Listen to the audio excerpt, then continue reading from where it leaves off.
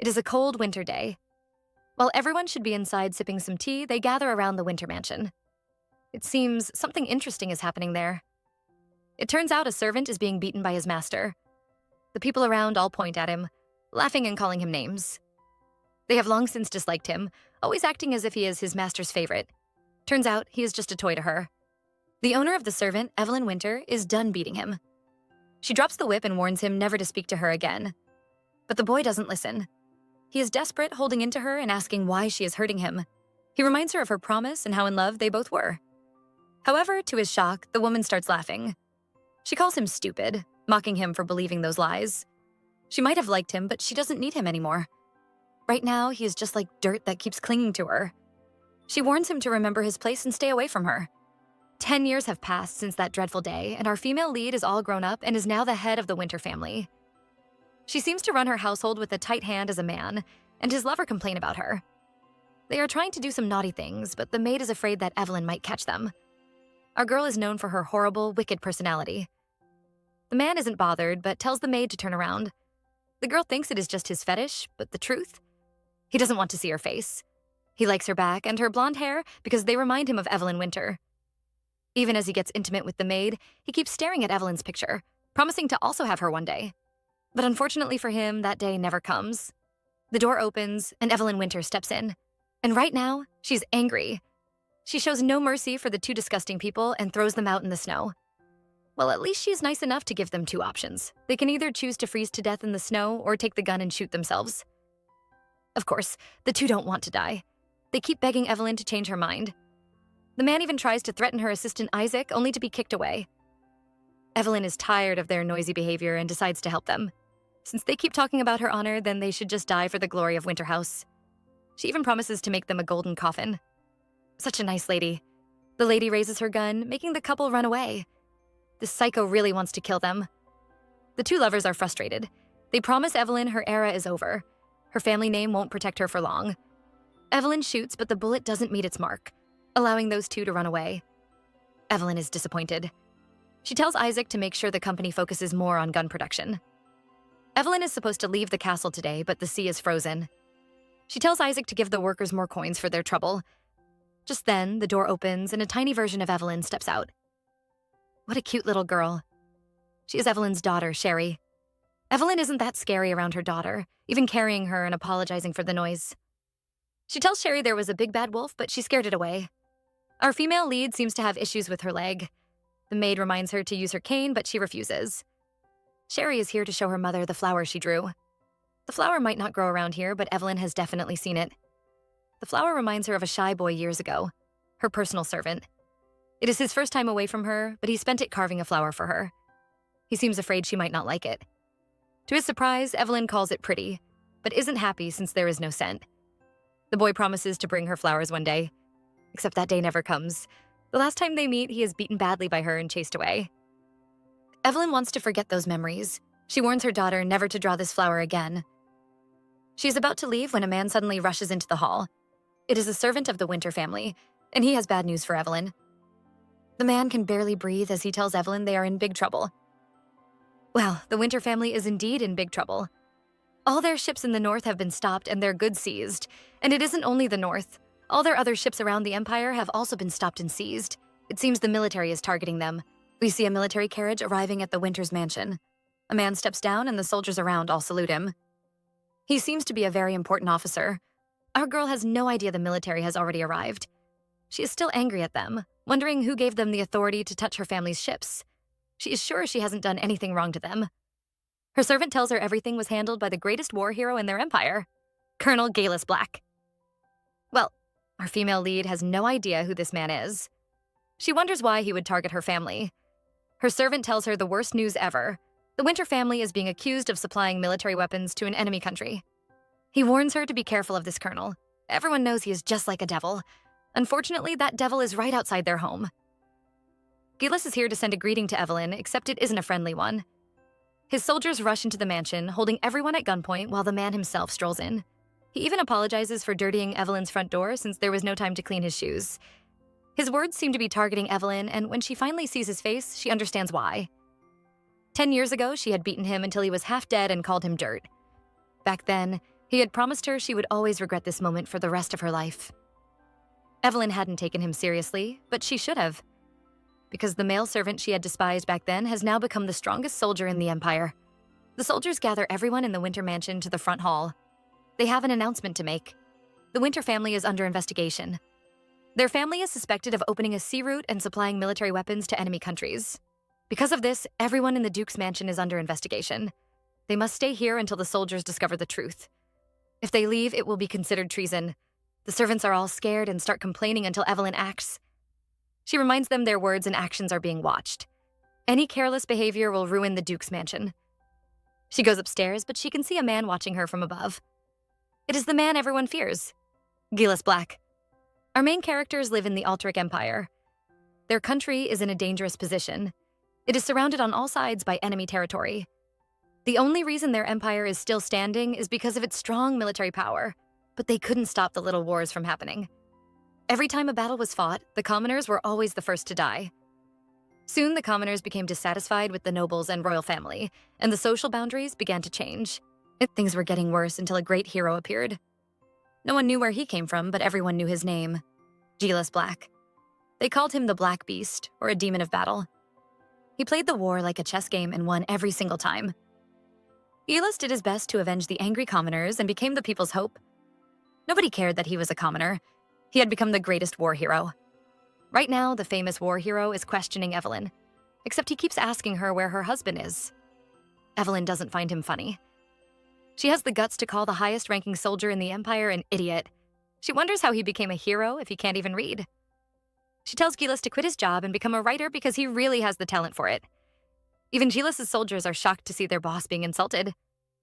But Gilas knows why she is so angry. According to official reports, Evelyn's husband, Rowan Winter, is supposed to be a dead man. But while everyone else might believe that, Gilas is still suspicious. He was so suspicious. He gathered his men and went to dig up the grave of the dead man. I'm sure Evelyn is as shocked as we are. These men really dug up her husband's grave. Gilas says he is sorry, but he doesn't look sorry at all. But that was how they found an important clue. There is no body inside the coffin. According to his report, Evelyn married Rowan 10 years ago. 3 years later, Rowan Winter died in a train accident. But when his men dug up the grave, Rowan's coffin was empty. Gilas shows her some papers. He also checked her family's financial records and noticed some large amounts of money have gone missing in the past 7 years. A missing husband and missing money. It seems there is only one explanation. Rowan Winter must have faked his death and is secretly planning treason. Evelyn laughs when she hears this. She thinks Gilas is saying nonsense now. With the way he is making up stories, he should have become a writer instead of a soldier. Gilas changes the question and asks why she hasn't remarried during these 7 years. There was enough time and men for her to do so. Evelyn agrees with him, but she still loves her husband very much. Rowan might be dead, but she isn't willing to find another man to take his place. It is our male lead's turn to laugh. How can a devil like Evelyn talk about love? Evelyn is done listening to his mocking. She stands up and pours her glass of wine over his head. She tells him he doesn't scare her. Bringing soldiers to block her mansion and threaten her wouldn't do anything. He needs to give her real evidence. She warns him never to insult her dead husband and leaves the room. Evelyn sees her daughter waiting for her. She tries to talk to her, but the little angel is scared and trembling because the scary Gilas is standing behind Evelyn. He is here with more bad news. The lady refuses to listen, but Gilas still goes ahead to say it. Evelyn might think there is no evidence, but the truth is, the evidence is so big it is enough to destroy her family. When the military stopped the ship that was smuggling weapons to the enemy countries, they found out a lot of the weapons had the Winters family seal in it. If she cannot prove her innocence, she will have to prepare for her execution. Evelyn thinks it is all a threat. She reminds him of the past when he would cry and beg for his life. If he begs her just like before, she might actually give him the answer he wants to hear. Gilas pushes away the cane she is using to hit him. Since she still has a young child to take care of, he warns her to be careful. He even gives her a hug and leaves the search till tomorrow so she can rest for the day. Now our girl is confused. What on earth is this man up to? But soon her confusion turns to frustration. She should have known this wicked man is up to no good. He threw her walking cane to the bottom of the stairs. We get to know about the history of the Winter family. The first Duke of Winter was the king's most loyal assistant and contributed the most to build the empire. Out of gratitude, the king gave him a land in the north. The first Duke was a smart man who made wealth through mining and selling military resources, but everything was soon ruined. His younger generations became greedy for money and started doing illegal business just to increase their wealth. The commoners grew tired and began to rebel against them. Their reputation only got better when the last Duke, Rowan Winter, became the youngest person to graduate from the academy. He was the top scholar in his class, but he was just an adopted child. 3 years later, he disappeared. His wife, Evelyn Winter, took over his position. But she was just like the rest of the Duke's family. She didn't even allow herself to grieve after her husband's death. She continued exploiting the laborers, and everything became expensive. The commoners all disliked her. They believed she would ruin the Duke's family. Evelyn never cared about such gossip and would even laugh at them, until it backfired. The family's business, which she thought would last forever, soon began to slow down. There was no male to take over the Duke's family, and the family slowly declined. Enough of that. It is a new day, but our female lead is already angry. She looks like she is about to harm Gilas. Their meeting seems to be going wrong as she slams her cup down and dares him to repeat his statement. The man isn't afraid and tells her he wants to buy everything, both her family's name and her territory. If she refuses, all her assets will be seized by the military, and she will no longer be in charge of the Duke's mansion. He advises her to just sell everything and live peacefully. But our girl is extremely stubborn. She arrogantly says she doesn't need his money, which makes Gilas laugh. Everyone knows her business has slowly been declining. Now that she has been accused of treason and supporting the enemy country, nobody will be willing to buy from her in the future. The only thing she can do now is to let go of the dukedom. But still, Evelyn refuses to sign the paper he gives her. Gilas warns her not to fight him because there is no way she will win. She should just accept her fate. Evelyn isn't a woman that gives up, especially when it is her enemy. Instead of letting Gilas win, she would go and beg the only person who can show her mercy, the king himself. Even Gilas, the great hero, will have to listen to the king. Evelyn tells Isaac to pack their bags. As soon as the sun rises, she's going to see the king and ask for his mercy. It is nighttime, but Evelyn is still annoyed. She remembers how arrogant Gilas was, saying she can't fight against him. It only makes her more determined never to let him take away anything from her. She is so busy abusing the man in her mind, she doesn't notice the little figure approaching.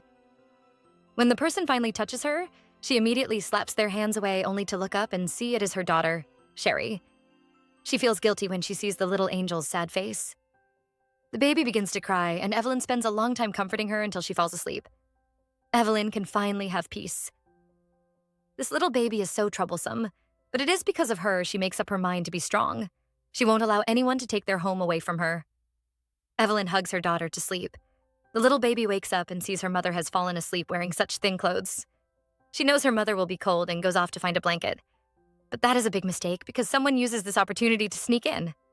Gilas is here to see Evelyn, but he doesn't expect to hear her calling her dead husband's name. He is annoyed, so he kicks her awake. He is here with a bowl of food for her because he noticed she didn't eat anything throughout the day. He doesn't want her to fall sick. It seems he has forgotten how stubborn Evelyn is. She refuses to eat because she thinks this is a bribe and tells him to take it away. But she's shocked because the next moment, the man starts touching her face. Gilas has no dirty thoughts. He is just worried she might be having a fever. When she was young, she developed a bad habit of always refusing meals whenever she is sick. His good intentions are wasted when the woman suddenly slaps his hands away and tells him to get out. She thinks he is just pretending and tells him to say what he is really here for. Does he want revenge? But Gilas mocks her. To him, she is currently a weak animal who isn't worthy of his revenge.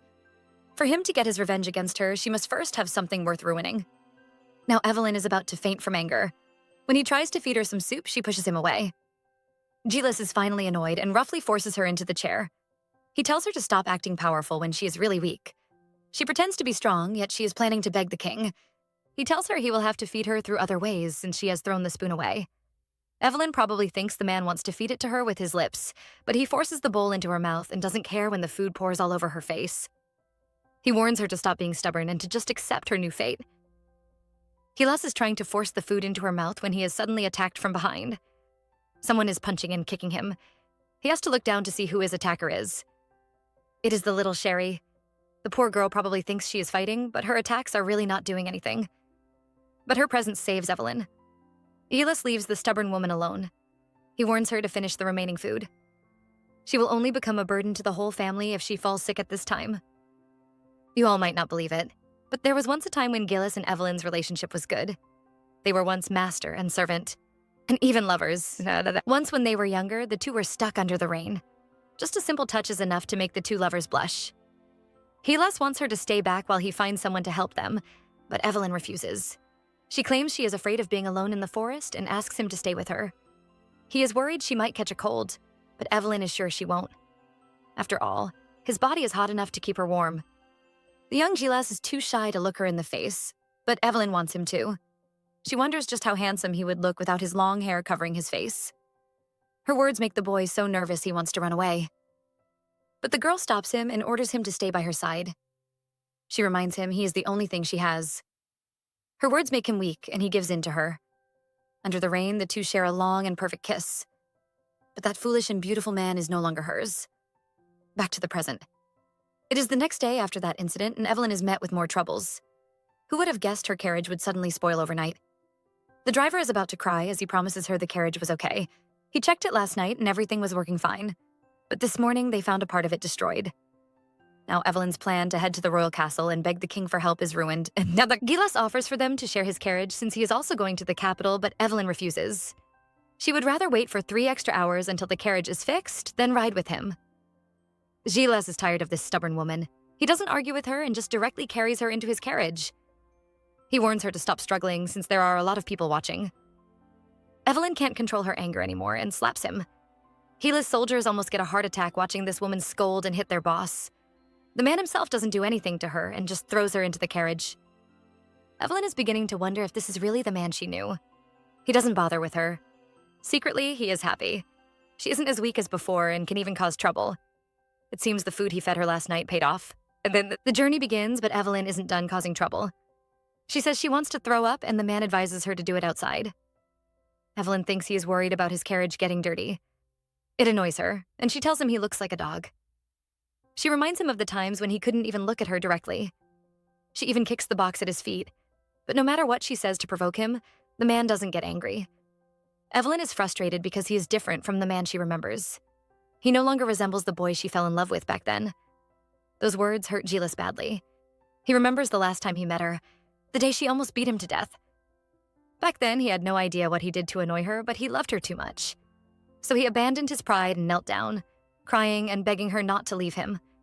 He was willing to do anything to stop her from abandoning him. But she was extremely ruthless, warning him to leave the mansion and never to show his face again. Gilas thought she was angry because he held another lady's hand. He tried to explain to her what happened, but Evelyn didn't listen. She slapped him so hard, he started to bleed. And Gilas remembers those moments right now, and it makes him angry. When Evelyn tries to touch him, he pushes her away, thinking she wants to hurt him again.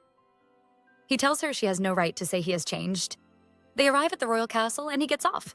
He has no intentions of talking about what happened back then. To him, their past is just a dirty old story that disgusts him. The two head into the castle, but they have no idea someone is watching them. Hidden above the castle, a man is admiring Evelyn.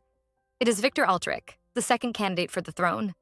It has been 7 years since he last saw her at her husband's funeral, and now she has finally shown her face. The man admires how beautiful she looks. She might be a widow, but she is still stunning. The man makes up his mind. Since she has come into his hands, he is never going to let her go. Victor rushes out to greet Evelyn. He looks happy to see her, but Evelyn isn't. She is just respectful, greeting him and apologizing for disturbing him with her matters. Of course, Victor isn't bothered. He even shows concern, asking about how her journey was. He offers to get her some warm tea to drink. Evelyn has no time for this. She pushes Victor away and tells him her first mission is to explain the misunderstanding. Evelyn wants to see the king, but Victor refuses to let her in. He tells her the emperor is sick. Right now, the king can't even get out of bed. His mind has been clouded by his sickness, and he isn't in his right senses. Victor tells her to wait until the king is better. He doesn't think her issues are important. After all, a little misunderstanding won't hurt her. Evelyn pretends to agree, but she points at Gilas. She tells Victor his soldiers are too stubborn. If she doesn't resolve the issue today, she might be arrested. Victor tells her not to blame Gilas because he has always been this way. He just takes his job too seriously. He introduces the colonel to her as his savior. Victor was injured during a battle and would have died if Gilas hadn't saved him. It took Victor a lot of time to convince Gilas to join the military unit and quit being a mercenary. Victor praises Gilas, calling him unmatched in chasing down and destroying his enemies. He's afraid Gilas might have considered her an enemy and behaved rudely to her. Well, yes, he has.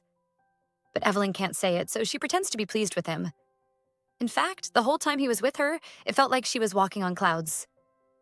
She pretends to clean away some tears because of Gilas's sweet behavior. Evelyn is allowed to see the king. Before she leaves, Victor starts confessing his love. He tells her to rely on him if she needs help. It is time for her to forget her dead husband and start over. The lady asks if that was why he killed her husband.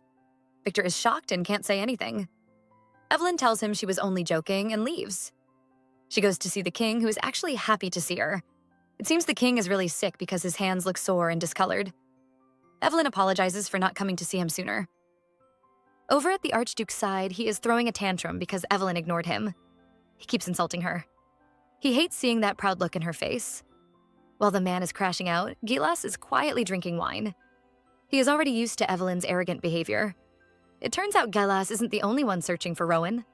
Victor also believes the former duke is still alive. It is the king's first time talking to Evelyn since her husband's funeral.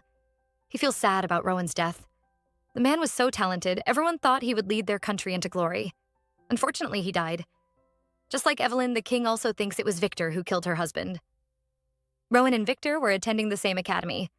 The king believes Victor might have been jealous of Rowan. The archduke has always been a greedy man. Seeing another person taking the top position and becoming the most popular person in the academy, he must have hated Rowan and treated him like an enemy. The emperor is sure Evelyn's current problems were also caused by Victor. The man is trying to get her support by threatening her and forcing her to marry him. There is no way she can defeat him on her own. The king doesn't support Victor's actions and decides to help her. Just because Rowan isn't here doesn't mean the Winter family can be destroyed. Victor believes Rowan is alive and orders Gilas to find him. He won't even mind if he is dead. He wants Gilas to bring the body to him so he can destroy it in front of Evelyn and watch her proud face crumble. He threatens Gilas to do the job well. Since he was the one who raised Gilas, he can also destroy him. Victor offers to give Gilas Rowan's picture, but he refuses. The colonel doesn't need any pictures because he already knows what Rowan looks like. In fact, he recognizes the man's face so well it hurt his eyes. After all, he was the one who painted Rowan in Evelyn's wedding picture. While Evelyn begs the king to give her one more chance to show her loyalty, Gilas also promises to find Rowan at all costs. Evelyn is done with her meeting with the king, but she comes out to see a crowd waiting for her. Victor has gathered the nobles. He uses this chance to invite her to have dinner with him and offers to take her home himself. Evelyn knows this is just Victor's plan to get her to his side. He was born a concubine's son, but he has always been desperate for power. He isn't content with being just an archduke and plans to take the throne. Right now, he is already in control of the military. He actually has enough power and ability to achieve his ambition. But there is one thing stopping him: bloodline. In Altaric, the nobles care very much about their bloodline. As a concubine's son, there is no way Victor can gain the support of the nobles. That is why he needs Evelyn. He has gathered the nobles today. If Evelyn agrees to go with him, she is announcing that she is accepting his proposal. Evelyn doesn't want that, but she is surrounded and seems to have no choice. Just then, someone rushes in, scolding Victor. It is Joshua Altaric, the first candidate for the throne. He accuses his uncle of intimidating Evelyn, asking if he isn't ashamed. Victor isn't happy to see his rival. He tells the young boy he is supposed to be in the academy, but Joshua doesn't care. He is here for another important matter. Or rather, person. Just one look at Evelyn and he starts to blush. Evelyn is delighted to see him, not expecting him to remember her. Well, Joshua is her fanboy. He is concerned about Evelyn after hearing what happened to her. Victor tries to chase him away, but Evelyn stops him. She mocks Victor and tells him Joshua will be graduating at the top of his class. In Altaric, scholars have always been the pillar of the country. She praises the poor boy so much, he becomes shy. He tells her he wants to become as wonderful as her dead husband. Evelyn decides to ask Joshua for help. She needs a carriage to go back home. She tells him a pack of wolves appeared and attacked her. Since she has no carriage and the road is dangerous, she needs someone to escort her back to her castle. The three men are surprised to hear her say this. While Gilas and Victor are annoyed, Joshua is happy and agrees to go with her. Evelyn immediately thanks him. To return this favor, she gives him a promise. As long as Altaric still stands, the Winter family will always be loyal to Joshua. They will never let anything harm him. The people around are impressed by Evelyn. They all know the Archduke was trying to force her to his side. Not only did she destroy his plans, she even insulted him too. Even Gilas laughs at the Archduke. Victor is angry. He accuses her of seducing the king and still going after such a young boy. He calls her shameless. Evelyn isn't annoyed by his words. She tells him he is better off holding a damaged rope than trying to force her. He laughs, but it is full of anger. He vows to make Evelyn regret what she did today. Gilas is here and offers to escort Evelyn back to her castle. But there is a problem. The carriage is too high. Evelyn can't enter the carriage because of her injured leg. Gilas offers his knee for her to use as a step. His actions keep confusing her. She can't tell what his purpose is. Evelyn listens to him and gets in, but her heels get spoiled. Gilas feels pity for her and tells her to rest. Evelyn doesn't want his fake pity. She finds it disgusting to see him pretending like he cares. Gilas doesn't care what she thinks. He is really happy to know that she is getting better and even thanks God for her life. The woman is confused, but she knows she can't show any weakness. She tells him she doesn't want to see him again and warns him to avoid her. The carriage leaves and Gilas' assistant appears. He notices how happy Gilas looks. Our male lead is indeed happy. Back then, Evelyn had always taught him how to hunt. The joy of hunting is when the prey gives up running away and decides to fight back. Evelyn is now his prey. Gilas is really happy to see her healthy. He is glad she has a husband and child that she loves and even a reputation to protect. He is happy that she still has all those things, because he is going to make sure she loses everything. When Evelyn left him, Gilas realized how insignificant and useless he really was to her. This time, he is going to use everything she taught him to make her suffer. Days have passed, and Evelyn seems to have accepted an impossible task. She has to rebuild the Brinkton Railway project. Even her assistant Isaac seems to think it is impossible. The Brinkton project is a bridge that connects Altaric to Barrington, a land with a large mine. Rowan Winter came up with the idea of the Brinkton project. Back then, he wanted to help his country expand their trade by building a railroad over the sea. At first, he was successful. Not many people believed him, but he managed to build the bridge. Everything was going fine until the day of the opening ceremony when a train exploded. It might have been a technical mistake or even a plan from his enemies, but the construction of the bridge was stopped. And now Evelyn is expected to rebuild that bridge. Isaac is worried they might be attacked by other countries or a mistake would appear in the design. Either way, he thinks they are going to fail. Evelyn thinks there is no problem with the design. She doesn't have a choice. To get out of trouble, she had promised the king she would help Joshua become the king. If she, the person representing the nobles, supported Joshua, then the rest of them would surely follow.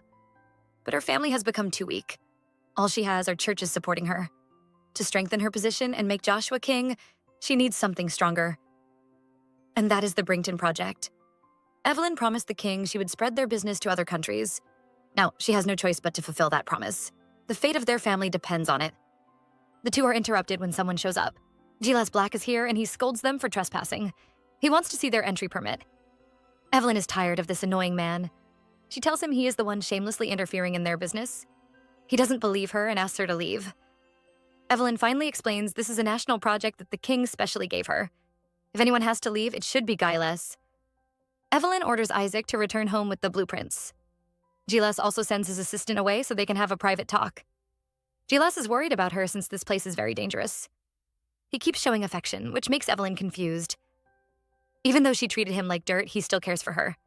He is nothing like Victor, who will make sure he destroys her winter family. But Evelyn has no time for such useless feelings. She has more things to worry about, like making sure the business her dead husband left behind doesn't crumble. Our female lead really misses her husband. When he was alive, he was always concerned about Altaric and trying to find ways to expand the country's market. He would always tell her how important Brinkton Bridge is to the country. The woman is busy thinking about her dead husband, so she doesn't notice that danger is near. A part of the bridge is about to fall on her head. Thankfully, Gilas notices and quickly saves her. But her injured foot is still soaked by the icy water. Gilas is afraid her leg injury might become worse, but Evelyn pushes him away. She doesn't want him showing her concern. Gilas thinks she is too stubborn. If she continues, her toes might have to be cut off. Evelyn is annoyed and tells him he needs to cut his ears since he doesn't listen. She can't even stand on her own, but keeps insisting she doesn't need help. Gilas can't watch her anymore. He helps her stand and then drags her away. There is a snowstorm coming. The two decide to hide in a shed until the snowstorm stops. When Evelyn sees the shed, she instantly remembers the past. This was where she and Gilas used to spend their time. It was in that shed the two of them first became intimate. Now what will happen when the former lovers are stuck together in such a familiar place? The former lovers are stuck in the shed together because of the snowstorm, but they don't speak to each other. Gilas tries to make the place more comfortable and goes looking for some firewood, while Evelyn keeps thinking of the past. This place is still the same as the one in her memory. No matter how hard she tries to forget, she keeps remembering the past. Gilas makes a fire and tells Evelyn to move closer so she can dry her clothes. Evelyn is sure he must have been in a situation like this before. He reminds her he is a soldier, which makes her laugh. Who would have known the kid with a carving knife would become a soldier? Gilas starts acting affectionate. He plays with her hair, which makes Evelyn nervous. She tells him she can walk back to the mansion alone. The man refuses. If he lets her go, she is going to end up freezing to death out there. Evelyn thinks Victor will be happy to see her dead. Gilas doesn't agree. The archduke will find her death very boring. Everything seems to be going well until Gilas starts asking about her husband. Maybe it is because they are in a familiar place, but Gilas can't control his feelings anymore. He still can't believe Evelyn is truly in love with her husband. He dislikes Rowan Winter and doesn't think he loves Evelyn. The man disappeared and left behind such a huge mess for her. A man who loves her wouldn't put her in danger like this. His words make Evelyn furious. She hates how everyone keeps thinking her husband is alive and hiding somewhere. Gilas says her husband is putting her in danger, but what about him? Evelyn isn't a fool. Why would a war hero like Gilas be sent to her Winter family? Of course he must be working for the archduke. Evelyn thinks he is a hypocrite and a weak man. He talks about her husband putting her in danger, but he is the same. He is serving the archduke, helping Victor to make her life miserable. He might be angry with her for abandoning him, but does he think Victor won't do the same? Evelyn tells Gilas he is just like a pitiful dog who bites his own owner. But she was never a worthy master. Gilas reminds Evelyn how she treated him. She never trusted him and abandoned without any reason. She mocks him for daring to talk back to her now. She answers his question and tells him she loves her husband. A noble marriage is something blessed by God, not something a poor boy like him can mock. Her words make Gilas sad. He is done playing around with this wicked woman. He finds her marriage a mockery. This shed was the first place they became intimate, even though they both knew it was a crime. And now she has the face to say her marriage is pure. He asks her if she wore a white dress on her wedding day. He reminds her she was already soiled before the wedding. She was just pretending to be innocent in front of the priest and everyone. The love she claims to have for her husband are all lies from her wicked mouth. Gilas has done the thing Evelyn hates most, talking bad about her husband. She angrily slaps him in the face. Gilas finds it hard to accept. He makes a promise. Her husband will never get into heaven. It makes Evelyn more furious and she slaps him again. She tells him his current behavior is very dirty. He has to move forward from their dirty past and stop being so disgusting. Evelyn was really harsh with her slap. Gilas's mouth is bleeding. He wipes off the blood and rubs it all over Evelyn's lips. This isn't over. He promises to show her how dirty he can really be. Evelyn can't control her anger anymore. She starts to strangle Gilas. She has made up her mind to kill this annoying man. Gilas wonders how her husband must feel seeing his wife fighting like this. Evelyn doesn't know, but she is determined to kill Gilas. When he is dead and in the afterlife, he can ask her husband. But Gilas won't allow his greatest enemy kill him so easily. He tells her it isn't his time to die. Who knows? It might just be Evelyn's turn because Gilas pulls out a gun and points it right at her face. A little flashback to Gilas's past. Back then, after hearing about her marriage and being forced to paint her wedding picture, all he wanted to do was run away. Everything would have been fine if he disappeared, but Evelyn stopped him. She insisted he stay with her, begging him to be by her side forever. But even with all those promises and intimate moments, she abandoned him first. She had chased him away under the guise of giving him freedom. Since she wanted him to live so much, Gilas decided to do so. But this time, he has only one purpose, to get revenge on Evelyn. He kept moving from place to place, and one day he happened to help the archduke. Victor was grateful to the man who saved him and decided to help Gilas. Our male lead never had a name. It was Evelyn who came up with one for him, Gilas Black. Now he is determined to survive and turn that commoner's name into something worth knowing. He might have been abandoned by the world several times, but he will change his fate and get revenge on his enemies. Well, it seems like his wish is finally being fulfilled. Right now, his gun is pointed straight at Evelyn's face. Elsewhere, his soldiers hear a gunshot and see smoke rising in the distance. Gilas's assistant doesn't panic, as if he has expected this. He tells the rest to get a carriage. Evelyn might think everything is over, but there is more trouble for the Winter family. Victor is ready to get his revenge against Evelyn. He has prepared a big present for her and calls her mansion. Unfortunately, she isn't around. Only the governess Marie is. He mocks their family for being stiff. Anyways, the present he has arranged for the Winter family is going to arrive soon. As expected, someone comes rushing in. It is Isaac, Evelyn's assistant, but he doesn't look good. There is blood all over him. He has bad news for Evelyn. He was attacked on his way home, and the design blueprints for the Brington project were stolen from him. But Victor's gift isn't done. His soldiers arrive at the Winter Mansion with even more tragic news. Evelyn has no idea her family has fallen into chaos. She is still stuck with Gilas. She thought she would die from the gunshot, but it turns out Gilas's gun is actually a flare signal. He uses it to summon his assistant. Immediately, his men arrive with a carriage. He orders Evelyn to get in, planning to escort her back to her mansion. Evelyn mocks him, saying he just lost his only chance to get rid of her. She believes she won't need Gilas' help again, but she is completely wrong. Gilas mocks her. She is acting all proud, but right now, everything is being taken away from her. Back at home, Victor is still talking to Marie. He has prepared one more gift for the lonely Evelyn. Since she lives alone, he decided to buy all the surrounding properties around the Winter Mansion. He makes fun of Evelyn for losing something so precious. Years ago, she sold the Winter's land, but she had no idea who bought it. Right now, Victor owns almost half of the Winter's territory and has even built a mansion just opposite hers. His soldiers deliver an invitation to the Winter family. It is an invitation to the ball being held at the Black's mansion. The Black mansion, you might ask? Well, the archduke gave the whole territory to Gilas Black. Right now, our two leads are neighbors. Evelyn is just as shocked as we are when she hears this. She can't believe the archduke would give the territory to Gilas. Gilas acts sad, wondering how her dead husband will feel seeing his territory being sold off. Since they are now neighbors, he invites Evelyn to his welcoming party. But this is not an invitation. It is an order from the archduke. Our girl has no choice but to accept. I can't imagine what will happen now that these two are forced to be in the same space.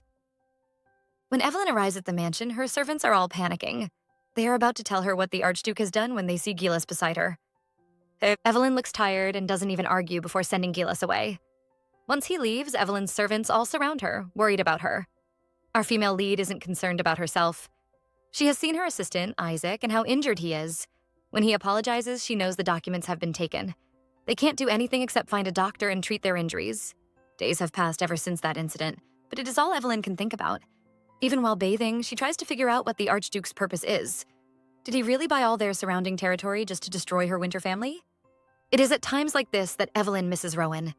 If he was here, he would know what to do. Before he died, he had told her things would become difficult for their family once the king's sickness became worse. The fight for the throne will begin, and their family will be forced to pick a side. But even though Rowan knew this, he had no friends who would help Evelyn when the time came. There is no help for their Winter mansion. Back to present, Evelyn doesn't know what to do. She always acts tough, but she is also tired. Their enemies surround them from all sides. Even the servants at home are all afraid and unable to relax. Evelyn misses her husband so much. With enemies everywhere and no one to rely on, it is a very lonely position. Evelyn is depressed and starts to sink underwater. She looks like she has given up hope, until someone else appears. It is little Sherry, and she immediately scares her mother when she jumps into the bathtub and tries to sink under too. Evelyn is terrified and angry. She quickly pulls the girl out and starts to scold her until she sees her face. The baby girl is crying and shaking so badly. Just like her, little Sherry is lonely and scared. Evelyn is no longer angry. Because of her daughter, she has found a new strength and hope. She will never give up or run away from such a situation. Since she made a promise to her husband, she will fulfill it. The two have had their bath time and are about to leave when they hear a loud noise from outside. Someone is trying to force his way inside. The maids try to stop him, but he is too strong. The door opens and a handsome man appears. He calls himself the doctor and rushes to touch Evelyn. He is worried she might have a fever and tries to examine her right there. Evelyn doesn't like how familiar he acts and immediately slaps him. The poor man is slapped to the ground but doesn't forget to give her a thumbs up. But then she calls his name and asks him to stop being so formal. It turns out he is her longtime friend, Oscar Cole, and the two are just meeting after a long time. The Winter family is going about their business. Evelyn is busy changing clothes while Oscar assists her. Unknown to them, someone is spying on them. Outside the mansion, a masked man is watching everything that happens in the Winter mansion. Oscar looks like he has just heard the biggest joke. And indeed he has. Hearing Evelyn say she wants to rebuild the Brinkton Bridge project, all he can do is laugh. It is not that he doesn't trust her, but a project even Rowan failed to complete. How can Evelyn finish it up? Plus, the commoners are already dissatisfied with the nobles. If they restart such a big project right now, the people would surely disapprove. They might even cause trouble for them. Evelyn doesn't want to talk about sad things anymore. She doesn't like how distant Oscar acts with her. She really misses the old days. Back then, she, Oscar, and Rowan would spend the day together having fun. Oscar says he also misses those days. But a visitor appears. Little Sherry is here to see her uncle. Oscar is delighted to see her, and the two play around. Oscar is happy when he sees the little girl has grown so much. But soon, the sad atmosphere comes back when he tries to get her to talk. It turns out little Sherry can't speak. No matter how he tries, she doesn't say a word. He doesn't want to make the girl sad and sends her away after promising to catch rabbits with her. When he is alone with her mother, he mentions Sherry's problem. Because of an incident that happened years back, Sherry stopped talking. Even after all these years, she still hasn't recovered. Evelyn can still remember what happened. She was so terrified that day. Her daughter had been kidnapped by a criminal, and he had even raised a knife at her. It was Rowan Winter who appeared and saved Sherry. If not, she doesn't know what would have happened. Just thinking about it makes Evelyn dizzy, and she drops her cup. Oscar is worried. From how weak she looks, he is sure she hasn't been sleeping and eating properly. But Evelyn isn't bothered about that. Remembering Gilas' strict face, she tells Oscar she has a favor to beg him for. Somewhere else, little Sherry is enjoying her day. She strolls around the mansion and sees a little rabbit. Like all little children, she imagines how happy her mother and Oscar would be when she catches the rabbit and brings it back to them. Just thinking about it makes her happy. The little girl has a new goal: chase the rabbit. But before she can catch it, someone else does. There is a gunshot, and the rabbit is killed right before Sherry's eyes. Even worse, a masked man appears before the girl, asking if she remembers him. Evelyn has no idea her daughter is in danger. She is explaining their current situation to Oscar. Right now, he is the only person she can still trust. She tells him the Winter family is being destroyed. Oscar is confused. He has no idea who might want to do this. Evelyn is about to confess and tell him Gilas has returned when they are suddenly interrupted. They have brought bad news for Evelyn. Something is wrong with Sherry. They all rush outside, but when they get there, Evelyn nearly faints. There is fresh blood on the ground, and right next to it is her daughter's hat. Before we get to what happened to little Sherry, let's take a flashback through Evelyn's life. I know we all think Evelyn's life must have been picture perfect, but we are all wrong. After the death of her husband, while most people were feeling sorry for the Winters family and wondering if they were cursed, another group started blaming Evelyn for the death of the whole family. She has always been known as a cursed woman, someone who brings death to those around her. After she was born, all her cousins started to die one by one. The people all believe one thing: Evelyn Winter must be a witch. Our girl has heard those rumors and also believes something is wrong with her. She hides away from everyone, too depressed to show herself. She is even ready to die. But it is in that darkness that her savior appears. Someone comes looking for her. Evelyn has no idea it is her daughter. She thinks it is one of the servants and feels sad since her orders were disobeyed. No one wants to respect a witch like her. She tells the newcomer to go away. She is worried she might also cause this person's death. She really believes she is cursed. First, it was her cousins, then her uncle, and now even her husband. It seems the curse on her won't be satisfied until it takes away everything and everyone around her. She is just a monster who destroys people's lives. She doesn't want anyone to come close to her. But in that moment of despair, a gentle hand reaches out to touch her. The person doesn't leave. Instead, she moves closer. Little Sherry might not know, but it was those hands that gave Evelyn the strength to go on with life. Those hands seemed to tell her even monsters didn't deserve to cry. And her daughter's eyes? They were filled with love, reminding Evelyn of the days when she was in love and her life was good. Ever since that day, Sherry became the only light left in Evelyn's life. She gave Evelyn a purpose. When she thought her life was over, her daughter gave her another reason to live. And right now, her light has been taken from her. The servants in the mansion are all worried. Guards have been sent to search everywhere, but it doesn't look good. For the person to sneak in without being noticed, it means he must be familiar with their mansion. But Evelyn isn't listening to them. She suddenly notices something across the river. It looks like her daughter. And she is standing next to Rowan. Evelyn ignores everyone who tells her it is dangerous and rushes into the icy river. Right now, she doesn't care about her injuries. She needs to get her daughter back. But she is too late. The two are about to disappear. With no choice, Evelyn kneels and begs. She begs Rowan not to take Sherry away because the little girl is all she has left. She is sure her husband hates her, but instead of taking their daughter, he should take her instead. Evelyn is crying and begging, but everything is just her illusion. It isn't Rowan Winter standing there. It is Gilas Black, and he has a precious present with him. He opens his coat, and there she is. Little Sherry is hidden there, safe from the cold and danger. This time, Gilas has really saved Evelyn. A suspicious man was about to take Sherry away. Thankfully, Gilas and his men were out hunting and managed to save Sherry. But they couldn't stop the man from running away. Evelyn doesn't care about all that right now. All she cares about is that her daughter is safe. The mother and child hug each other while crying. For the first time, Evelyn Winter swallows her pride. When Gilas mentions how his hunting has been ruined, she actually says he owes him. She plans to repay him back this time and offers for him to visit her mansion. Gilas agrees. Everything is settled until the noisemaker appears. Oscar is here, and the first thing he does is scold Evelyn for jumping into the cold river with her weak body. He walks past Gilas, but when he realizes who he is, he turns around in shock. He knows this man. Back then, it wasn't only the three spending time together, there was also a fourth person present, their personal painter, Gilas Black. Everyone returns to the Winter's mansion, but the atmosphere is very stressful. Even the maid starts sweating in fear. Oscar and Evelyn sit together. Honestly, if Oscar opens his eyes any wider, they would probably fall off. He keeps staring at Gilas like he is some strange creature. He doubts this soldier is the painter from before, until he calls his name and Gilas answers. The little puppy is happy to finally see another person he knows. The two men start chatting. Before they get distracted, Evelyn interrupts them. She thanks Gilas for saving her daughter. The man wants to know who would do such a thing. He mocks Evelyn for having so many enemies. Since he has done her a huge favor, she doesn't argue with him. She doesn't know what else to give him and offers to help him plan his party. But Gilas refuses. Instead, he is trying to play matchmaker. Since Evelyn doesn't have a partner for his ball, he suggests she comes with Oscar. The two are shocked, but Gilas doesn't stop. He says her dead husband would be happy if her partner is one of their old friends. Evelyn is upset again. She scolds Gilas for being so rude. She reminds him they are from different social status. He has no right to speak to her that way. Gilas apologizes, but we can tell he doesn't mean it. He mocks Evelyn for caring about such superficial things like learning how to talk. While the soldiers are out in the battlefield risking their lives, the nobles sit around learning manners and cultures. Since Evelyn wants to repay him, he asks her to give him a guest room. A snowstorm has started again, and Gilas plans to spend the night in the Winter's mansion. Back in his room, Oscar is still feeling nervous. You can't blame him. The atmosphere between those two is so weird. He wonders what happened between them after he left Altaric. He still can't believe the servant who used to work for them is now a colonel.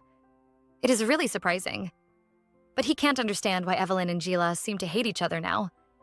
Even back then, it was clear to everyone that the master and servant were really close. Oscar seems to have realized something that makes him shocked. Alone in her room, Evelyn is sick once again. She tries to ring the bell to call somebody, but she doesn't want to burden them. She starts searching for medicine herself, but is surprised to see the door to her study open. She thinks it might be Oscar, but when she sees who it is, she is surprised. He is the last person she expected to see here. Oscar is in his room having a breakdown. He has finally remembered some past memories. Back then, he was sure he saw Gilas kiss Evelyn while she was asleep. That was not the look of a servant towards his master. The exposed servant is standing in the dark in Evelyn's study, staring at her wedding picture. When Evelyn opens the door, she is surprised to see him. She never expected it to be Gilas, and immediately asks what he is looking for. Gilas doesn't say anything and just compliments the painting. Evelyn isn't happy with his behavior. She mocks him for walking around someone else's house at night, calling him a rude guest. Seeing that he has so much energy, she suggests he leaves and goes back to his mansion. Gilas doesn't answer, making her overthink. She is sure he is up to something bad. She can't leave because she doesn't know what he might do, but she can't call anybody either because they would suspect her relationship with Gilas. It really gives her a headache. The main cause of her headache comes over and touches her head. Her body is burning hot. He tells Evelyn to call her doctor, but she refuses.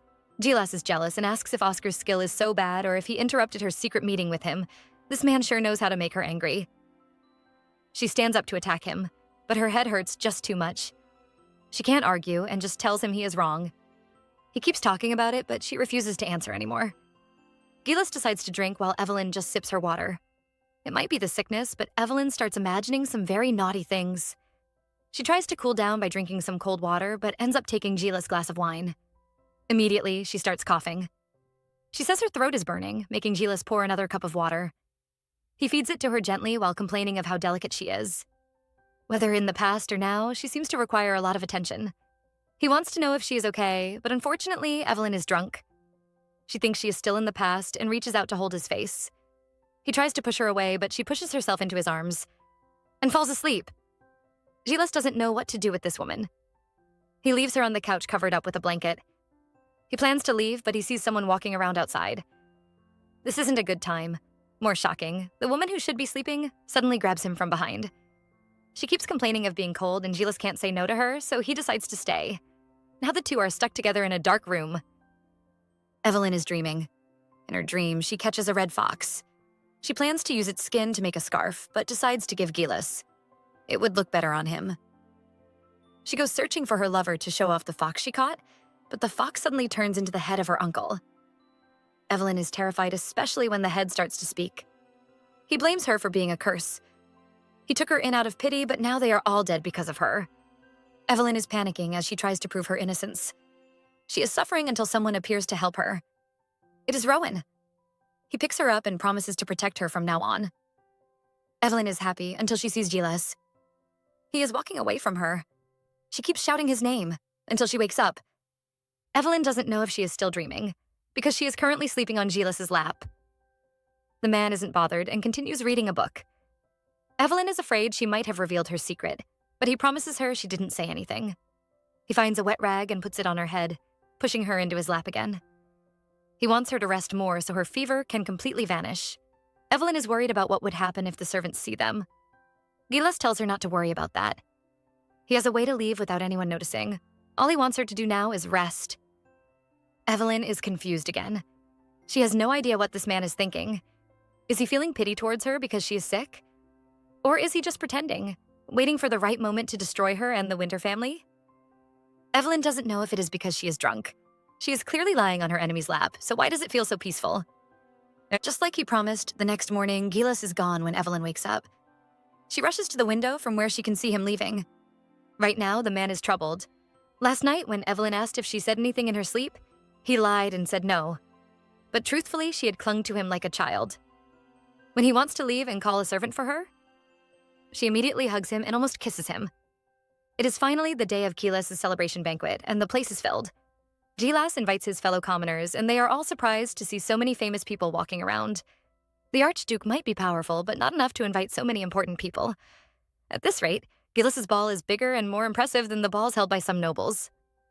A man runs around trying to speak to the ladies. Behind his back, the commoners all mock him.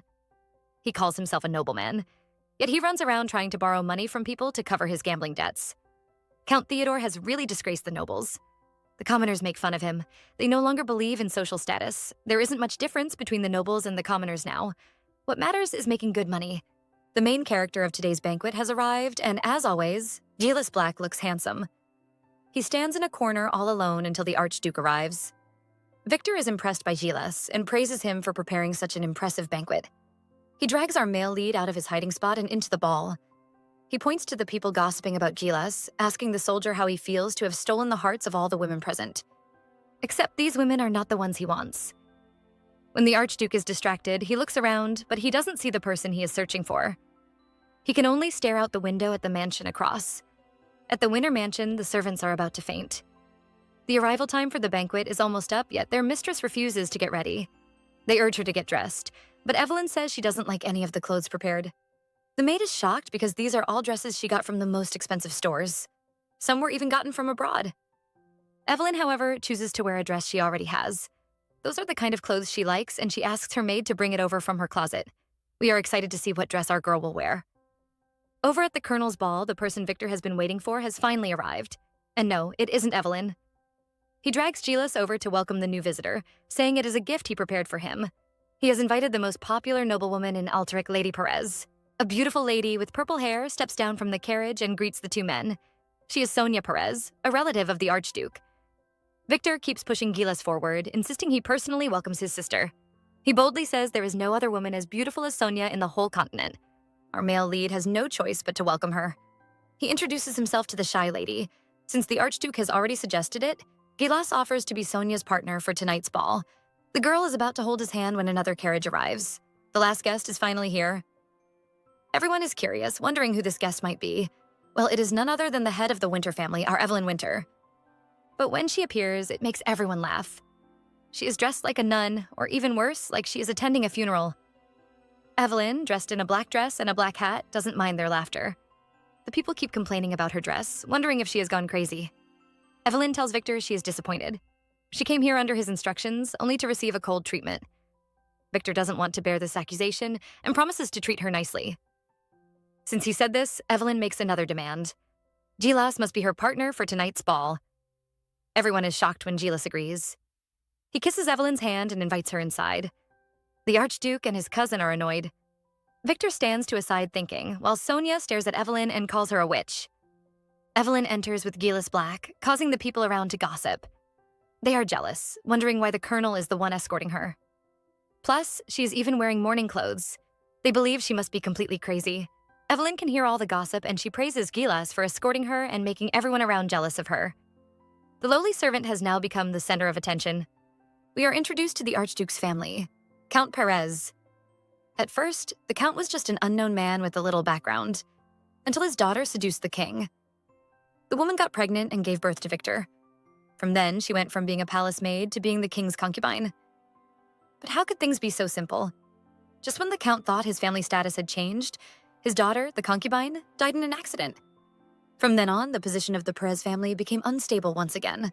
Before attending this ball, Victor had a conversation with his cousin, Lady Sonia. He doesn't want her to worry about having a good reputation. The world is changing, and what matters now is money and power. Things like weapons, armies, strength. Those are what will help them when trouble comes. It would block everything like a wave. And Victor has found the perfect person to act as his shield, Gilas Black. Our male lead has no idea he is being used. Right now, he is inviting Lady Perez for a dance. The lady pretends to be shy but quickly accepts. She smiles happily and thanks him for choosing her to dance first. She is even more proud when she hears the people around praising them as a good couple. Everyone is sure Victor has chosen Gilas as his brother-in-law. Sonia doesn't dislike those rumors. She even likes the feeling of being in Gilas's arms. He feels so strong, like he would protect her no matter what happens. The only thing she doesn't like is his unknown background. But she is proud when she thinks of how he ignored Evelyn Winter and chose her. It makes her feel superior. Evelyn has no idea someone is comparing herself to her. She is sitting alone because this ball is too boring. She admires Gilas dancing and is proud he didn't embarrass himself at the ball. She remembers the past, when she invited Gilas to be her dance partner. He was so shy and kept refusing, but she forced him to dance with her. He had been so happy back then, listening to all her instructions. Evelyn watches him now and sees he is following every step she taught him, except for the last one. She always told him to keep his eyes on his partner as if she is the most lovely thing on the planet. But right now, he is staring at her. The lady is surprised, but someone comes to distract her. Victor comes over and insists on dancing with her. He pretends to pity her, asking why she is all alone. He suggests that no one is willing to dance with her. Evelyn has no time for his insults and refuses. She tells him she isn't suitable for dancing. She just wants to sit here, but Victor keeps disturbing her.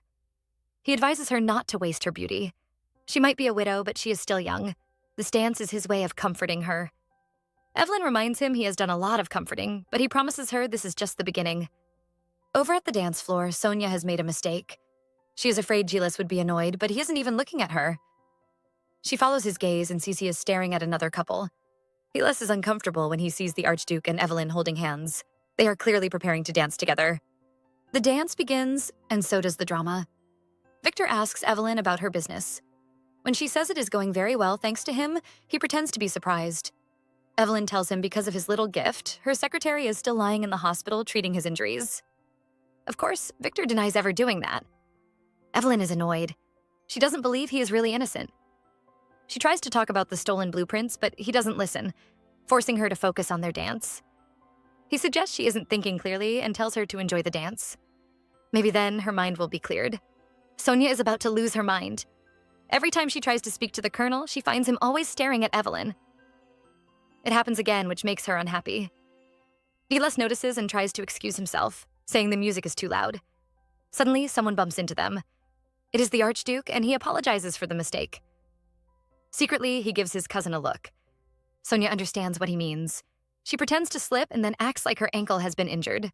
She asks Gilas to take her away to a place she can rest. The two leave, but someone is watching them. Victor tells Evelyn his sister is probably nervous. He doesn't forget to mention how the two perfectly match. He pretends to be worried about Evelyn, but she advises him to worry about his sister. Victor is really shameless. Even after all the mean things he has done to Evelyn, he tells her they should settle and have a relationship. Evelyn would be a fool if she believes him. The song is over and she lets him go. He tries to stop her and force her to continue dancing, but she just ignores him and walks away. Victor really can't do anything about her. Evelyn is a mess. She thought Victor would appear today, proudly flaunting those blueprints. She expected him to propose a deal with her family, but instead he chose to remain silent. She wonders what he wants. Did he just invite her to dance just so he could embarrass her on the dance floor? She imagines herself falling down and everyone laughing at her. Evelyn has no idea what he planned. All she knows is that she hates this injured ankle. She is busy complaining when someone suddenly interrupts her. She didn't expect someone to find her in her hiding place. A man appears and calls her name. Over at the Gilas side, he has taken Sonia into a bedroom and is examining her injury. As expected, there are no injuries, and it isn't broken. Gilas doesn't suspect her of lying and thinks it might just be a muscle spasm. He is busy checking on her, while the lady herself is admiring him. She never noticed it before, but now she sees how handsome he is. He also has a very nice body and is very loyal to her cousin. She finds him interesting and is already thinking about making him hers. Since the girl doesn't answer, Gilas wants to call a doctor. But how could Sonia let him? If the doctor comes, she will be exposed. She tries to get down from the bed, but guess this. She trips again over absolutely nothing. This time she falls into Gilas' arms and hugs him. "Dear Evelyn, your man is about to be snatched, but our girl is busy dealing with the stranger that just showed up." He thinks she might have been kicked out like him and desperately begs for her to help him. Upstairs, Sonia is begging Gilas to keep hugging her. She uses the excuse of being nervous and says his hugs make her feel safe. Secretly, she keeps touching his body. I would do the same, girl. She finally notices his necktie. She praises it and wants to know who gifted it to him. She refuses to let him go and keeps hugging him until someone catches them. Evelyn recognizes the man begging for her help. It is Count Theodore. He seems bitter as he insults the people at the ball. He looks down on the commoners, thinking they can never match up to the nobles or have their character. Evelyn doesn't support his idea and warns him to stop saying such reckless things because someone might be listening. The Count thinks she is afraid of those commoners, which makes him angry. He doesn't care what the commoners think and wonders why Evelyn is concerned about their opinions. He thinks they are just lowly people. He finds Evelyn's situation embarrassing. She is already injured, yet she was forced to attend this ball, making everyone laugh at her. He tells her people have been gossiping about her all night, laughing at her behind her back. Evelyn isn't moved by his words. She advises him to leave and stop trying to get back inside. Her words make Theodore more angry. He insists they are nobles. They are not supposed to listen or accept those lowly commoners. Evelyn is done listening to him. Since he isn't leaving, she decides to go back inside. But Theodore is desperate and grabs her. He tells her to listen to him because he has a business proposal. He wants Evelyn to invest in his project. Evelyn is tired and slaps the man. He is shocked, but she tells him everyone already knows about him. He spent all his wealth on gambling, and now he goes about begging for help from everyone without any shame or dignity. Evelyn warns him to just leave the banquet and stop ruining the honor of the nobles. Theodore is furious. He grabs Evelyn and tells her she is the same as he is. Just like him, her finances have become worse. He thinks she is here to find a rich man to marry before it becomes too late. Our girl isn't one to allow herself to be insulted. She immediately kicks Theodore in his groin. She is about to leave, but the man drags her by the hair and slams her head into the ground. He tells her their situations are the same, so she has no right to feel better than him. Gilas has no idea Evelyn is in danger. He is still with Sonia. Someone seems to be spying on them, so he opens the door. But all he sees are two men who seem to be a couple. They immediately run away. He tells Sonia he is going to get a drink for her and uses this chance to escape. He returns to the ball, but he can't find the woman he is looking for. Evelyn is struggling. Theodore is trying to assault her. He knows she can't shout for help because if anyone sees them this way, she will be the one getting blamed. It makes him very bold. Evelyn, however, doesn't need help from anybody. She is sure she can handle trash like him on her own. Theodore tells her to be thankful. He is just trying to give her some pleasure without anyone disturbing her. He has even convinced himself she also wants him. He is about to start when the door suddenly opens and Gilas appears. Sonia is still waiting patiently for Gilas. She is nervous, wondering if the drink would be alcohol. She imagines what would happen if they both get drunk while spending time all alone. She can't wait. But she is going to be disappointed. The fireworks start and she goes to the window to watch them. But what she sees shocks her. Gilas is leaving the party with a woman in his arms. She can see his necktie wrapped around the woman's ankle. Let's go back to a few minutes ago. Gilas, holding a bottle of wine, opens the door only to see Theodore and Evelyn in a compromising situation. Theodore isn't ashamed and is even angry that Gilas is here. He tells the colonel there must be many people waiting for him at the ball and arrogantly orders him to leave. Gilas apologizes for disturbing their enjoyment, but he refuses to leave. He says he got tired of dancing and advises them to go inside since it is getting cold. He even offers to give them his guest room to use. Evelyn is annoyed by how indifferent he looks. This man really sits down there and starts drinking. She refuses to go inside and instead demands that Gilas leaves. He reminds her this is his mansion, and right now, he just feels like staying outside and feeling the breeze. Evelyn is shocked because Gilas seems to be enjoying this. He says he's just enjoying himself, just like she is also doing. Evelyn is so angry, she doesn't think. Since Gilas is enjoying it so much, she won't spoil the fun. She pulls Theodore over and actually kisses him on the lips. But all the time, she keeps watching Gilas, waiting for him to show a reaction. Except the man doesn't. He just calmly keeps drinking. Our girl is frustrated. She takes it out on Theodore, throwing some coins at him and advising him to get some skills. It would be impossible for him to find a rich woman to keep him if he doesn't improve his skills. She tells him the coins are his reward for entertaining her. Theodore is furious and calls her names. He grabs the wine bottle from Gilas and throws it at Evelyn. He is about to attack her again when someone suddenly grabs his throat. He looks at the person strangling him only to see Gilas' angry face. The man looks ready to kill him. The Count is finally afraid and begs Gilas to let him go. Evelyn also doesn't want anything bad to happen. This is a ball Gilas carefully planned. He can't ruin it by himself. He is the owner of the mansion. Gilas isn't willing, but he listens to Evelyn. He lets Theodore go, but the poor man is terrified. He doesn't want to be around Gilas any longer. He is so scared he decides to jump down from the balcony. The party turns into a mess as everyone rushes to call a doctor. The two culprits are annoyed. Evelyn says this is a mess, and Gilas agrees. Now, as the host, he has to go downstairs and fix everything. Evelyn wants him to leave without her, telling him she can go back home on her own. Gilas isn't listening this time. As it is, she can barely stand on those legs right now. Evelyn doesn't answer. People are already searching for Gilas, but the man himself is focused on Evelyn. He wants to see how injured she is. She reminds him Victor is looking for him, but he isn't concerned. He wraps his necktie around her ankle and immediately carries her. He ignores Victor looking for him and takes Evelyn out of the mansion. Evelyn tells him not to do anything he will regret later, but he doesn't want to listen to her anymore. He tells her to keep quiet. He has prepared a carriage for her and tells the driver to leave from the back gate. He has even prepared guards to watch them. Evelyn tells him he is being too kind. If the archduke finds out, he will be very furious. Gilas tells her it is none of her business. They both agree this is their worst party ever.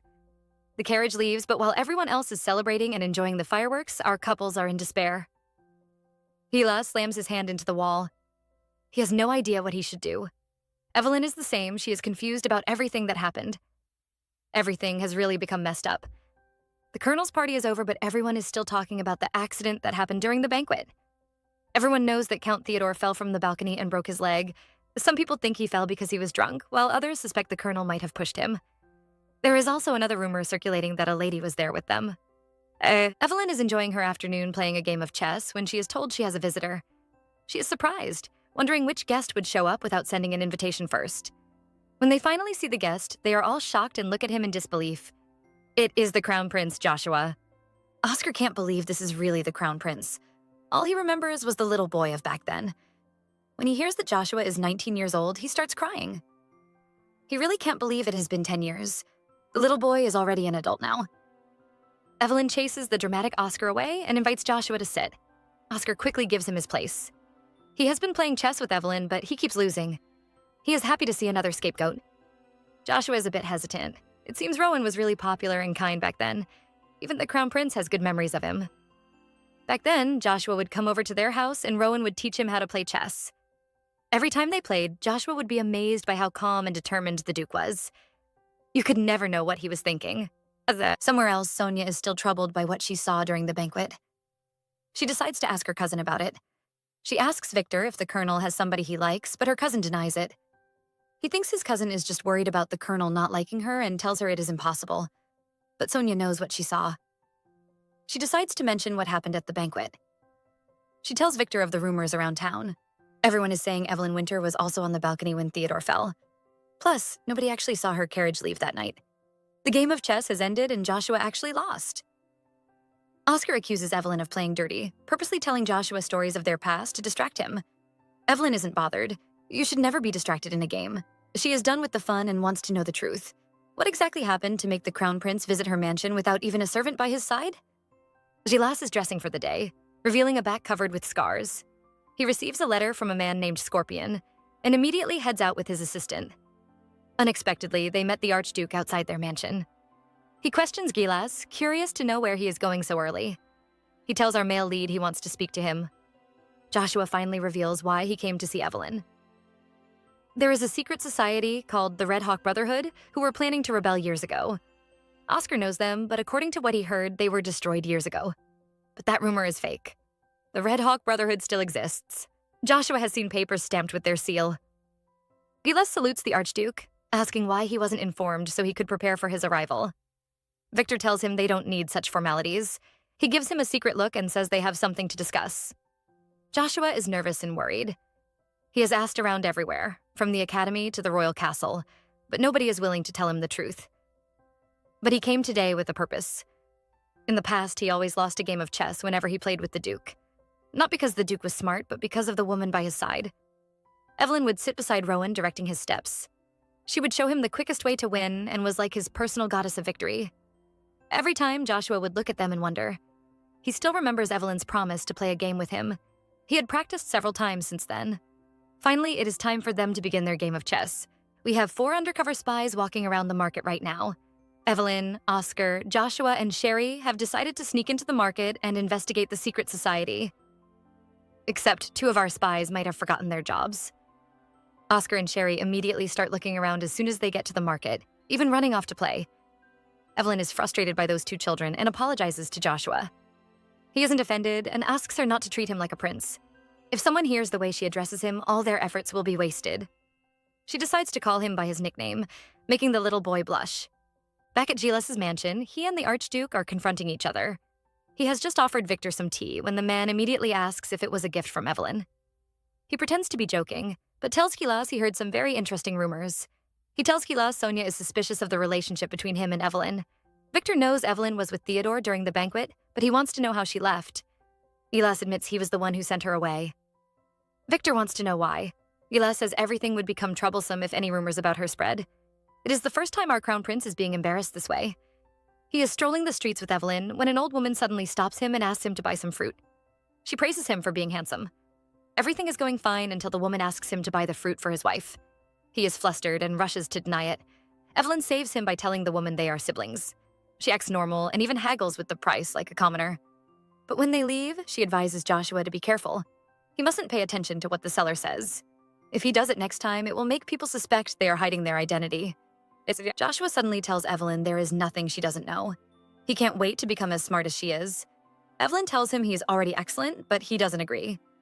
He keeps comparing himself to Rowan. When Joshua first met Rowan, he was just 19, but he was already impressive. Since then, Joshua struggled to be at the top of his class.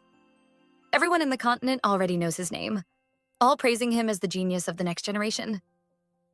But Joshua himself feels it is not enough. Every time he compares himself to Rowan, it feels like he is never doing enough. Victor is still desperate to know why Gilas sent Evelyn away. Our male lead has found the perfect reason. They have to prevent rumors of Evelyn from spreading. Only then will the man they think is pretending to be dead finally appear. Victor is shocked. It seems Gilas has found out where Rowan is. Evelyn and Joshua are still walking around the market when a little girl stops them. She hasn't sold a single flower today and begs them to buy from her. Joshua immediately stops and starts talking to the girl. He promises to buy all her flowers. Looking at him, Evelyn sees another person in him. She tells him to stop comparing himself to Rowan. There is no need to act like him. Gilas doesn't know where exactly Rowan is hiding, but he has a clue. If they quietly track him, they might find a clue about him soon. The little girl has sold all her flowers. She thanks them and runs into a little street. Evelyn is watching her, so she sees when someone stops the girl and pats her head. Evelyn will know that figure anywhere. That is her husband, Rowan. Evelyn sees a strange man who looks just like her husband. She keeps staring in that direction until Joshua distracts her. He buys a bouquet of flowers, which he hands over to Evelyn, hoping to make her happy. Well, she can't refuse the crown prince and accepts them. He suggests they head to another area, but she isn't listening. She keeps looking back at that hidden corner, but the person has disappeared. Gilas sends off the archduke. He looks very happy since he knows Rowan Winter will be caught. Gilas's assistant also wants to know what should be done to Rowan and suggests they kill him. Gilas doesn't agree. He wants the man to be brought back alive, even if he struggles. The assistant agrees but is confused. This behavior is completely different from Gilas's methods in the past. The colonel has changed. Gilas might have changed, but it is certainly not for good. He has been betrayed by Evelyn Winter, and this is his revenge for her. He won't give her husband a quick death. He will drag Rowan back to die a slow death together with Evelyn. His mind might treat her like an enemy, but his heart still remembers the way she held him. He keeps thinking about her and burns himself in his distraction. He becomes so frustrated that he decides to go out for a walk. While Evelyn and Joshua are working hard, Oscar and little Sherry are having fun. This time, Sherry forces Oscar to buy her some chocolates. Sherry's love for chocolates reminds Oscar of Rowan. Back then, every time they went on vacation, the man would buy a bunch of chocolates. Oscar assumed Rowan liked them, but the man only bought them as a gift for Evelyn. Oscar finally realizes who they were for and regrets being so ignorant in the past. He gets a mini heart attack when he sees little Sherry snooping around someone's carriage. He warns her to stay away, but would the girl listen? Joshua and Evelyn have no idea what the two mischievous kids are doing. They have found important evidence. The Red Hawk Society is leaving messages across the city. They seem to be gathering influence. Just then, Evelyn notices a strange man behind them. She pretends to put a scarf around Joshua. The young boy is already blushing, but Evelyn just wants to warn him about their stalker. She suggests they split up and meet at the city's back gate, but Joshua refuses. He is worried about Evelyn, but the lady whacks him on his butt. Evelyn sends away the clingy kid, but she doesn't head to the back gate as she told him. Instead, she runs back to that hidden alley. She seems obsessed with finding Rowan and indeed sees someone who looks like him. But it isn't Rowan. It turns out to be a sleazy man bullying a little kid. The man doesn't look pleased to see her. Evelyn is sure she saw her husband and refuses to accept the truth. She doesn't notice she has been surrounded until it is too late. Some street thugs gather around Evelyn. The leader is excited to see a woman in their area. He refuses to believe she got lost and takes off her cap. He is very excited when he sees how beautiful she is. Since she has fallen into his hands, he decides not to let her go until he has some fun with her. He keeps speaking, but our girl just treats him like a nuisance.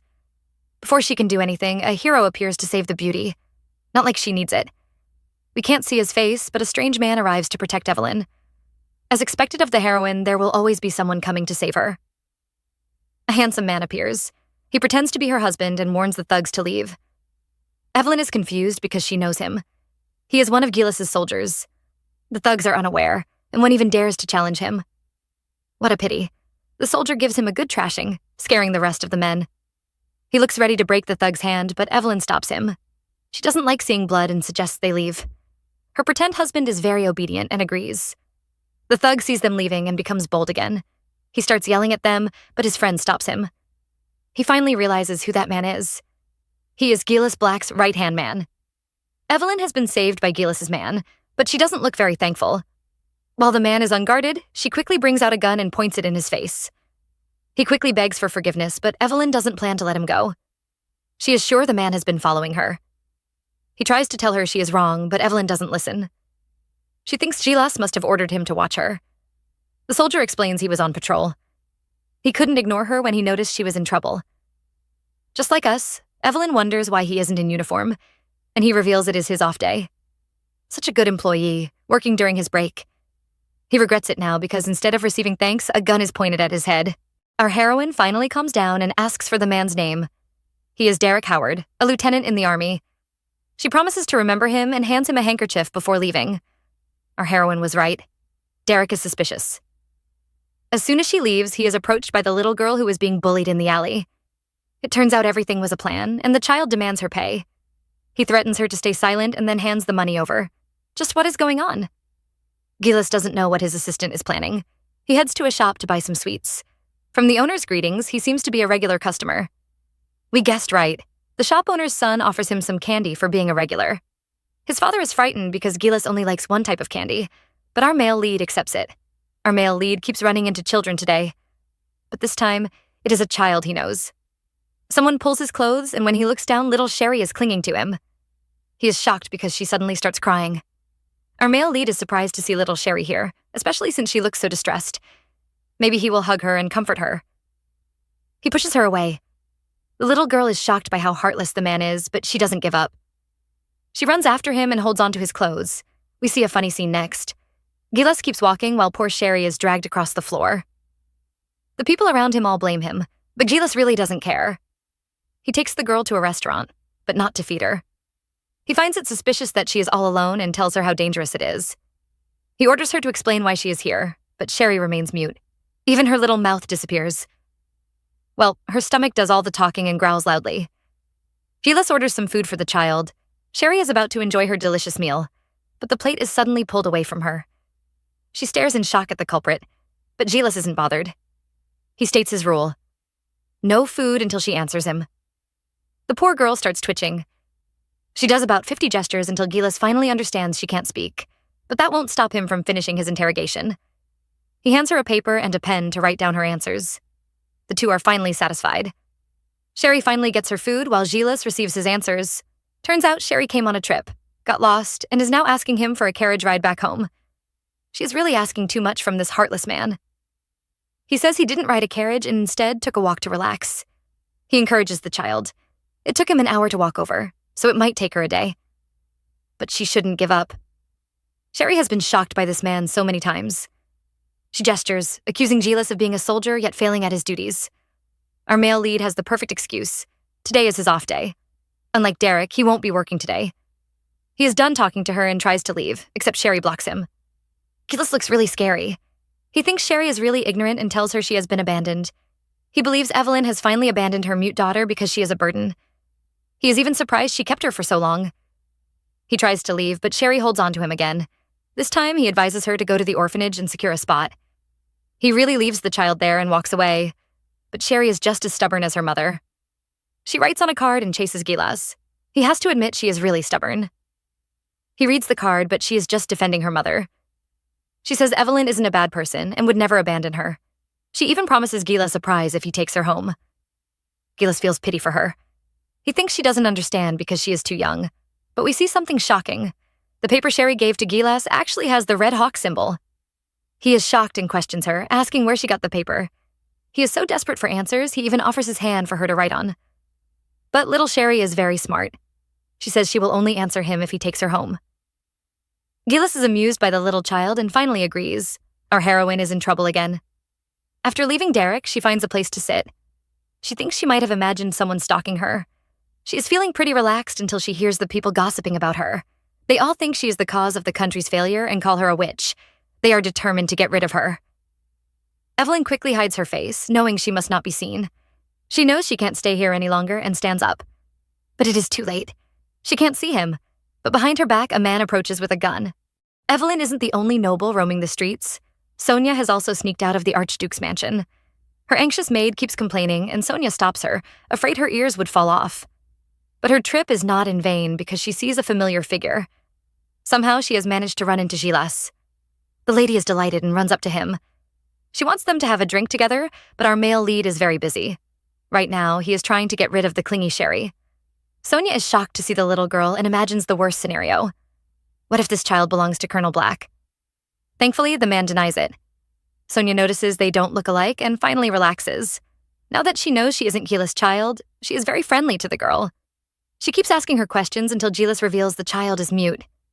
Sonia is embarrassed and decides to just call the girl Little One. Sherry doesn't look pleased with her new nickname. I'm afraid she might bite Sonia soon. Sonia is still curious and wonders if he is taking care of a relative's child. Gilas tries to avoid answering and just says he met the child by accident. The lady still wants to spend time with him and offers to eat lunch together. Gilas doesn't want to interact with her, so he refuses, explaining he just ate. Unfortunately, his little teammate ruins his plans. At the mention of food, Sherry starts drooling. Now our male lead is forced to have this meal. The two arrive at the restaurant, and Sonia keeps serving Sherry. The little girl has learned her lesson and immediately hides her food from the heartless Gilas. The two glare at each other until the man gives in and goes out to smoke. He leaves, and Sherry starts enjoying her food. Sonia keeps asking her questions, desperate to know more about Gilas. Wrong choice. Sherry's only concern is the food. Sonia is actually unhappy because Gilas refuses to speak to her, but seeing him with Sherry, she is sure he is a kind man. One look at Sherry's face, and we can tell she doesn't agree with the woman. Lady Sonia isn't concerned. She has heard many rumors about Gilas. They all say he is mean, but she doesn't believe them.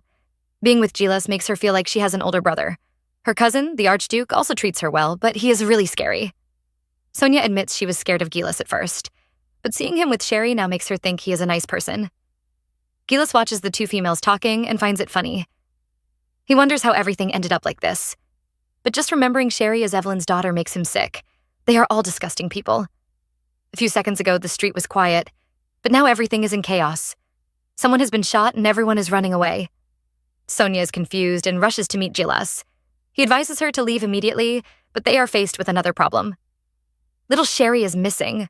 Sonia could swear she was just holding the child's hands.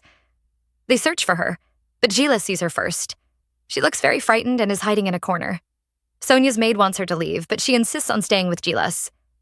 Meanwhile, the man isn't thinking about her. He remembers the last time Sherry was kidnapped. He tells Sonia to leave because he can't escort her. While the lady is confused, he goes to Sherry's side. He wants the little girl to stand up, but she can barely hear him. He complains and calls her annoying, but still gently carries her. Joshua has arrived at the back gate, but he still can't find Evelyn. He discovers another problem. His wallet has been stolen. The future king is in shock. He never thought such a thing could happen to him. He is still complaining when someone suddenly sneaks up on him. Relax, everyone. It is just his friend, Max. Like all friends, he is very sad to hear that Joshua has been robbed and is now penniless. He is so sad. He laughs for several hours. Joshua regrets meeting this guy. After mocking him, Max finally offers to take him back. Except the crown prince refuses. He proudly says he is waiting for someone and even starts blushing. He really can't hide anything. His friend notices and starts teasing him. He wants to know who the mystery woman is. Joshua tries to chase him away, but Max refuses. He can't leave the innocent Joshua alone in this dangerous world. He says he wants to escort him, but he is just trying to find out who Joshua is in love with. The prince tries to deny it, but no one believes him. His face reveals his secret because we can all see how hard he is blushing. Max wonders what he should do with this innocent man who knows nothing about women. He decides to help him. He suggests they go drinking so he can give the prince some advice, but Joshua refuses. He isn't going to take advice from a flirt like Max. The two are having fun until they hear a gunshot. Sherry is dreaming. Evelyn holds her close, calling her a precious treasure. She tells her not to be afraid and promises to always protect her. The little girl wakes up, but instead of her lovely mother, she sees the scary Gilas carrying her. As expected, the man is still heartless. Once he notices the little girl is awake, he flings her away like a sack of potatoes. He warns her to keep up with him, but he is walking too fast. The little girl can only hold on to the ends of his coat. Gilas finally feels some pity and offers to hold her hand. The two walk in silence, but something seems strange. They keep staring at each other. It is more adorable when we see Sherry's little hands holding Gilas's thumb. The sweet moment is destroyed when they hear someone calling Sherry's name. Poor Oscar is having a meltdown in the middle of the street. Sherry is missing, and he is already imagining his death. Evelyn will surely kill him if he can't find her precious daughter. He is crying bitterly, only to see the culprit staring at him. The heartless Sherry wastes no time and abandons the fierce Gilas. He probably thinks she is just like her mother. Except the little girl turns back to give him his reward. She hands him a sweet. The man accepts it, but asks Sherry a very important question. He wants to know her age. The girl reveals she is 9, and Gilas realizes something. He allows her to leave, but inside he is calculating. 10 years ago, he was chased out of the Duke's mansion. Little Sherry is 9 years old, which means Evelyn got pregnant the same year he was chased out. The most shocking thing. He remembers sleeping with Evelyn that same year. What could this mean? We will never know because the man stops thinking about it. He thinks it is just a useless thought. He suddenly notices a commotion at the other side of the street. We see Joshua and Max shouting and looking scared. As always, Gilas is uninterested, until he sees a familiar walking stick. Even worse, there is a hat and basket stained with blood, and it looks exactly like the one Evelyn was holding. Rewind to a few hours ago. Evelyn is about to leave when a man suddenly sneaks up behind her and points a gun at her head. Our heroine also brings out her gun, but the man is prepared. He immediately grabs her neck and pushes her into an alley. He seems to be someone she has offended, as Evelyn recognizes his face. Back to the present, the soldiers have begun their investigation. Gilas listens as a citizen reveals he heard 2 gunshots and saw a man in a hood carrying a woman away. They are disturbed when a man pushes his way in. It turns out to be Joshua. The prince greets Gilas, who pretends to be surprised. Joshua isn't happy because he knows the colonel already noticed him, yet he pretended not to see him. Gilas defends himself and says he was afraid to bother the prince since he was pretending to be a civilian. He isn't interested in speaking to Joshua and advises him to return to the palace. The boy is still concerned about Evelyn and asks if Gilas can really find her. He knows the colonel is praised as the best tracker and hands him Evelyn's scarf. He blames himself for the incident and begs Gilas to find her. They all seem to forget how heartless Gilas is. He even tells the prince he has no authority to order him around. Joshua can't argue because that is the truth. He becomes desperate when he sees Gilas is about to leave. He offers to fulfill the colonel's request if he finds Evelyn. He even promises to bear full responsibility for the incident. Gilas finally looks at the young boy and tells him not to feel guilty. Everyone knows Evelyn has a lot of enemies, so it isn't his fault. He tells Joshua his order isn't important because he already planned to find Evelyn. He grabs the scarf from him and leaves. He tells Derek they will be returning to the military. Their holiday has unfortunately ended. He orders him to send a search party out and reminds him to hurry up. Meanwhile, Joshua watches the colonel leave. He seems to have realized something. Our heroine isn't doing too well. She wakes up to find herself tied up in a shed in the middle of the woods. Her kidnapper has taken off his hood, and he isn't very happy. Because of the gunshots, he almost got caught. Evelyn recognizes that face. It is Joseph. He was the servant who got caught messing around with a maid and was chased away. He blames her for all the troubles he faced after leaving the Duke's mansion and starts hitting her. He reminds her of the promise he made that day. One day, he would kill her. Well, that day has finally arrived. He tells her a secret. The Red Hawk Brotherhood is offering a reward to anyone who kills her. Evelyn wants to know if he was the one who hurt her assistant, Isaac, and kidnapped Sherry. He admits he was the culprit. He even regrets letting Sherry escape. His plan was to kill her while Evelyn watches. He sees Evelyn standing up and assumes she wants to attack him. He is waiting for her to hit him, but she kneels at his feet and begs for his help. She's obviously seducing him and promises to do anything he wants if he lets her go. Evelyn begs for the man's help and promises to do anything he wants. Joseph is shocked because Evelyn knows his secret. She knows he wants her and offers to do anything he wishes. The man mocks her and calls her behavior shameful, yet he eagerly agrees to her request.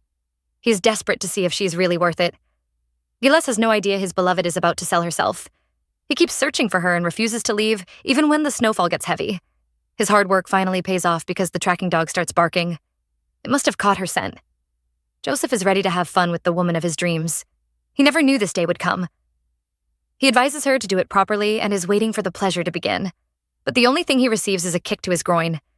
The man falls into the fire pit with his alcohol and sets himself on fire. Evelyn runs out, but Joseph doesn't give up. He chases after her and keeps shooting. Evelyn knows she can't die like this. She has survived many attacks, so she can't let him kill her. Things get weird when she looks up and suddenly sees her dead husband, Rowan, waiting for her. Evelyn wants to chase after him, but someone suddenly stops her. It is Gilas, but Evelyn doesn't seem to recognize him. She pushes him away and keeps chasing after Rowan. Gilas thinks she is trying to escape from the investigation until he sees her face. Something is wrong. He follows her and tells her to stop. He even promises not to harm her, warning her that the place she is heading to is dangerous. But Evelyn can't hear him. Gilas becomes desperate and starts begging. He notices her injuries and finally calls her by her nickname. Our heroine stops hallucinating, only to discover she is standing at the edge of a cliff. She turns back and is surprised to see Gilas. He begs her to come to him. He says it is dangerous, but Evelyn doesn't listen. Rowan keeps calling her. The two men start a tug of war, each one telling Evelyn to follow him. She chooses to follow Rowan, and at that same moment, she gets shot. Our heroine falls off the cliff. She finally realizes why she kept seeing her dead husband. He is here to get her. She thinks Gilas will be upset because his revenge has ended. But when she looks at his face, he looks like he is about to cry. He is completely heartbroken. Our heroine has fallen off the cliff, but her man jumps off with her. The two land in a river at the bottom of the cliff. Gilas holds his beloved, calling her name, but she doesn't move. He becomes desperate when he notices the bleeding injury on her shoulder. Thankfully, there is a hidden cave in the distance. Our heroine wakes up. She is surprised to see herself next to a fire with Gilas by her side. He has already treated her wounds, which ended up just being a scratch. He wants to know who the kidnapper was, and Evelyn reveals it was her servant, Joseph. He hated her for chasing him away.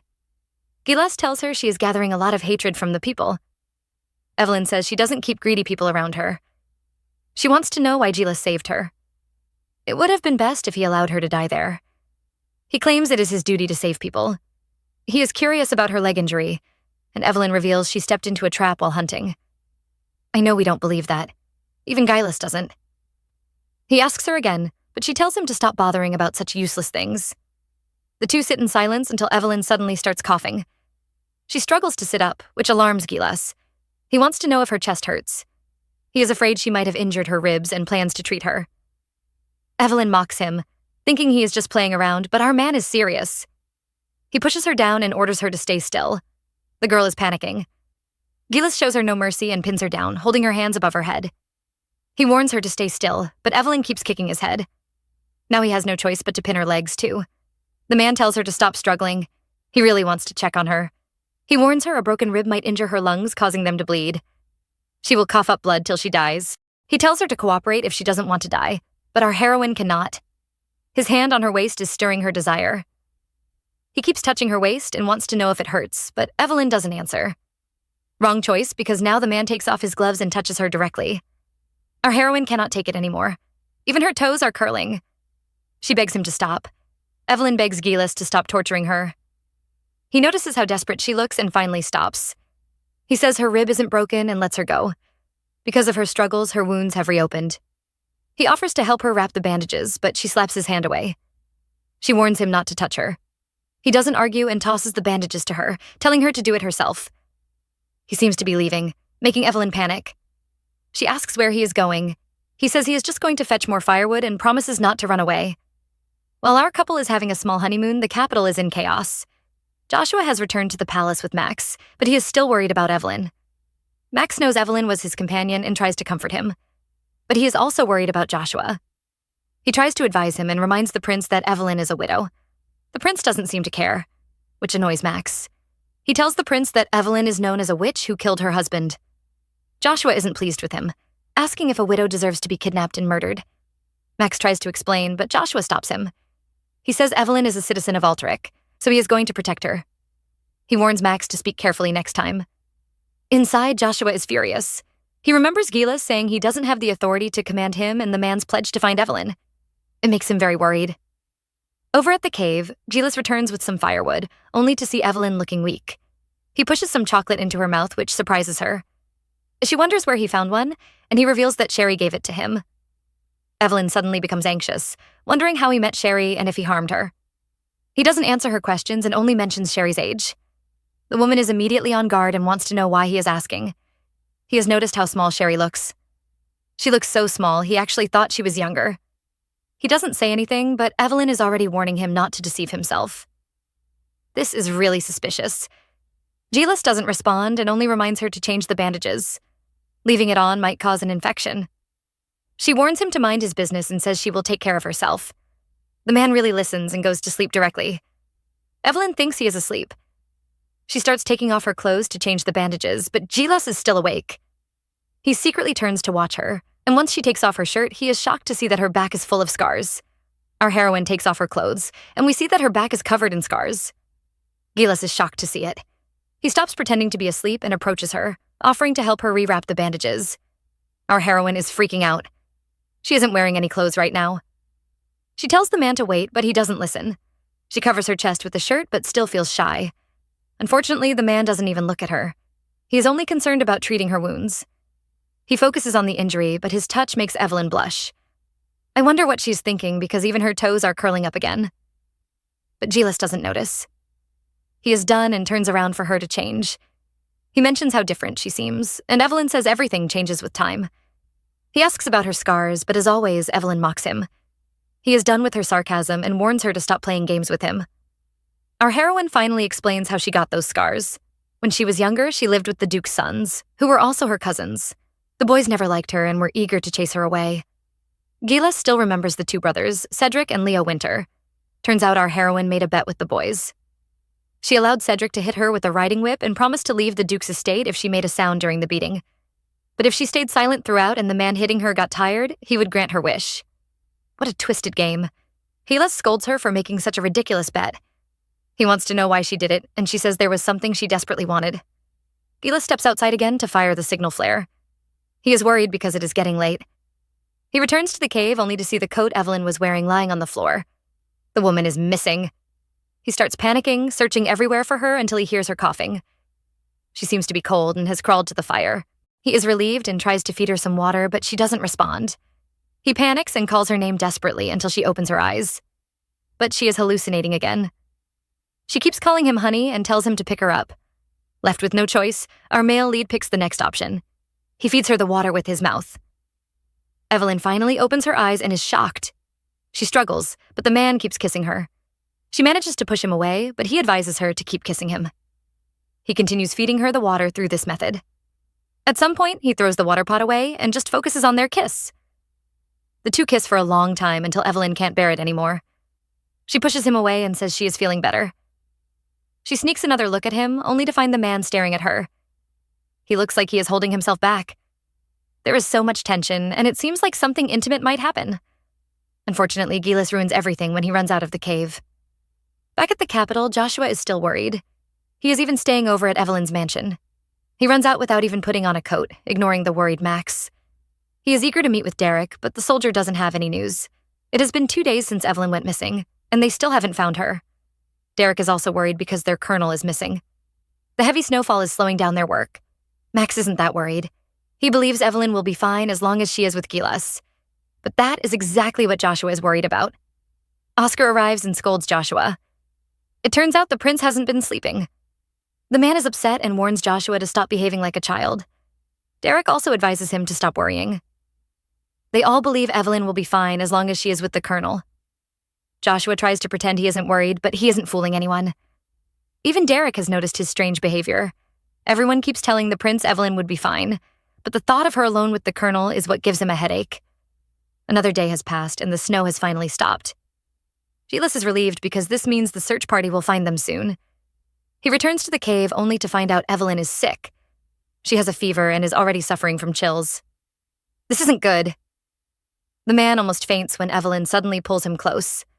Like a shy teenage girl, he pushes her away in fright. It makes Evelyn laugh, and she calls him silly. She tells him to stop acting recklessly so he won't fall out of favor with the archduke. He has to behave properly if he wants to survive. It is nighttime, and Evelyn's condition has gotten worse. She is hallucinating again. Gilas is worried because her body temperature has dropped. At this rate, she might die. Our male lead has no choice. He takes off his clothes, and we see that his back is covered in scars. Since the fire isn't enough to warm her, he will use his body to keep her warm. He even gently massages her foot. Our heroine finally wakes up. She doesn't say it, but she is annoyed with him. His compassion is exactly what makes him silly. The couple remains in that position till morning. Our heroine wakes up and is amazed by the man's handsome face. He is still asleep, and she tries to secretly touch him. The phone rings right at that moment. Our girl immediately plays dead. Gilas wakes up and looks at her. He is probably wondering why her face is so red even when sleeping. Our couple has finally arrived in the capital. Joshua rushes outside, only to see the colonel carrying his beloved. The two men glare at each other. Oscar is worried, afraid Evelyn might be injured. Gilas assures them she is fine and explains her injuries are only minor. Oscar is relieved, but before he can say anything, Joshua suddenly stops him. He thanks Gilas for saving Evelyn and orders him to hand the woman over to him. Our male lead is no pushover. He refuses to let Evelyn go and tells Joshua not to bother. He even walks past him. The boy becomes annoyed and grabs Gilas. He tries to use his position as prince to bully the colonel. He reminds Gilas he is just a soldier and shouldn't disobey him. The woman they are fighting over is tired of their nonsense. She tells Gilas to put her down, and Joshua seizes the opportunity. He offers to escort her to her room, but Evelyn refuses. She reminds him that people are watching. It is very inappropriate for him to carry her. She tells him to go back, but Joshua is reluctant. She reminds him that the banquet is approaching, so they have to be careful. Our heroine's body is still weak. She can't bear it anymore and suddenly faints. Joshua tries to hold her, but someone catches her first. Gilas saves Evelyn and hands her over to Oscar. The man immediately takes her away and tells the men to leave. Just then, little Sherry runs outside. Gilas is pleased to meet her and reminds her she still owes him. He wants her to sneak him inside to see her mother. Joshua interrupts them. He takes Sherry away and accuses Gilas of trying to harm a child. He hides Sherry behind him and promises to protect the girl. Gilas takes one look at them and mocks Joshua. He says the prince really looks like Sherry. They could even be siblings. Joshua is annoyed and asks what nonsense he is saying. Gilas apologizes and says he thought Joshua would like to hear such words. The boy immediately attacks the colonel. He thinks Gilas is just acting bold because the archduke is supporting him. He warns him to speak carefully. He wouldn't tolerate him insulting Evelyn. The colonel apologizes for overstepping, but we know he doesn't mean it. We are right because in the next second, he gives Joshua some advice. He tells the boy that Evelyn doesn't like fancy men who act like silly kids. She has really awful taste. The prince can't control his anger and punches Gilas. His men all panic and try to hold him back. Meanwhile, the man he hit isn't concerned. Gilas apologizes for offending him again and says he was just trying to give him some advice. He leaves, ignoring the prince who keeps yelling for him to come back. Gilas doesn't respond. He thinks Joshua is just ignorant. A woman like Evelyn is a demon. To her, love is just like hunting. Her only thrill is catching her prey. She might look pretty, but her true self is demonic. He still remembers how she abandoned him 10 years ago. He warned Joshua so the boy wouldn't end up like him. Evelyn's deception would lead them to their graves. Evelyn is spending time with her daughter. The two are painting together. Or rather, destroying a painting. Evelyn says she wants to draw a bird, but it looks like a very ugly chicken.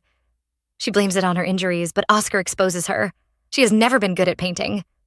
The poor boy receives a beating for that statement and starts crying again. They are having fun when someone suddenly interrupts them. A visitor arrives and barges into the room. Archduke Victor is here. The man can't be here for anything good. He has heard about Evelyn's injuries, but instead of being happy to see her healthy, he feels it is a shame. He has brought a present for Evelyn. Well, that is if a dead fox counts as a gift. He claims it might help her recover. Evelyn is as polite as always and accepts the gift. Since she doesn't get angry, Victor looks for other ways to annoy her. He notices Oscar and acts surprised to see him. He says it is weird for an unmarried man to stay at a widow's house. He seems to be implying that they are together and trying to start a new family. He suddenly mentions a woman's name and asks if Oscar has forgotten about her. Evelyn stops him from talking. She knows how much that name affects Oscar. Back then, Oscar was forced into an arranged marriage, but he fell in love with his fiancée. Everyone thought they would end up together, until Victor interfered. He was always jealous of Rowan. He hated him so much that he even targeted Rowan's friends. He stole Oscar's fiancée and even caused her death. Oscar still remembers his fiancée, Angelica. He is annoyed that Victor has forgotten her name and warns him not to insult the dead. The Archduke doesn't care. He says the girl wasn't beautiful enough for her name to be remembered. Oscar decides to leave since Victor keeps mocking the girl. Our heroine isn't pleased and wants to know why the Archduke is here. He says the king asked him to bring Evelyn to the palace immediately. He didn't even change and came here in his hunting clothes. He announces there is an urgent meeting. Evelyn is worried. She wonders why the king would call for a meeting so urgently. She suspects his condition has worsened. Victor wonders why she is so quiet, and she says she isn't feeling well.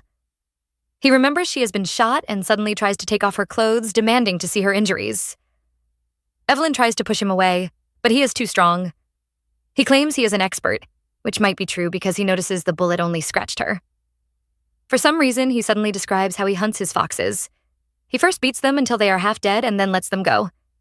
His hunting dogs would trail the fox back to its home and then devour its children.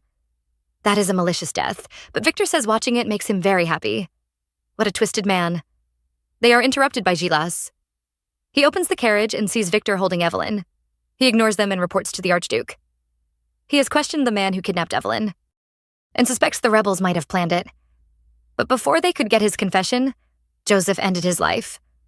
Victor doesn't really care about that. His focus is on meeting the king. As soon as he leaves, Gilas offers to help Evelyn, but she refuses. They head to the throne room and Victor turns into a drama king again. The king is speechless and finally announces why he summoned them. He plans to announce his heir during his birthday banquet. Victor isn't happy and says they can't make a decision without the officials. Well, the king disappoints him. He says Evelyn has now been appointed as duke. She will follow Joshua to the monastery to fetch the holy water. This must be the most uncomfortable carriage ride ever. Somebody decided to put Evelyn, Gilas, and Joshua in the same space. The men refuse to look at each other while our heroine just sighs. Back to a day ago. The king has just declared that Evelyn will head to Yeneva with Joshua. Victor immediately complains. He believes the king is making a wrong decision by handing such an important secret mission to Evelyn. The king declares his decision is final, and they must obey it. Victor is restless and decides to accompany them. The king reminds him that he is the commander of the army. He warns him to stop being careless and to just focus on his duties. Victor is furious until Gilas offers to escort them. He becomes happy, thinking the colonel is helping him. He tries to convince the king to let Gilas accompany them. He says there is no one more loyal than him in the country. And that is how this horrible carriage ride began. The king sending Joshua to fetch the holy oil means he has chosen him as his heir. But Evelyn is worried about the boy. She suddenly touches him, thinking he is sick. She ignores Gilas watching them and even tells Joshua to lean on her shoulder and sleep. The boy keeps refusing, but Evelyn just forces him to rest on her. She really just wants him to rest, but the prince is already blushing. If looks could kill, Joshua would probably be dead by now. Gilas is glaring so hard at him. The three arrive at the temple in Yeneva. There are too many rituals to perform, so they will be staying in the temple for several days. They arrive just in time for the prayer, and the priest asks them to join. Our male lead is still bothered and tells Evelyn she is pampering Joshua too much. Evelyn wants to focus on the prayer, which shocks Gilas. He never knew she believed in God. Evelyn says she does and asks if he has prayed before. Gilas hasn't, but he has once made a vow before God. Back then, Evelyn had dragged him into a temple and made him swear to be hers. Now that he remembers it, he thinks it is all pointless. The prayers continue, but our male lead looks away. Our heroine is taking a walk at night when she sees Joshua. She can tell he is worried and wants to know why. He reveals he is worried about his father. Turns out the king spoke to him and told him to prepare for his death. But Joshua isn't ready. He blames himself for being too weak. Evelyn comforts him. She assures him he isn't weak. She promises to always be by his side when he needs comfort. Joshua asks her to make a vow before God, and she does. The man hugs her, but Evelyn isn't bothered. She thinks he is just a child and is only doing this so he wouldn't become weak. But the prince isn't as innocent as she thought. Behind her back, he stares at someone. Gilas is enjoying a smoke when he suddenly sees the two. Joshua is enjoying the feeling of hugging Evelyn so much. Our heroine finally complains, and he releases her. He hugged her so hard that her injuries started bleeding again. He panics and runs around trying to find a doctor. Evelyn is happy to see him being silly again and laughs. They continue teasing each other and head back to the temple. No one notices the cigarettes on the floor. Our heroine is in trouble. In a hidden place, the Red Hawk Society is holding a meeting. Evelyn's picture is on the table. They plan to head to the Yeneva Monastery and get rid of her. Evelyn has no idea she is being targeted. The next morning, they head to the temple for the ritual. The priest begins and hands Joshua the holy water. He is about to make his pledge when they are suddenly attacked. Several masked men appear with weapons and plan to kill everyone. One of them attacks Joshua and is about to kill him. Evelyn comes to his rescue and shoots the man. She warns Joshua to leave. She is too busy protecting the prince and is almost stabbed by one of the men, but Gilas saves her. He is shocked to see her holding the gun. They were supposed to hand over all weapons before entering the temple. Evelyn reminds him that this isn't the time for questions. The priests focus on saving the nobles while Gilas prepares to defend them. He is going to fight the men alone and is prepared to fulfill his mission. The battle begins, and our male lead seems to be winning. But he is soon outnumbered, and one of the men sneaks up behind him. He is shot before he can harm Gilas. Our male lead turns back and discovers he isn't alone. Evelyn is protecting him. He tells her not to kill them all, after all, they still need to question them. She tells him to look ahead, but doesn't notice the man behind her. Gilas saves her again and tells her to leave. He thinks she is distracting him. She refuses to listen to him and insists on staying. Even while fighting, they still argue. Gilas notices another man trying to harm her, and he rushes to save her. But this time, the attacker manages to stab him. The man gives a weird smile before dying. Evelyn is worried about the colonel. He calls her a disturbance and assures her he is fine, but he spoke too soon. He suddenly feels dizzy and almost falls. Evelyn rushes over. She looks at the dagger used to stab him and notices it is poisoned. She panics and tries to help the man. She begs him not to fall asleep and says he should keep looking at her. Those words remind Gilas of the past. Back then, Evelyn had begged him to be hers. She made him swear to always be loyal to her. The boy was confused because he already belonged to her. But Evelyn wanted something deeper. Promises meant nothing to her. She wanted him to make a vow before God and dedicate his whole body and soul to her. He would remain hers forever. The woman looking at him now overlaps with the girl in his memory who promised to always protect him. He never knew a demon like her could look so human. Evelyn keeps begging him to look at her. But who would tell her? Ever since that day, he had never looked away from her once. The colonel has been poisoned and is rushed to see the doctor. Our heroine is so worried she doesn't even notice Joshua when he tries to speak to her. Her focus is all on Gilas. After several hours, the surgery ends. The nuns comfort Evelyn and assure her that the colonel is fine. He has been given the antidote, and they only need to watch him for a while. But there is a bigger problem. The priests plan to cancel the ritual because of the attack. Evelyn isn't pleased. She tells the priests they will be disobeying the royal order. The priest refuses to continue because people were killed during the ritual. Evelyn isn't bothered and calls it a punishment. She questions the men, asking what they were doing while the crown prince was being attacked. If Joshua had been injured, they would have been arrested for treason. She advises them to keep quiet about the incident and complete the ritual. They also have to find the attacker that escaped and bring him back. If they make any more mistakes, they will be punished. The priests are terrified. Threatening the priest isn't enough, so she goes to terrorize the doctor. She wants to know Gilas's condition. The doctor says the man's injury isn't serious since the poison wasn't deadly. As long as the antidote works, Gilas would be fine. Evelyn wants to know when he will wake up, and the doctor says it will take a day. He wants to say something about the antidote, but he is too afraid. He decides to keep quiet. Evelyn might be as beautiful as a goddess, but when she is angry, she turns into a terrifying demon. They are having the nightly prayers, but Evelyn keeps forgetting her part. Joshua has to call her name several times before she hears him. He wonders why she is so concerned about Gilas. She claims she is just afraid the archduke will use the incident against them, but we all know it is a lie. Our heroine is thinking about the attack. She finds it very suspicious. They claim to be targeting Joshua, but they seemed like amateurs. There are too many questions, and she misses Gilas. She prays he wakes up quickly and her prayers are answered. She enters her room and sees the man sitting on her bed. In another room at the temple, the doctor complains about how scary Evelyn is. The priest agrees. He wants to know what the doctor planned to tell Evelyn about the antidote. The man says everything would be fine if Gilas didn't wake up before the medicine's effects fade, but if he wakes up before it does, he will be under an aphrodisiac effect. Well, it is happening already. Our male lead is awake and even moves around. Evelyn scolds him and says he should go back to bed, but the man approaches her.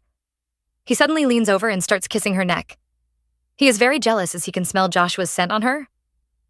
Evelyn is annoyed and says he isn't in his right mind. Our hero laughs. He hasn't been in his right mind since she abandoned him 10 years ago. He suddenly chokes her. He has been enduring everything, waiting for this moment. Evelyn isn't scared and asks if he plans to kill her. Unfortunately, he has worse plans for her. He suddenly leans down and bites her neck. He says killing her is only temporary. What he really wants is to watch her suffer and remain in despair. While they argue, Joshua suddenly comes over. The couple is actually talking about him. Our male lead is tired of seeing the boy clinging to Evelyn and plans to twist his neck off. Just then, the innocent boy knocks on the door. He wants to see Evelyn. Gilas is happy to hear this. It looks like his prayers have been answered. Joshua knocks on the door and requests to see Evelyn. He has no idea what unholy things are going on behind that door. Gilas is ready to head out and beat that little boy, but Evelyn stops him. She tells Joshua she is awake, but she isn't dressed properly. She refuses to open the door. He apologizes for disturbing her and reveals he is worried. He noticed how troubled she was ever since the colonel fainted. Of course, Gilas is pleased to hear this and asks if it is true. She says it was only because of the attack. She tells Joshua she just needs to rest and advises him to do the same.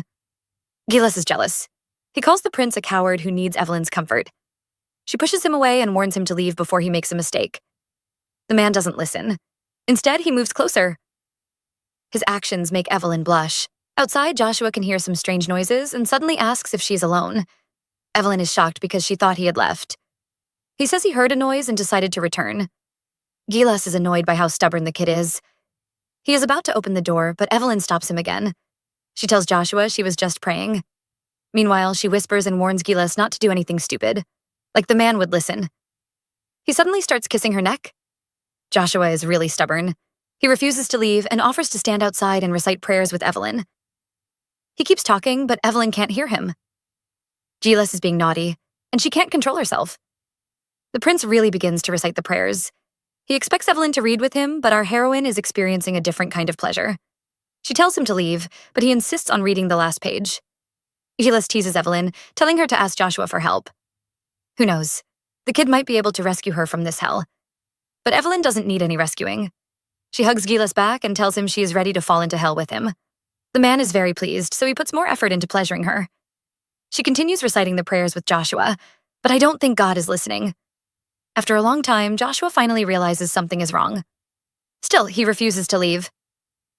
He continues reading the prayers while our couple starts kissing. He finally finishes the passage and decides to leave.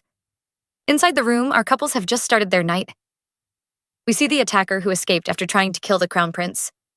He runs into the forest and heads to their meeting point. But he is disappointed. He is the only one who survived. He blames the monster-like colonel. He is still complaining when a man steps out. It is a member of the Red Hawk Society. He asks the assassin if he is alone, and the attacker says all his members died. He blames the Red Hawks for not telling him about the colonel and demands 3 times his payment. He doesn't notice he has been surrounded, and when he does, it is too late. The man is frightened and finally realizes these weren't the people who hired him. The leader of the Red Hawks says he is right. The ones who hired him were imposters. This is the real Red Hawk Brotherhood. He approaches the assassin with a knife.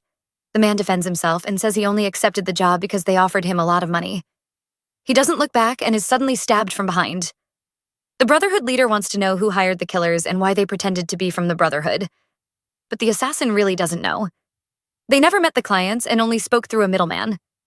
He begs the leader to pity him. He reminds him that the Brotherhood is supposed to support the citizens. He wants to destroy the nobles and the royal family, so he is on the same team as the Brotherhood. The leader tells him the truth. Since his client didn't show up, that means the assassins were all supposed to die. He tells him the Brotherhood hates people like him who abandon their teammates and escape alone. The killer looks around and notices the members are all holding daggers. Inside the temple, Gilas is still kissing Evelyn. She slaps him, injuring his face. He doesn't stop, but instead grabs her and moves over to the bed. Outside, the leader demands to know who gave the orders and why they pretended to be from the Brotherhood. He suspects they were the ones who instructed Joseph and left the Red Hawk symbol everywhere in the city. The Brotherhood members all seem angry and take turns stabbing the killer. The leader accuses him of defiling the will of the Red Hawks. They were supposed to hide until the time of the revolution, but the man has disrupted their plans. Our couple is still going strong and our heroine stops resisting. They have probably tried all 50 positions at this point. They have no idea their assassin is begging for mercy. He suddenly pulls the leader's shirt open and we see his chest is full of scars. Back in the room, Gilas also takes off his shirt. His scars are almost the same as the Brotherhood's leader. Could Gilas be part of the Red Hawks? Our male lead is having a nightmare. He imagines Evelyn kissing a man, except it isn't him. He wakes up in his bed alone. The priest checks on him and is surprised to find him awake. He tells Gilas he has been asleep for 3 days and takes him out for breakfast. The colonel is curious and asks if he has really been asleep. The priest confirms he has been alone in his room. Our male lead is confused because he clearly remembers sleeping with Evelyn. He thinks it is just a dream and goes out to have breakfast. Evelyn and Joshua are also eating, but it is a very annoying sight. The prince keeps feeding her. Our heroine should be an actress. She notices Gilas and acts surprised to see him awake. She says he is recovering so fast he doesn't seem human. Gilas, the non-human, tells her it is part of his job. Evelyn is annoyed and calls him a monster. When he asks if anything happened last night, our heroine becomes anxious. She claims he slept all day and insists he must have been talking in his sleep. She tries to leave but suddenly trips. She almost falls, but Joshua rushes to catch her. He is worried she might have tired herself out last night. The scarf around her neck falls off and our male lead is shocked to see some hickeys. He knocks his food over and rushes to her side. He wants to know how she got these marks. Gilas is shocked to see the marks on Evelyn's neck and immediately questions her. The crown prince is annoyed, but Evelyn is even more furious. She slaps the man hard, angry at him for touching her. She thinks he has forgotten his place after the incident and warns him not to touch her again. Everyone is shocked. They never expected things to turn violent. They try to calm down the nobles and separate them. Gilas is already bleeding, but Evelyn doesn't care. She orders the servants to prepare the carriage and is ready to return to the palace. The carriage ride is awkward. Gilas finally apologizes. He blames the innocent medicine and claims he was still drugged. Evelyn is annoyed and calls him a fool. She accuses him of failing his duties. Instead of being an escort, he took a holiday. She says mean things, but when their legs touch, she becomes shy again. She quickly moves away and says she is sleepy, but we can see her blushing. Our heroine really falls asleep, but her head keeps hitting the glass. Gilas is worried and tries to help her, but Joshua interferes. He places Evelyn's head on his shoulder. He tells Gilas the lady prayed through the night and got too tired. He thanks the colonel for saving him, but suddenly turns scary. He tells Gilas he wouldn't tolerate it if he acts rudely to Evelyn again. This isn't an order as the crown prince, but a warning as his fellow man. They arrive at the palace and Victor welcomes them happily. He boasts about how well he managed the state affairs and claims they don't have to worry. He has heard the rumors about the incident and asks about it.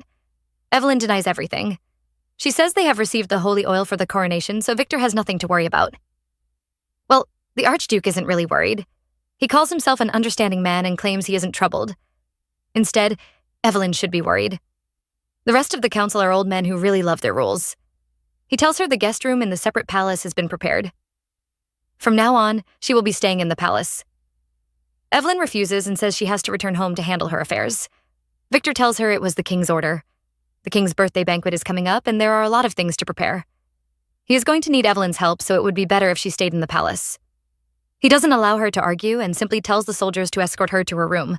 Evelyn is annoyed and immediately sends away the palace maids he assigned her. They try to insist on staying, but she scares them away with a cold look. Our heroine is actually frustrated. She thinks Victor is trying to trap her in the palace so he can monitor her actions. He won't even let her visit her mansion. This is basically a prison. But she has no time to think about such things. She needs to prepare the banquet's guest list and find a fiancé for Joshua. I don't think the boy would like that. Some of the files fall off the table. Evelyn struggles to pick them up, but someone steps on them. She looks up and sees Gilas. He heard about Evelyn dismissing the servants and reminded her that they are just following orders. She has scared them so much that no one is willing to serve her again. Our male lead is here to offer up his services. He plans to serve her personally. Evelyn refuses. She doesn't want to bother him since he is still sick. The man tells her not to worry since it won't be troubling him. Evelyn is confused until Gilas tells her the worst news ever. His room is right next to hers. Our male lead tells Evelyn his room is right next door and she begins to laugh and panic. She thinks he is purposely annoying her and she can't stand it anymore. She orders him to leave, but somehow manages to trip over her dress and falls to the floor. How embarrassing. The man is concerned, but she warns him to stay away. She tries to stand up, but this time she knocks over a vase. Gilas has had enough and tells her not to move. He begins to pick up the pieces of glasses and confesses he was just joking. His room isn't next door. He was just playing around and didn't expect her to overreact. Evelyn says that wasn't an overreaction. In fact, she would rather stay in a mental hospital than spend time with Gilas and his jokes. The man isn't bothered and hands over her shoes. He can tell she is anxious, but she denies it. She tries to fix her shoes, but her ankles are twisted. Gilas offers to help and grabs her little feet. The lady tries to pretend she is calm, but we can tell she is flustered. Our male lead suddenly becomes romantic. He tells her to lean on his shoulder the next time she wants to fall. Evelyn is shocked and looks at him. His face reminds her of their wild night, so she quickly looks away. The man stares at her, but she keeps avoiding his gaze. She is saved when the maid interrupts them and announces lunch is ready. Gilas is ready to support her, but Evelyn quickly runs away. No one would believe her ankle was injured. This is the most awkward meal ever. Our couple is having lunch with Joshua, and somehow, Lady Sonia has joined them. Thankfully, Victor is missing. Otherwise, a war would have started. Evelyn says she wants to speak to Sonia, which frightens the poor girl. When she asks why, Evelyn says it is because she looks pure. That is a lie, guys. The truth is that our heroine saw the girl fussing over Gilas. She praises her now and calls her a lovely lady. It turns out Sonia was the one who planned this gathering. She prepared this meal to help them relax. Wrong choice, girl. She is very curious about their trip and wants to know how it went. Our heroine smiles, but it is very scary. She says Sonia must have wished something bad would happen. The poor girl is accused and is angry. She was just asking out of concern. Evelyn laughs and assures her that nothing went wrong. But when she asks Gilas, he says he was unconscious for 4 days. Sonia stands up in shock and demands to know what happened. Evelyn scolds her for losing her manners and says she shouldn't be worried over something unimportant. Sonia argues with her and says Gilas's health is important. Our heroine tells her that nothing is more important than tradition. Their task was to fulfill the royal command and make sure Joshua was recognized as the heir. Everything else is useless. Sonia is annoyed by her behavior. She actually thinks Evelyn might have planned the attack since Gilas is part of Victor's team. She tells the woman to prove her innocence. Our heroine finds it funny. She thinks justice is for the lowly and desperate people. Sonia is shocked by her words. If the people heard it, she could be stoned to death. Evelyn tells the girl she has no right to accuse her. She reminds Sonia that the beautiful dress she is wearing and the tea she is drinking were made with the blood of laborers. She calls the girl a hypocrite. Gilas interrupts them and tells them to stop. He promises Sonia he will report everything during the military meeting. But he won't report the incident. As Evelyn said, anything besides fulfilling the royal command is unimportant. The woman understands his words and accuses him of making things difficult for her. He reminds her he is just doing his duties. Instead, she is behaving strangely. The two start a glaring contest until Joshua interrupts them. He ends the gathering and tells Evelyn to follow him. He holds her shoulders and takes her away. Meanwhile, Sonia rushes to Gilas and starts fussing over him. The two ladies do not notice the men glaring at each other. Evelyn returns to the study with Joshua but is still worried. She thinks Gilas must be planning something evil. The Crown Prince doesn't think the Colonel is scheming, but Evelyn tells him not to trust Gilas. The man might look cold, but he is actually very scheming in private. She has exposed herself and Joshua becomes suspicious. She seems to know the Colonel too well. He wants to know if she has a relationship with the man. Evelyn denies it, but the prince has noticed how concerned she is about Gilas.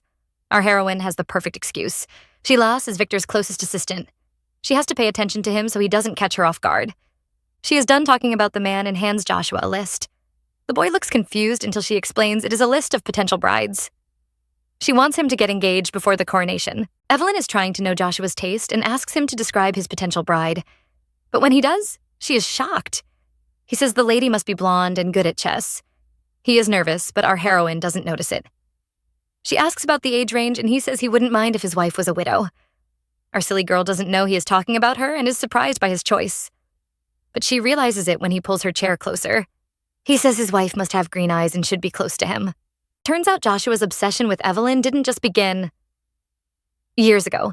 He watched her marry Rowan and prayed to the gods to take away his love for her. His only wish then was to hide those feelings, but now he exposes them. He tries to kiss Evelyn, but she pushes him away in fright. She tries to run away, but almost falls over. He catches her, but she begs him to stop. Joshua hides his pain by laughing. He lets her go and apologizes for scaring her. He pretends it was just a prank he played so he could make her laugh. After warning her not to overwork herself, he runs away. The next day, Evelyn is still bothered by what happened. She can't focus during her meeting with Victor, and he has to call her name several times. The man is hurt because she keeps ignoring his handsome face. He has someone to introduce to her and tells the man to come in. Evelyn is shocked when she sees the man Victor invited, Count Cain Ashford. He was the second son of the Ashford family and was very popular among the people. He joined the church but was accused of stealing and expelled. The people loved him so much they blamed the church. Ashford returned to his family and kicked his elder brother out. He took over the family's business, expanded it, and became the richest man in their region. Evelyn knows how scheming he is. He managed to weaken the church and gain the people's support. Even his expulsion couldn't destroy him. LPHE might be a sly man, but he is very capable. Joshua isn't happy to see Ashford. He knows the man was expelled from the church and questions his presence. Victor says he brought him in to help with the banquet preparations. Ashford eagerly offers his help. He tells Joshua it would be his greatest joy to assist him. He even pulls the innocent Gilas over to support him. Evelyn tries to protest, but Joshua stops her. He decides to handle it himself. Okay, boy, but let go of our heroine's hand. Joshua challenges Victor and asks if the king is aware. The archduke says they can't inform the king of every issue. The prince tells him he is disobeying the church and king by bringing Ashford back. Victor finds his words funny. He proudly says he is just ignoring the old traditions and planning for a better future. Well, it isn't funny anymore when Joshua accuses him of being a rebel. Victor finally becomes annoyed. The two men look like they are about to fight until Evelyn interrupts them. She tells them to gather the triumvirate. It is a council of representatives from the nobles, the church, and the commoners. Evelyn suggests they invite them to a meeting and discuss this issue. Ashford thinks the meeting is for him, but Evelyn says she has something to announce. She plans to donate all her properties and return to the monastery. The meeting is over, but Joshua is still in shock. He questions Evelyn, but she tells him she has made up her mind. The nobles and citizens all support the archduke. Right now, they can only rely on the church. Joshua doesn't want her to sacrifice herself. He feels guilty and thinks she is trying to escape because of what happened last night. Evelyn ignores his words and scolds him for challenging the archduke. He doesn't regret it because he was trying to help her. But Evelyn doesn't need his help. To her, everyone is just a chess piece on a game board. Joshua is hurt by how cold-hearted she is, but he isn't the same. She isn't a chess piece to him, but his future wife. He is hurt that the woman he loves only sees him as the king's heir. Our heroine tells him he is behaving like a spoiled child and sends him back to his room. She passes a corner only to see Gilas standing there. He doesn't seem ashamed to be caught eavesdropping. Evelyn wants to know who brought Ashford over, but he refuses to answer. She tells the man to visit her room at midnight. Joshua blames himself. He is afraid his actions might have caused Evelyn trouble and decides to visit her room and apologize. He remembers her calling him a child and suddenly starts crying.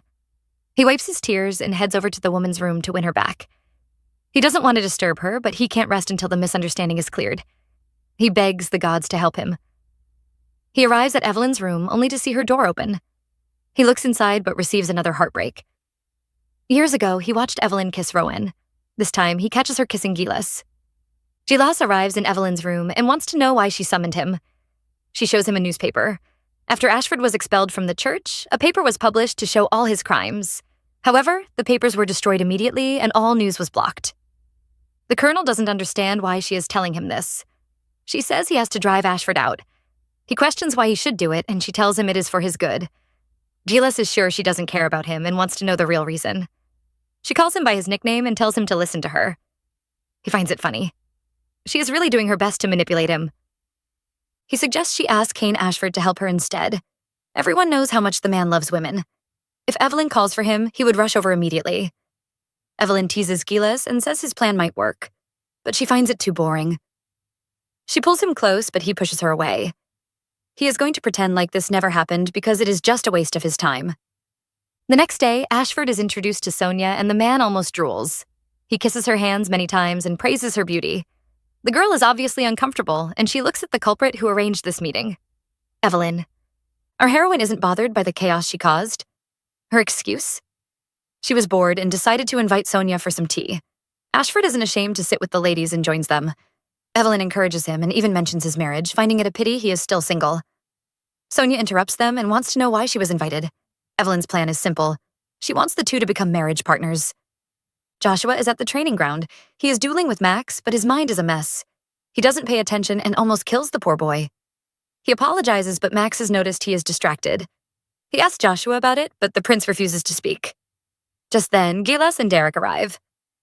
Gilas has no idea he has become Joshua's new rival. He received an order from the archduke to clear the practice area. He apologizes and offers to escort the prince to another spot, but Joshua refuses. He tells Gilas this isn't the military, so he has no right to interfere. He accuses the colonel of belittling him. Our male lead is confused because he is just following orders. He assures the prince he has no personal feelings. Joshua doesn't believe him and asks him one question.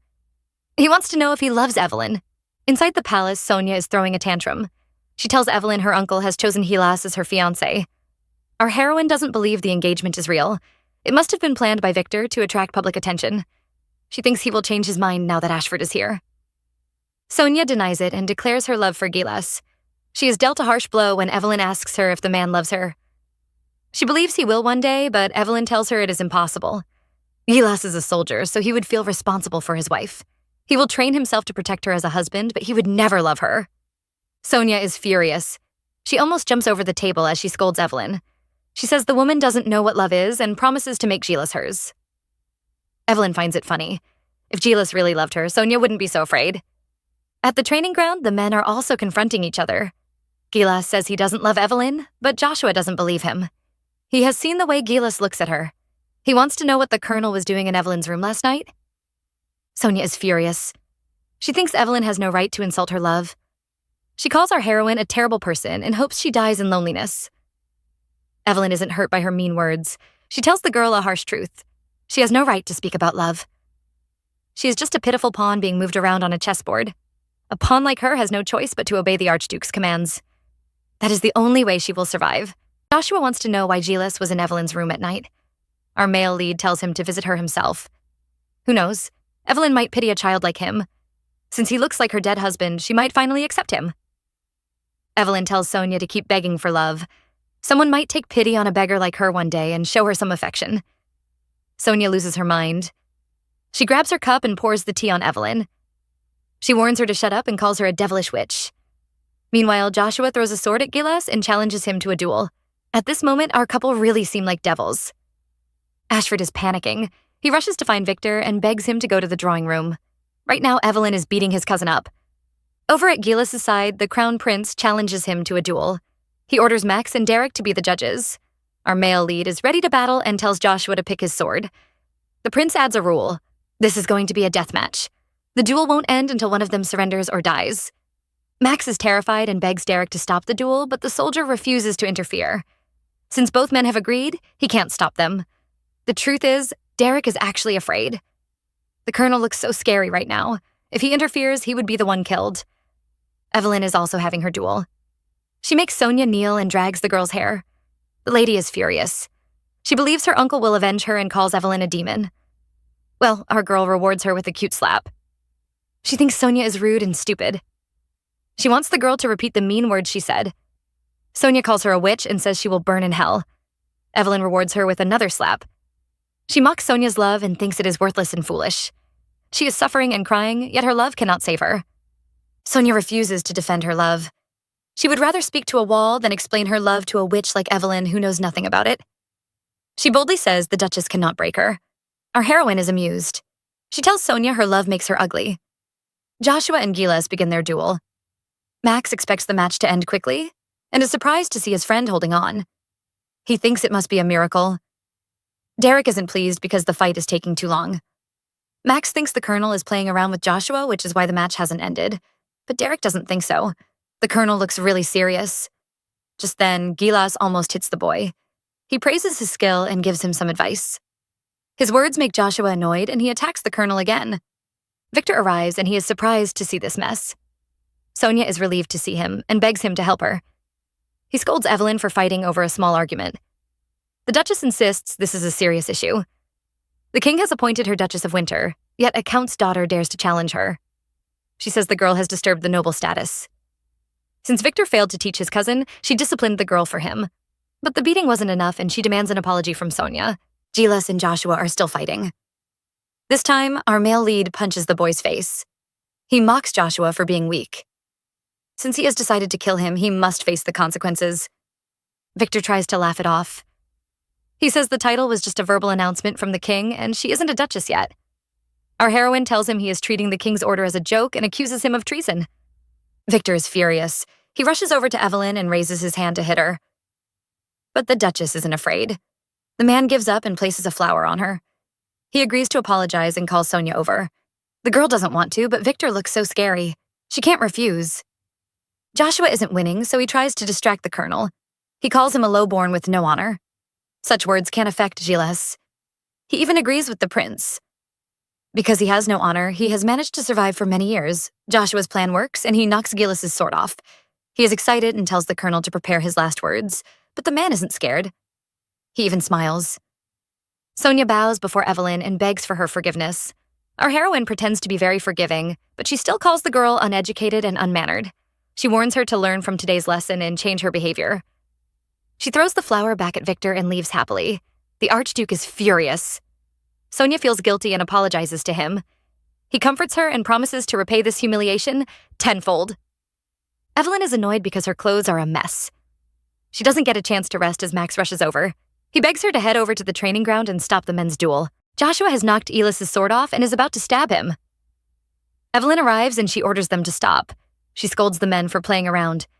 Gilas is smart and keeps silent, but Joshua tries to defend himself. Well, Evelyn corrects him with a slap. She isn't happy because Joshua was too reckless. The boy feels wronged since he was just trying to defend her. He couldn't watch the woman he loves be insulted. But that is what Evelyn wants him to do. Instead, he lost his temper over a simple insult and allowed Gilas to provoke him. He even fought even though he knew he wouldn't win. Joshua is annoyed by those words and says he would have won if she hadn't stopped him. She explains what would have happened. The rumors about the duel would have spread before the meeting. Since the church dislikes duels, they would have withdrawn their support for him. Well, the prince clearly didn't think that far. Evelyn tells him he would have fallen into a trap just because of an insult. Joshua finally understands and drops his sword. He apologizes and promises to reflect on himself. But before he leaves, he warns Evelyn to stop trying to control his emotions. Gilas also apologizes, but Evelyn isn't as gentle with him. She thinks he purposely provoked Joshua into a duel, but would pretend to lose because of his injuries. He designed this trap so the prince would be disliked and lose his supporters. She wonders if he is really willing to sacrifice himself just for the archduke. Gilas refuses to answer, so she leaves in annoyance. She thinks he is a lowly man who fights with a child. Gilas defends himself and says it was the crown prince who provoked him first. He says Joshua asked him if he loved her. To him, those words were an insult. Evelyn isn't bothered and advises him to go to the drawing room to comfort his fiancée. Gilas goes to see Sonia. She starts crying immediately she sees him. She hugs him and complains about Evelyn. The Duchess had tried to force her to marry Ashford, but she refused because of her love for him. Gilas doesn't care about her confession and wants to know where Ashford is. As soon as he gets the location, he tells Derek to accompany Sonia and leaves. The girl starts complaining again until Derek promises her the colonel will return. She is happy and starts planning their dinner. She wants to know what Gilas likes. Meanwhile, the man is thinking of Evelyn. He remembers her asking him to chase Ashford and wonders what she is planning. A few days pass and it is finally time for the triumvirate meeting. The citizens, the church, and the nobles have arrived. The meeting begins and Victor announces the king's decision to make Evelyn a duchess and the chairwoman of the council. The men refuse to accept this. They start murmuring and complaining. Some even accuse her of trying to seduce the crown prince. They believe she is supporting him so she can become his queen. Evelyn knows what they are discussing and makes another announcement. She says her authority is only valid under the current king. Once Joshua claims the throne, she will abandon the title and donate all her assets to the people and the church. She is even willing to return to the monastery. The council is shocked to hear this. Evelyn is convinced she has won their support. The nobles and the church will have to support the crown prince if they want her wealth. Victor praises her and says her decision has moved him. He also makes an announcement. From now on, he will stop fighting for the throne. Everyone is shocked, except the soldiers. Victor mocks Evelyn and asks her to fake a smile. Victor makes an announcement and declares he is giving up on the throne. Our heroine isn't happy. She doesn't believe Victor will really step down. Joshua is also shocked and questions Victor's motives. The archduke claims he is trying to bring peace. Only a legitimate child should take the throne. Evelyn isn't convinced. She is sure the man is planning something. He proves her right when he says he has another announcement. He wants to create a citizens' council. Evelyn knows what Victor is planning. The citizens' council allows the people to express their thoughts about the government. They control the public opinion and can even control the government itself. Evelyn believes Victor is trying to weaken the royal family's power. She immediately disagrees. She tells him there is a process to follow since the members must all be educated. He accuses her of looking down on the citizens and favoring the nobles. He makes a speech and tells the people it is time for a change. He says other countries have abandoned the royal rule and are progressing faster. He accuses Evelyn of being a coward who clings to old rules. He tells the people a new era is coming. They will be left behind if they continue to rely on the royal family. It is time for them to change and create a new country. He claims the new era begins with the citizens and encourages them to support the Citizens' Council. The people are moved and cheer for him, but Evelyn isn't deceived. She believes he is trying to weaken the royal family. He denies and says the royal authority will become stronger if they listen to the citizens' opinions. He is ready to become the bridge between the royals and the people. His wish is to create a fair country. Evelyn is annoyed because she knows he is pretending, but the citizens will see him as a hero who is willing to abandon the throne for the people's sake. Victor is also feeling proud. He waits for Evelyn to submit and accept her defeat. He is ready to give her an empty throne and let her live a life beneath him. But our heroine is smart. She has noticed Victor's plan. What he really wants is military rule. He will pretend to be the people's representative and use his position as chief of the army to take control over Aldrich. But Evelyn is ready to ruin his plan. She praises his speech but reminds him he is already the chief commander of the army. She is afraid he might abuse the military power. Victor says the military is just a tool. Gilas supports him and tells her their job is to protect the nation and the people. That is what Evelyn wants. She laughs and announces her support for the Citizens' Council. She even praises Victor for caring for the people. The man feels smug until she makes another suggestion. Since he has already agreed to be the people's representative, his position of military commander has to be given to someone else. They need another representative who can represent the people and resist the nobles' control. The people are surprised and wonder where they can find such a person. Well, there is one right in front of them. Evelyn reminds them of Gilas. He is a famous war hero who fought his way to the top. He is the perfect person to take over the military. Evelyn believes she has won. No one will reject her suggestion. If Victor refuses, he will expose himself and reveal his love for power. She says she is just trying to lessen his work. She reminds him he has renounced his claim to the throne. He will still enjoy the glory of the nobility, but he won't have any military power. She has used his trap against him. Right now, he will remain stuck in his position as the people's representative. He has lost both the throne and his position in the military. Since he tried to weaken the royal family's power, Evelyn is ready to make him a puppet. Victor is extremely angry.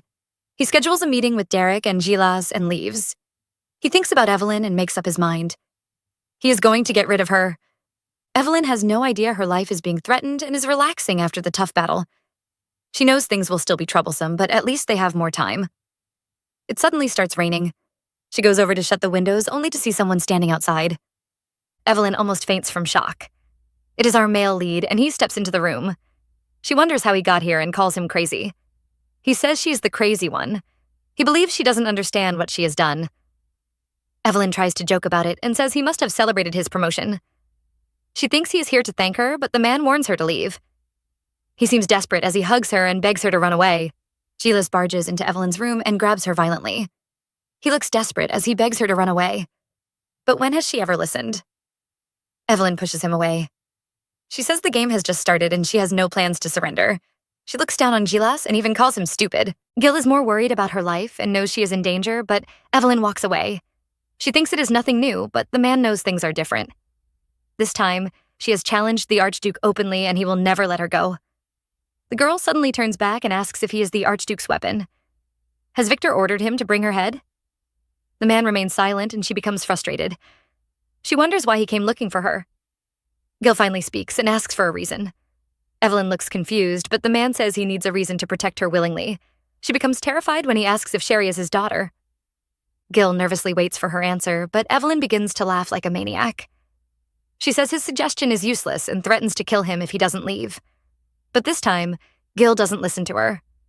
He looks determined and says he is prepared to die. Evelyn is really speechless now.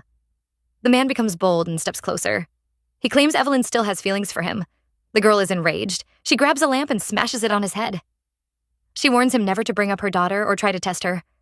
She looks wild as she claims he is humiliating her. She keeps slapping him and calls him shameless and vulgar. She vows never to fall in love with a beast like him. Gil gives her a dark look. The man is already injured and bleeding. He suddenly grabs her hand and agrees he is a shameless beast, so all her insults sound like noise to him. He tells Evelyn she has to prove she doesn't love him. The girl looks eager until the man says she has to kiss him. Evelyn is silent and Gilas starts feeling smug. He thinks she still has feelings for him. He refuses to listen to her words and says kissing him is the easiest path. The man moves even closer and asks why she is hesitating. He thinks kissing him still means something special to her. Evelyn pushes him away and the two fall to the ground. The girl seems to have gone crazy as she starts choking Gilas. She really wants him to die. The man grabs her head and tries to pull her closer. Even at this moment, he is still thinking about his kiss. The two struggle for a long time until Gilas finally gives up. His hands become weak and he seems to have fainted. Evelyn panics when she sees him lying there. She has no idea the man is just pretending. He suddenly grabs her head and this time he manages to kiss her. The two switch positions and Gilas lies on top of Evelyn. They both glare at each other even as they kiss. Gil is ready to take things further, but he suddenly looks shocked. He pulls away and we see his bleeding lips. Evelyn just bit him. She calls his touch disgusting and horrifying and wants him to get lost. Gil refuses to believe those are her true feelings. He keeps questioning the girl, but she never changes her answer. The man stares at her in frustration. He leans closer one more time, but Evelyn doesn't even flinch. Gilas finally understands she won't change her mind. He leaves through the window, looking very pitiful. The girl lies on the bed and refuses to stare at him. The rain hasn't stopped and Gilas walks home, ignoring the cold. He looks very miserable. Evelyn isn't having a good time either. She lies on the bed, listening to the rainfall. For the first time, the girl covers her face and begins to cry. We see a bunch of tents gathered around an empty forest. Victor seems to have found a prey, but keeps complaining about its size. Evelyn looks annoyed as she stares at him. The man laughs and says he won't be receiving the Master of the Great Hunt title. Every year before the king's birthday banquet, a royal hunt is held and the praise will be presented at the party. The person with the largest prey receives the king's blessings and the title of Master of the Great Hunt. The king hasn't held a hunt in years. After the triumvirate meeting, Victor quickly organized one so he could shift the public opinion. Evelyn is tired of Victor's complaints and gives him some advice. She doesn't expect the man to suddenly turn his gun on her. Before she can complain, a furious Joshua appears and yells at his uncle. The crazy archduke even laughs. He claims it was just a prank to cheer up his nephew and warns him to be careful with his gun. He doesn't notice the cold look Gilas is giving him. Meanwhile, Evelyn drags Joshua away and tries to calm him down. She offers to fix his clothes and notices the boy has grown taller. Joshua is still unhappy and wonders why they have to endure. Evelyn reminds him everyone here is holding guns. Plus, the area is too big, and there are few soldiers. If someone loses their temper, an accident might happen.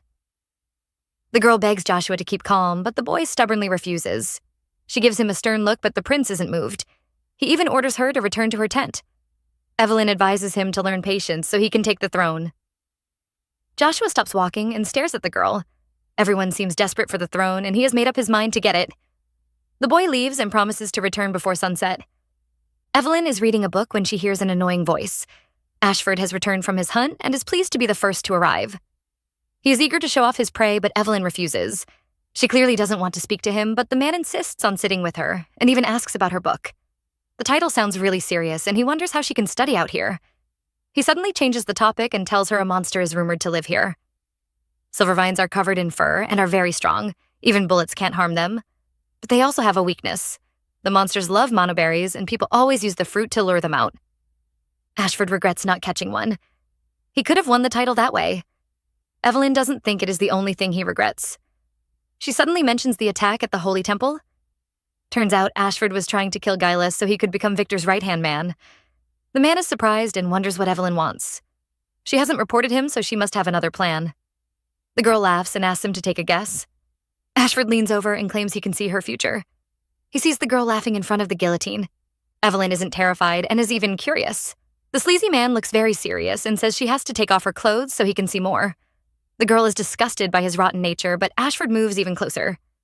He says her scoldings are making him excited. The two are interrupted by a loud sound. They look back only to see an angry Silvervine behind them. Evelyn is shocked and notices the sack Ashford brought back. She is horrified and asks if he stole the animal's cub. She orders him to open the sack, but the dumb man decides to start shooting at the animal. Evelyn wonders how the dangerous animal sneaked in under supervision. She tries to stop the soldiers from shooting, but it is too late. The Silvervine goes crazy. The girl advises them to scatter and runs away. Our heroine escapes into the forest, but everything seems strange. The guards haven't responded and everywhere is too quiet. It feels like a trap. The girl looks up and sees a wolf coming towards her. Evelyn knows she is doomed. She didn't even bring her gun. The wolf jumps on her and she covers her head, expecting the worst. But nothing happens. When she looks up, the wolf has been killed and Gilas appears. But now the man is pointing the gun at her. He thanks her for showing up, and Evelyn finally realizes it was all a plan. He asks for her final words, but the girl refuses to say anything. The man raises the gun and wishes her goodbye. Our heroine closes her eyes and prepares for the worst. But just like before, nothing happens. She looks up only to see Gilas pointing the gun at his own head. The man seems to have gone crazy. Evelyn is terrified, but it is too late. Gilas pulls the trigger. Gilas seems to have gone crazy. Evelyn watches in shock as the man pulls the trigger. Just when we think our male lead has been deleted from the world, we see a furious Evelyn dragging the gun away from him. The man looks very calm and tells her to let go. The girl is angry and accuses him of making things difficult for her. Gilas is pleased to hear his death will bring her trouble. Evelyn is pissed and once again shoves him to the floor. The colonel seems to have given up and even has time to comment on the weather. His calmness makes her frustrated, and she warns him to stop saying nonsense. She manages to snatch the gun, but the man drags it back to his forehead. The two stare at each other in silence. Evelyn suddenly asks if he is afraid. She is shocked when the man asks if she is scared to see him die. The girl manages to remove the bullets and tosses the gun away. She returns to her proud self and says watching him die will give her nightmares. Gilas sighs and pushes her off him. The girl is stunned and wonders where he is going. The colonel reminds her shooting isn't the only way to die. The man seems to be heading to a violent waterfall and even promises not to give her nightmares. Evelyn panics and tries to stop him. She has no idea what to do and suddenly mentions his revenge. She tries to provoke him and says his hatred is fake. She doesn't expect the man to agree with her. Gilas has always wanted to break her wings and watch her fall into his arms. But after remembering their horrible, toxic love story, he became sick of everything. Now Evelyn looks really scared. The man hates how weak he becomes when Evelyn is involved. He is tired of being swayed by her words. The girl chases after him and begs him not to end his life. The game has only started, but he is already accepting defeat. She reminds him he is a soldier. If he gives up now, all his hard work will be a waste. But Gilas really doesn't care about that anymore. Evelyn realizes this and looks stunned. She is so shocked she trips and falls to the floor. Gilas hears her cry of pain and finally looks back. She orders him to stop and says he is betraying her by not finishing his revenge. She curses him to suffer for eternity if he ends his life. Evelyn is really doing her best to threaten him, but the man isn't moved and keeps walking. She drags her injured body across the floor and orders him to stop. Gilas refuses to listen, and the girl finally yells out his nickname. She's really scared and tells him to wait. She remembers him leaving those years ago and starts begging him to stay. She covers her mouth in shock as she realizes she just exposed her true feelings. The rain begins to fall and Evelyn closes her eyes in pain. But when she looks again, the man is standing right in front of her. Gilas grabs and pushes her to a rock. He looks very frustrated as he glares at her. He wonders if she is having fun torturing and playing with his feelings. He grabs her face and forces her to look at him.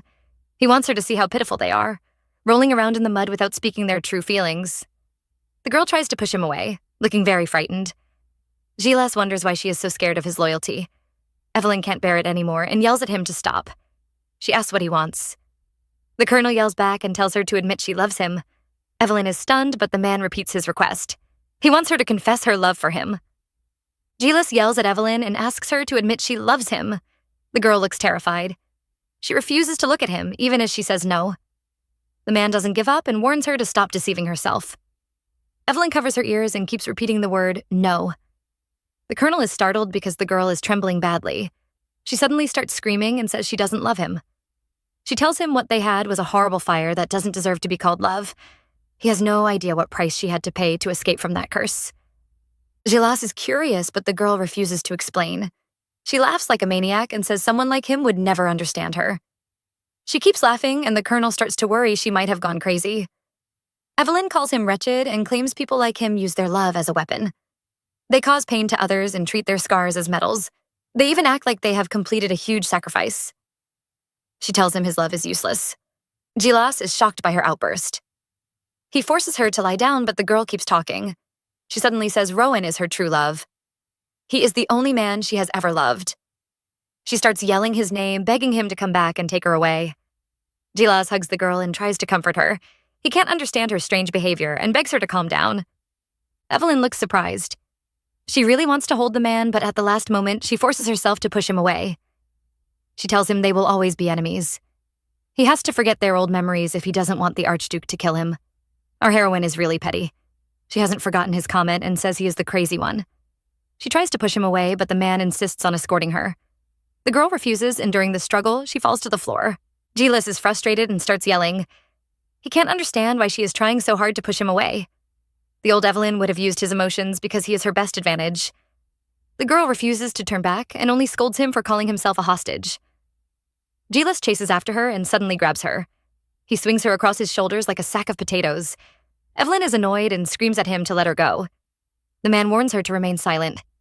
He has decided to stop questioning her. Since she refuses to tell the truth, he will face the troubles himself. The girl is horrified and calls him an idiot. She hits his shoulders and wonders how many times she has to beat him up before he understands. She wants him to stop loving her, but the man looks determined. Evelyn almost cries as she begs him to give up on her. Just then, the two hear a loud noise and a bullet flies past Gilas's head. They look back and see a furious Joshua behind them. He is holding a gun and orders Gilas to let Evelyn go. The colonel obeys and drops Evelyn. The girl immediately hides Gilas behind her and tells Joshua to drop the gun. The boy warns her to move aside, but she claims it is just a misunderstanding. The prince smirks in anger and calls them ridiculous. He raises his gun and warns her to stop pretending. Just then, the silver vine appears from behind them. The three are shocked, but Evelyn warns Joshua not to shoot. She tells the boy to run, but he refuses to listen to her. He keeps shooting and even says she should watch him. The animal is furious and rushes towards Joshua. It slaps him with a fist, and the boy immediately begins to bleed. Evelyn is terrified, but Gilas calmly brings out another gun. The animal tries to attack Evelyn, and he immediately shoots it. He plans to lure it away to the cliff and orders Evelyn to fire the signal flare. Gilas distracts the animal, and the girl rushes to Joshua's side. She is scared to see him injured and quickly searches for the signal flare. But what she sees shocks her. Hidden inside Joshua's coat are some mano berries. Evelyn is shocked and begins to question him. The boy isn't ashamed to be caught and fires the signal flare. He explains his plan. Since the incident happened during his uncle's hunting contests, Victor's reputation will be ruined. Evelyn scolds him in anger, but the boy has no remorse. He will do anything to remove the obstacles on his path to the throne. He says he learned this from Evelyn. Our heroine looks terrified and calls him insane. The boy grabs her hand and places it over his injury. He tells her not to dodge and says it is an order. The day ends on a bad note. The crown prince is taken away, and Gilas is shocked to see Evelyn collapse. The two are left behind under the harsh rain. Victor is furious. He has just been accused of trying to assassinate the crown prince. The man believes Evelyn must have planned everything. The other ministers aren't convinced because the incident happened during the event he hosted. Right now, he is the main suspect. The archduke looks like he is about to explode from anger. The men make it worse and say he has to accept the blame for the accident. Victor destroys everything on the table and insults the ministers. He promises to find the evidence and prove he is being framed. Our heroine isn't having a peaceful day. She visits the palace to see Joshua and has to wait for a long while. His butler finally arrives and says the prince is ready to see her. She asks about his injury, but what she hears seems to make her shocked. The girl enters the ward and sees Joshua. The boy's head is bandaged and one of his eyes seems to be injured. Evelyn is afraid. She asks if his sight will return, but the butler says it will be hard. The woman orders the servant to leave. She begins to scold Joshua when they are alone, but he isn't remorseful. He even claims this was what she wanted. Our heroine is furious because she never resorted to harm. The prince is tired of her nagging and orders her to wash his hands. Evelyn obeys and starts thinking of how to protect him. She has to destroy all the evidence and asks about his supplier. The boy is surprised but tells her he has handled everything. The lady wonders why he suddenly changed. Joshua stares at her and says it's her fault. He blames her for forcing him to become king. He thinks it is silly for her to expect him to remain innocent after dragging him into this battle. Evelyn understands the boy's thoughts. She knows he is trying to depend on her, but after this battle, someone like her would be discarded. Joshua suddenly grabs her face and forces her to look at him. He reminds her she swore to always stay by his side. She is shocked when he tells her he isn't her brother or son. He says he is her lord and she must serve him. Since she pulled him into this chessboard, she can never leave. Our heroine is disturbed and reminds him she is just his subordinate. But that is enough for the twisted boy. He smiles like a crazy person and asks her to swear eternal loyalty to him. From now on, she can't show concern for his life, but must obey all his orders. The girl can't love anyone else and must only care about him. Joshua promises to honor her. But if she tries to leave, he vows to lock her up in a cage. The boy looks totally crazy. He vows to become the king, so Evelyn must remain by his side. Our heroine seems to have created a villain. That crazy look reminds the girl of Rowan, and she stands up so quickly, she knocks the chair over. She immediately runs out of the room, leaving the prince behind. The girl seems to be in shock and almost faints when someone suddenly calls her. Her subordinate appears with a huge box. She had ordered him to gather all the evidence before the military found it. The man notices how pale she looks, but she lies and says she is fine. She checks the box, but is stunned to discover the mano berries she found are missing. She asks the man, but he says this was all he could gather. She looks stunned when he suggests the army might have found it. And indeed they have. Gilas stares at the mano berries in his hands. Just then, Sonia rushes into the room. She has heard about the incident and starts crying. She hugs Gilas and expects him to comfort her. But instead, the man pushes her away and says he has an announcement. The girl looks at his face and immediately guesses what he plans to say. She tries to escape, but the man says she has to listen. Sonia stubbornly says she doesn't want to, but Gilas has no plans to drag it out. The girl keeps trembling and begs him not to speak. The man ignores her cries and tells her to give up on loving him. Gilas tells Sonia she has to stop loving him. The girl is unwilling and asks for more time. She even tries to threaten him with her uncle. The colonel isn't moved and reveals the marriage was planned just for Victor's benefit. He tries to warn her and says her uncle can change her partner if someone more useful appears. But Sonia isn't listening. She is convinced he is leaving her because of Evelyn. Gilas denies this, but she accuses him of lying. She wants him to admit his love for the Duchess. The man says he doesn't love Evelyn and Sonia slaps him. She is convinced he is trying to deceive her and it makes her furious. She doesn't need any love games and thinks he is mocking her by lying. The girl has noticed how he stares at Evelyn and follows her around. Gilas looks at her and suddenly calls her a good person. Sonia is confused, so Gilas explains. The man thinks he is a lowly dog. He knows the girl is trying to teach him love, but his whole life has been spent dancing around death. He believes he doesn't deserve affection. He has become broken and can't accept or return someone's love. He talks about his harsh past. He was born to a lowly woman and is already used to harshness and starvation.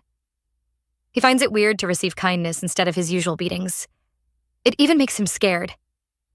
Gilas apologizes for being a pathetic creature. He regrets letting Sonia get close and hurting her.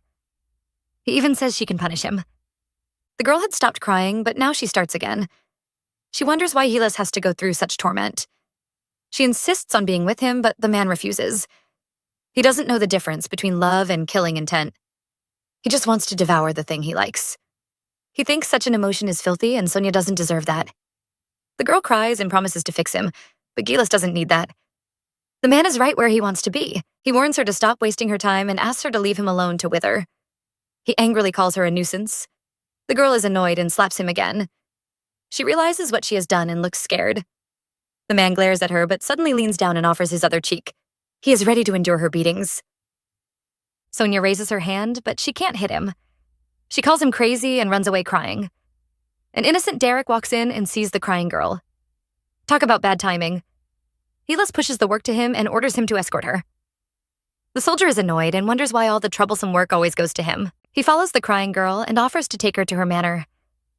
Instead, she turns around and starts crying into his chest. She feels sad for Gilas. He is just like a pitiful dog. He refuses kindness from others and remains chained to his post, waiting for his heartless master to come back. Sonia is in pain and wishes she could save him. A tired Howard lets the girl cry. Gilas arrives at his mansion to finish up a report. His servants seem to be acting sneaky and look surprised to see him. The man heads upstairs and enters his study. He finally knows why his servants were acting strange. There is someone inside his room. Of course, it is our heroine. Gilas wonders how she got in, and Evelyn isn't ashamed to say she bribed his servants. The man asks why she is here, and she admits she is searching for something. He tells her he can arrest her for trespassing. The girl isn't concerned and reveals she has a deal for him. She wants to hand over half of the management rights of the Eldritch Mine to him. If he improves the people's life and gains their support, he can become stronger than Ashford. She teases him and says he won't have to lose his fiancée. Gilas isn't amused and tells her they are no longer together. Evelyn is shocked and questions him. The man wonders why she is interested in his relationship with Sonia. She thinks marrying the girl is his quickest path to success. Gilas suddenly moves closer and asks why she interferes with his life. She always treats him like some animal. She just wants him to sink into the happiness of daily life and forget about his revenge. The man glares at her and warns her to stop. He has already been broken and doesn't feel any emotion except pain. Just then, someone knocks. A soldier is here to receive the report for Victor. Gilas suddenly brings out the monoberries Evelyn was searching for. The girl is furious. She tries to snatch it away, but it is impossible. The colonel taunts her with the evidence, making Evelyn annoyed. She tells him to name his price. The two have totally forgotten about the innocent miller waiting outside. They struggle over the berries, and Gilas tells the girl to convince him. She is furious because she has no idea what he wants. The man glares at her and orders her to admit she doesn't love Rowan. The newspapers have spread the news about Joshua's injury, and the people are furious. They blame Victor and believe his jealousy led him to attack the crown prince. The people had supported him after the triumvirate meeting, but now they gather around his house to condemn him. Victor glares at them and calls them pests. He asks Ashford about the emperor, but the man hasn't found any information.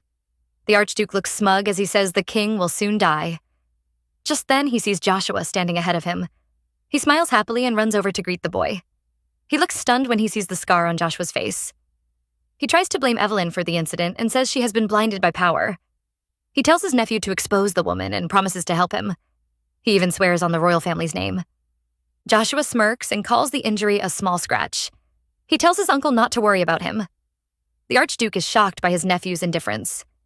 He tries to convince him this is an attack and swears to reveal the truth. Joshua suddenly becomes stern. He questions his uncle's boldness and asks why he is trying to help him. He doesn't believe the man is still loyal to the royal family. The prince suddenly moves closer and asks if Victor is angry because he failed to kill his real target, the Duchess. Meanwhile, Gilas tries to force Evelyn to deny Rowan. The girl glares at him in anger. Suddenly, the abandoned miller knocks again. The boy really needs that document. The girl knows she can't win and tries to provoke Gil. She calls him a coward, but the man mocks her for being impatient. The Duchess refuses to lie, and the colonel decides to cancel the deal. He tries to leave, but just like her daughter, Evelyn hangs onto his coat. Outside the door, Miller hears some strange sounds. The boy becomes worried and tries to open the door. Evelyn quickly blocks the door with her hands. Gilas advises her to stop wasting her time. The girl is unwilling and wants his subordinate to leave. The man sighs but still sends the worried Miller away. The boy is pleased because he will finally enjoy some delicious snacks. Gil asks if Evelyn is pleased and mocks her for being troublesome. The woman has no time for his jokes. She wants him to set his feelings aside and claims she's trying to help him. The man has no time for her sweet talks and moves away. Evelyn had said she can't utter lies, and the man finds it funny. Our heroine looks desperate and says she is doing this for Gilas. The man tells her to save the explanation for the courtroom. Evelyn refuses to give up and grabs his arm. She has no reason to deny Rowan. Gilas won't believe her, and he won't gain anything. She is shocked because the man suddenly shoves her to the table. He knows her confession has no benefits. He just wants to confirm that she's just like him. He is already broken and has no idea what love is. The man seems desperate to see her worst side, and it makes Evelyn smile. He wants to believe she is evil and asks her to deny her love for Rowan. The Duchess refuses to obey him. She pulls him closer and says she loves Rowan. The woman suddenly begins to kiss him. Just then, the door is pushed open and the innocent Miller appears. The boy stares at the scene before him in great shock. The colonel is standing in the midst of falling papers. He is worried about his boss and has no idea the man is enjoying a smooth kiss. Evelyn finally moves away, and our male lead looks like his soul has been sucked out. The girl is terrified by his scary face and hides her head like a little rabbit. Gilas suddenly grabs her hand.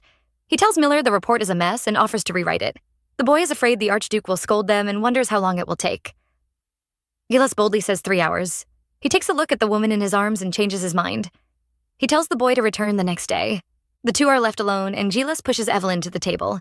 The girl isn't afraid and even smiles. She asks if her lie was sweet. The man is very pleased with the taste. He has finally realized that they are the same kind of human. He finds a cloth and suddenly ties her hands. He admires the terrified look on her face. The girl questions him, but he only turns her around and orders her to lie down. Over at the place, the rivals head to the king's chamber. Victor is worried and wonders how his nephew found out about his assassination attempt. He always thought the boy was harmless, but now he has been ruined by him. The two pass the gates and see a large crowd of reporters. They all yell Victor's name and demand a statement. To make it worse, the guards also stop him from entering the palace and ask to do a body search. The archduke looks like he is about to murder everyone. Meanwhile, things are getting steamy for our couple. Gilas orders the girl to lie down. She thinks the man is doing a body search, but his plans are very different. He tells her to raise her hands and turn around. Victor is throwing a tantrum at the palace. He takes off his clothes and starts yelling at the guards. He tries to manipulate them and shows off his battle scars. He claims they are mocking his loyalty. Joshua watches his uncle yell about his commitment to Alteric. The reporters are moved by his passionate drama and start to pity him. They even think it's unfair to blame him for the prince's accident. Joshua picks up his uncle's coat and hands it over. Victor refuses to accept it and accuses the prince of disrespecting him. The boy apologizes for ruining his uncle's reputation. He suddenly reveals why the crowd was gathered. He plans to address the rumors about the incident. Over at Gilas's house, the man has stripped Evelyn's coat.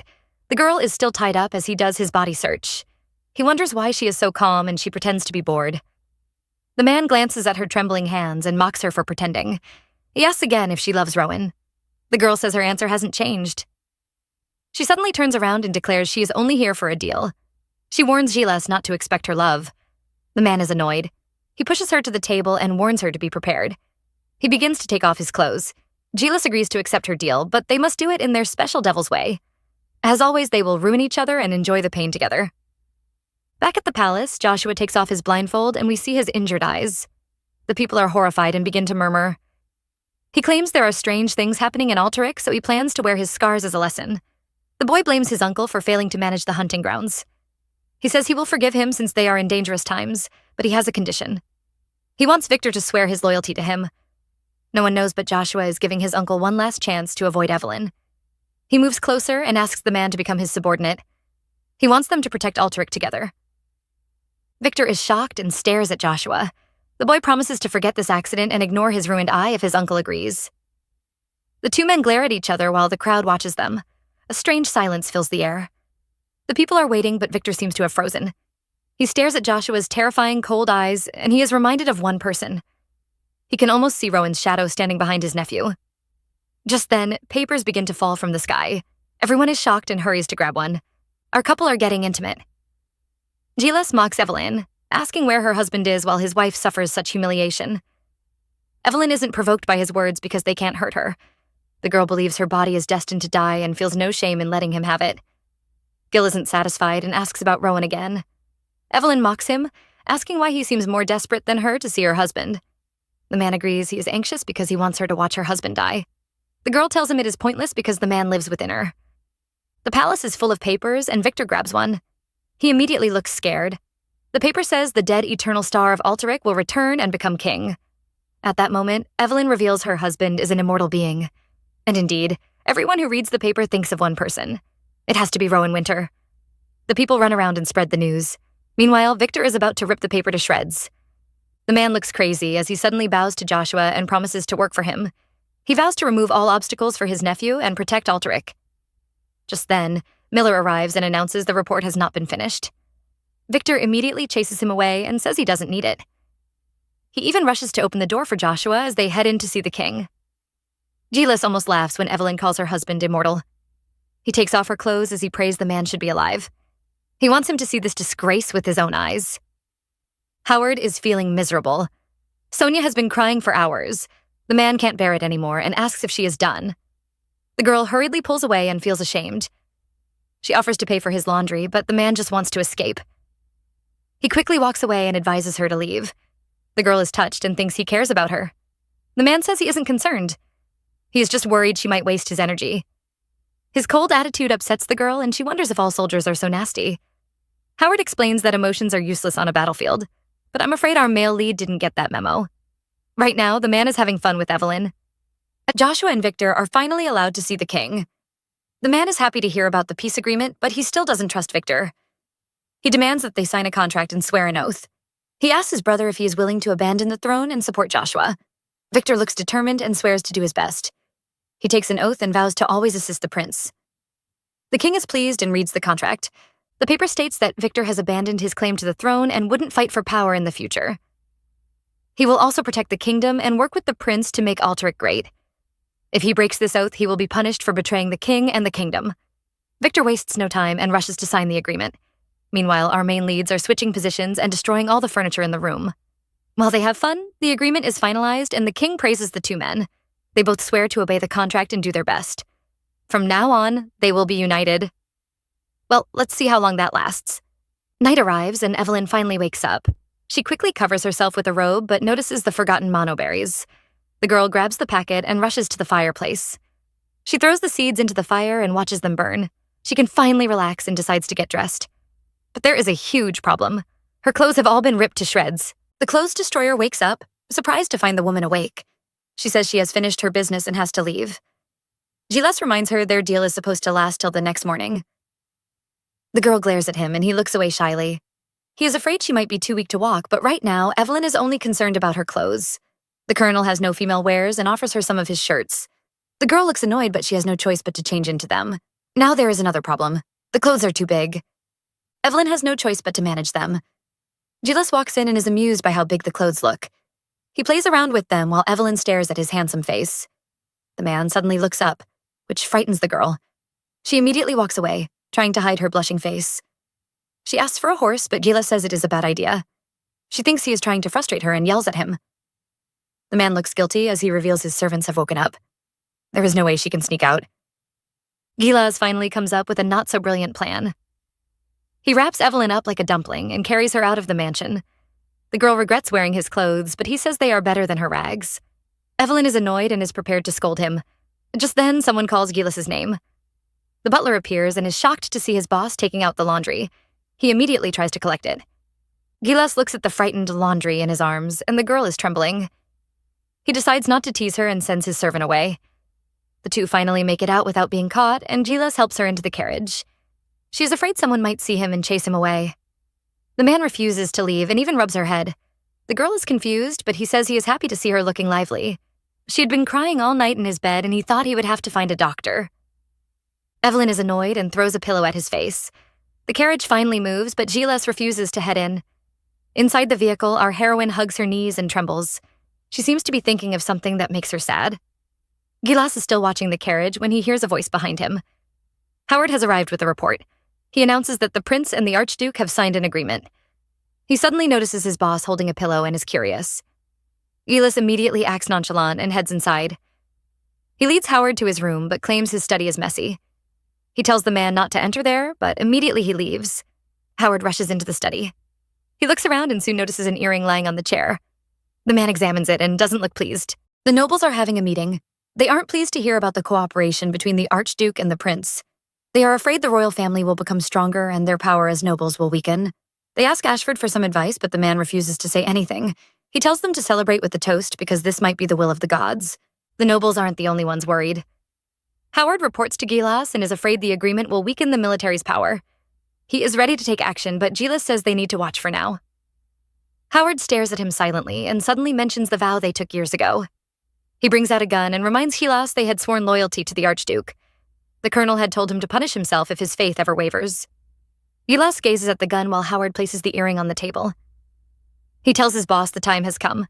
The Winters mansion is full of chaos. Evelyn is busy in her study while Sherry runs around, chased by an angry Oscar. The man is covered in paint and ribbons and looks like an angry clown. The little girl hides behind her mother and Evelyn totally supports her. A furious Oscar scolds her for enabling the girl and making her wild. Our heroine knows her daughter is just bored. She apologizes for being too busy to keep her company. Sherry sees her mother's pale face and is worried. Evelyn assures her she is just sick. The girl thinks it is because of her work, but our heroine is actually worried about Gilas. He already suspects that Sherry is his daughter. She stares at the girl and decides to go on a trip after her work is done. The child is excited and even wants Joshua to come along. Our heroine remembers the boy's scary face and tells her baby it might be impossible. She makes an excuse and claims the boy will be busy. Oscar clearly doesn't believe her. Her servant arrives with a list of gifts to be sent to the royal family as tribute. Evelyn sends her daughter away because she has more work to do. She really has no time to rest. Lady Sonia visits a mansion with her uncle. She is nervous and wonders why he suddenly wants to give her a gift. The man claims she is his precious niece. He suddenly mentions the colonel, which makes her nervous. He calls Gilas blind for rejecting his niece and tells her to forget about the man. Sonia is unwilling and even defends Gilas. She begs her uncle not to punish him. Victor is amused. He thinks Gilas is a loyal dog that should be rewarded. He has no idea that the loyal dog is pointing a gun at his subordinate. He refuses to talk about the colonel, calling it a waste of time. The two head into the mansion and see Ashford waiting for them. Sonia is confused and watches them in surprise. Victor orders her to greet her fiancé. The girl stammers as she tries to understand what is going on. Ashford realizes she hasn't been told, and Victor claims he wanted to surprise her. The two men laugh, totally ignoring her shock. The Count even comes over and kisses her hand. He says they are now a couple. Sonia flings his hand away and questions her uncle. The man doesn't even respond and starts walking out. He calls her immature and tells Ashford to discipline her. The girl grabs his hand and begs him to change his mind. Victor sees no reason to agree and says Ashford is more reliable than Gilas. He acts like he cares about Sonia, but he just wants to use her beauty to his benefit. The man turns to leave, ignoring his crying niece. The door shuts and he calmly walks away. Sonia is left with the sleazy Ashford. The man wastes no time and tells her he has been waiting for this day. He claims to have fallen in love from the moment he saw her. The girl isn't deceived and knows he is just using her to gain power. Ashford reminds her the colonel also betrayed her. He is annoyed to see her longing for another man.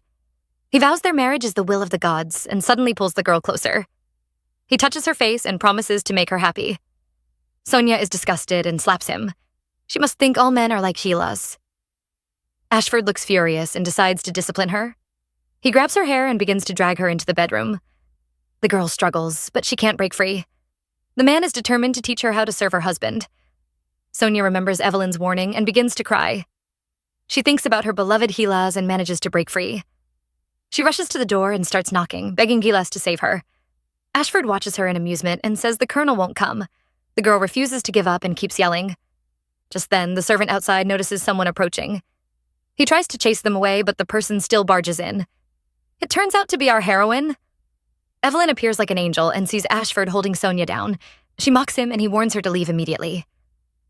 The woman laughs and tells him she has some good news. The man is curious, but she claims the discussion is for adults.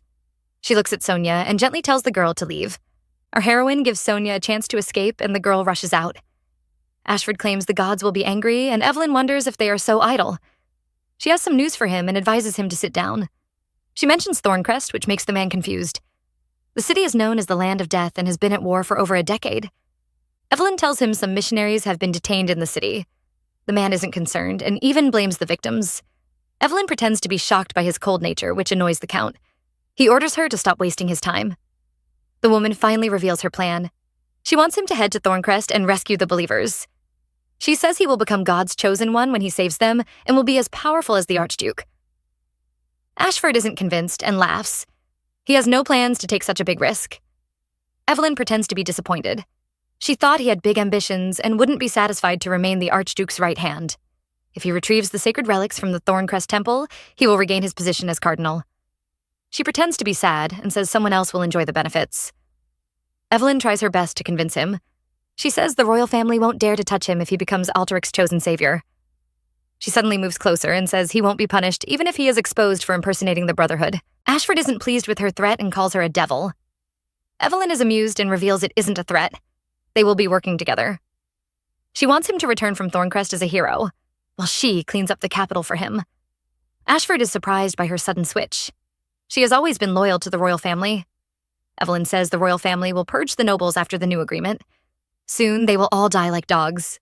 She begs Ashford to become a hero and claim the wealth.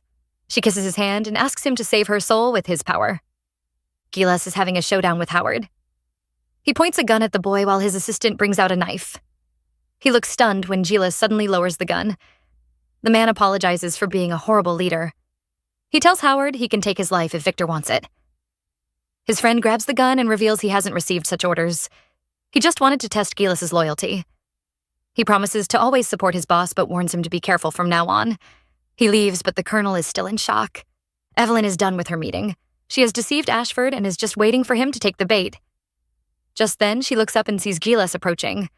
The man looks stunned when the girl suddenly disappears. He turns the corner and sees her hiding. She tries to act nonchalant, but he has already caught her. The girl chases him away, afraid someone would see them. Gilas looks around, but he can't even spot a fly. He shows her some concern, but she claims she doesn't need it.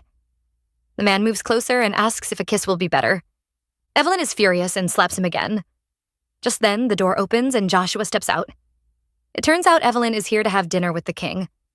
The prince looks upset to see her with Gilas. He claims the archduke is looking for him and tells the colonel to leave. Evelyn tries to explain and says they met by accident. Joshua clearly doesn't believe her. She asks about the king's health, but he has no information. He says they have to see for themselves. Evelyn vows to always remain loyal to the royal family, but even as she says that, she keeps staring out the window and watching Gilas. An annoyed Joshua rushes to let down the curtains. He tells her to forget about the colonel. From now on, only the royal family should be important to her. Evelyn agrees, and the boy warns her not to disappoint him. He claims her loyalty is no longer a choice. It is the only way for her to survive. Sonia still hasn't left the mansion. She can't believe that Evelyn saved her. The girl wonders who she can trust from now on. Just then, she hears an annoying voice and sees Ashford. The man knows she has no carriage and tries to force her to return with him. The girl is startled and immediately begins to run. The man refuses to let her go and drags her back. He seems to be leaving the estate and plans to have some fun before he goes. Sonia nearly cries as she struggles to get free. She has no intentions of marrying this man. Ashford laughs and tells her she has no choice. He is about to drag her inside, but someone suddenly points a gun to his head. A furious Derek appears. Ashford is surprised to see Gilas' assistant. He tries to threaten the man, but Howard is really furious. He tells Sonia to give him the signal. Just one word from her, and he is ready to shoot Ashford down.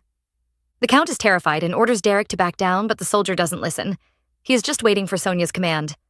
Ashford becomes angry and starts to blame Gilas. He says Derek will be punished, but the man isn't afraid. He only cares about orders. Sonia looks confused, but he tells her to make her decision. The archduke invites Gilas to a meeting. The colonel thinks it is about the abandoned report, but Victor has other plans.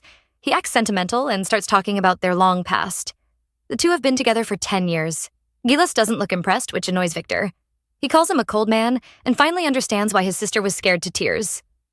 Gilas feels sorry for Sonia, but the archduke blames himself for forcing the two to marry. He even starts to praise Gilas and commends his loyalty. The colonel looks suspicious. Victor is not a nice person, so the man must be up to something. He is right because the next moment, the archduke asks him to prove his loyalty. Evelyn also visits her boss. The emperor orders her to start planning for the coronation. The duchess wants to focus on the birthday banquet, but the king says he might be dead by then. Evelyn is shocked. The man has been seeing his dead wife in his dreams and is sure his time is near. He tells Evelyn not to be sad because he isn't afraid of death. He is only worried about his only son, Joshua. The king suddenly grabs her hand and begs her to protect his son and his kingdom. Victor might have signed the peace agreement, but the king knows it is only temporary. The archduke is like a lion, and putting a leash on him wouldn't stop him. Evelyn thinks the king is overreacting, but the man says Victor is more cruel than she imagines. He tells her a story about their past. The brothers had gone hunting one day, and the king had mistakenly startled Victor's horse. The boy had fallen off, but instead of being scared, he had laughed like a maniac. He believed the king was trying to kill him, and this gave him freedom to also challenge his brother. He even looked pleased. The emperor regrets not killing Victor back then. Evelyn looks shocked, but the king really means it. Unfortunately, it is too late. Right now, no one can stop the cruel Victor. The king is in despair and wishes an angel could appear to save them. He had thought Rowan could be that savior. He had seen the boy during his entrance ceremony, and he seemed to be covered in holy light. He was the king's last hope, but even the boy is gone. The man starts crying and begs God for help.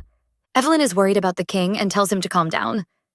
She orders him to rest and vows to use her life to protect the prince. She agrees to handle the coronation. The man has one last favor. He wants Evelyn to bring over some of the special wine Rowan had offered him before. Our heroine agrees, but she has no idea her decision will destroy her. Evelyn steps out of the palace and sees Gilas taking a break. The man is surprised to see her, but the girl isn't happy. She thinks sharing the same space with him is unpleasant and turns around to leave. Gilas tells her not to worry because they are going in different directions. Our male lead is heading to Thorncrest. Evelyn looks upset. She takes a good look at him and sees Victor's badge on him. The archduke had given him his command and ordered him to head to Thorncrest to gain some merits. He promised to share a toast with him after he returns. Evelyn isn't pleased and says he can't leave without preparations. The man reveals there is an outpost on the battlefield. The Duchess isn't comforted and believes he is heading to his death. Gilas tells her not to worry about him. The girl is confused, but he suddenly asks to tie her shoelace. The great colonel gets down on his knees and begins to help her. Evelyn watches him, but quickly turns away when he looks up. She advises him to stop smoking and claims the smell gives her a headache. The man apologizes and tries to leave, but she suddenly asks for his lighter. Gilas is confused, but she insists on taking it away. He says smoking is his only comfort on the battlefield. Evelyn wonders how he can smoke on the battlefield when he is fighting for his life. Gil thinks about it and admits she is right. He hands it over and the woman quickly leaves. She seems to be afraid that he might take it back. Gilas watches her walk away. Except Evelyn doesn't leave. She stops the carriage on a mountain and claims she has motion sickness. The girl heads to the cliff, which almost makes the driver faint. Evelyn has always loved high places because she can see everything from here. She watches Gilas's carriage as he heads to the land of death. Inside the carriage, Gilas is about to smoke again. He looks outside and immediately sees the woman watching him from the mountains. Evelyn is afraid he might be heading to his death, but she can't do anything but watch him. She looks very sad, which Gilas sees. The girl knows she has to focus on surviving. Nothing else matters. Inside the carriage, Gilas takes off his hat and gives his final bow to his beloved. Derek is still pointing the gun at Ashford. He asks Sonia to make her decision. The girl is about to speak, but the frightened Count can't bear it anymore. He quickly runs away, but doesn't forget to threaten them. Derek is amused, while Sonia wonders if he really planned to shoot. The man tells her he has no bullets. He just knew Ashford would be scared away. Sonia is still thinking about Gilas, but Derek warns her to stop being delusional. The girl is confused and wonders why he helped her. The man doesn't hide his feelings and calls her annoying. Because of his horrible past, he hates seeing people talking about love at the face of death. He thinks they are all stupid. Sonia is annoyed and slaps him. This girl really needs to enter a slapping contest. Derek doesn't hide his anger and apologizes for not flattering her. She claims he isn't worthy to speak to her. The man calls her ridiculous and reminds her she is only relying on her uncle's power. He thinks her life is miserable because she is just a tool to Victor. Without him, the girl would starve to death on the streets. Sonia can't accept the truth and keeps hitting Derek. She asks him to change his words. The man wonders if that will restore her useless pride. The girl is really furious. Derek is pleased and enjoys looking at her angry face. He advises her to use her anger to make wise decisions. Sonia grabs his clothes, but somehow manages to rip them open. We see Derek's chest, and it is covered in scars. The girl finally goes silent and stares at him in shock. The man isn't bothered and even offers to take her home. Our heroine is worried. A week has passed since Gilas headed to Thorncrest. The rebels and the enemy forces have been fighting and both want to take control of the city's capital. Amid the chaos, Ashford also sneaked in with his private army and headed to Thorncrest's temple. Evelyn hasn't heard any news since then. She has no idea if the battle is still ongoing. Even worse, the archduke hasn't sent any support or supplies to Gilas. The woman is afraid her beloved might be harmed. Just then, little Sherry taps her mother. It turns out the two are playing chess. Evelyn defeats her daughter in one move, and the girl begins to crash out. Oscar scolds her for showing no mercy, but she tells him the world is harsh. The woman starts thinking again. She's afraid Victor might really abandon Gilas. Over at the palace, the king is having a drink. We finally see his face, and the man is covered in scars. He is unhappy because he can't enjoy his wine. He complains about being lonely, but doesn't expect his brother to suddenly show up. The archduke appears, smiling like a maniac. The king is terrified and wonders how he got in. Victor gives him a dark look and says he is here to offer his brother a drink. The emperor is scared and calls for his guards. He even falls over, but there is no one to save him. The palace is empty. Victor laughs at the man. He offers to help him up and violently grabs his hand. He drags him to the throne room and forces the king to sit on the throne. He smirks as he tells his brother he is going to die here. He grabs the Holy Grail and pours some wine for the king. This is going to be the man's last drink. The king is too agitated and soon begins to have a heart attack. But his medicine isn't here. He tries to grab it, but Victor refuses to let him go. He repeats the words the king had always told him and forces him to remain seated. The two struggle and the cup of wine falls to the ground. The emperor calls him a traitor and curses him to be abandoned by his friends. Victor isn't scared and even offers to sing the man a lullaby. He really starts singing and ignores the king's angry curses.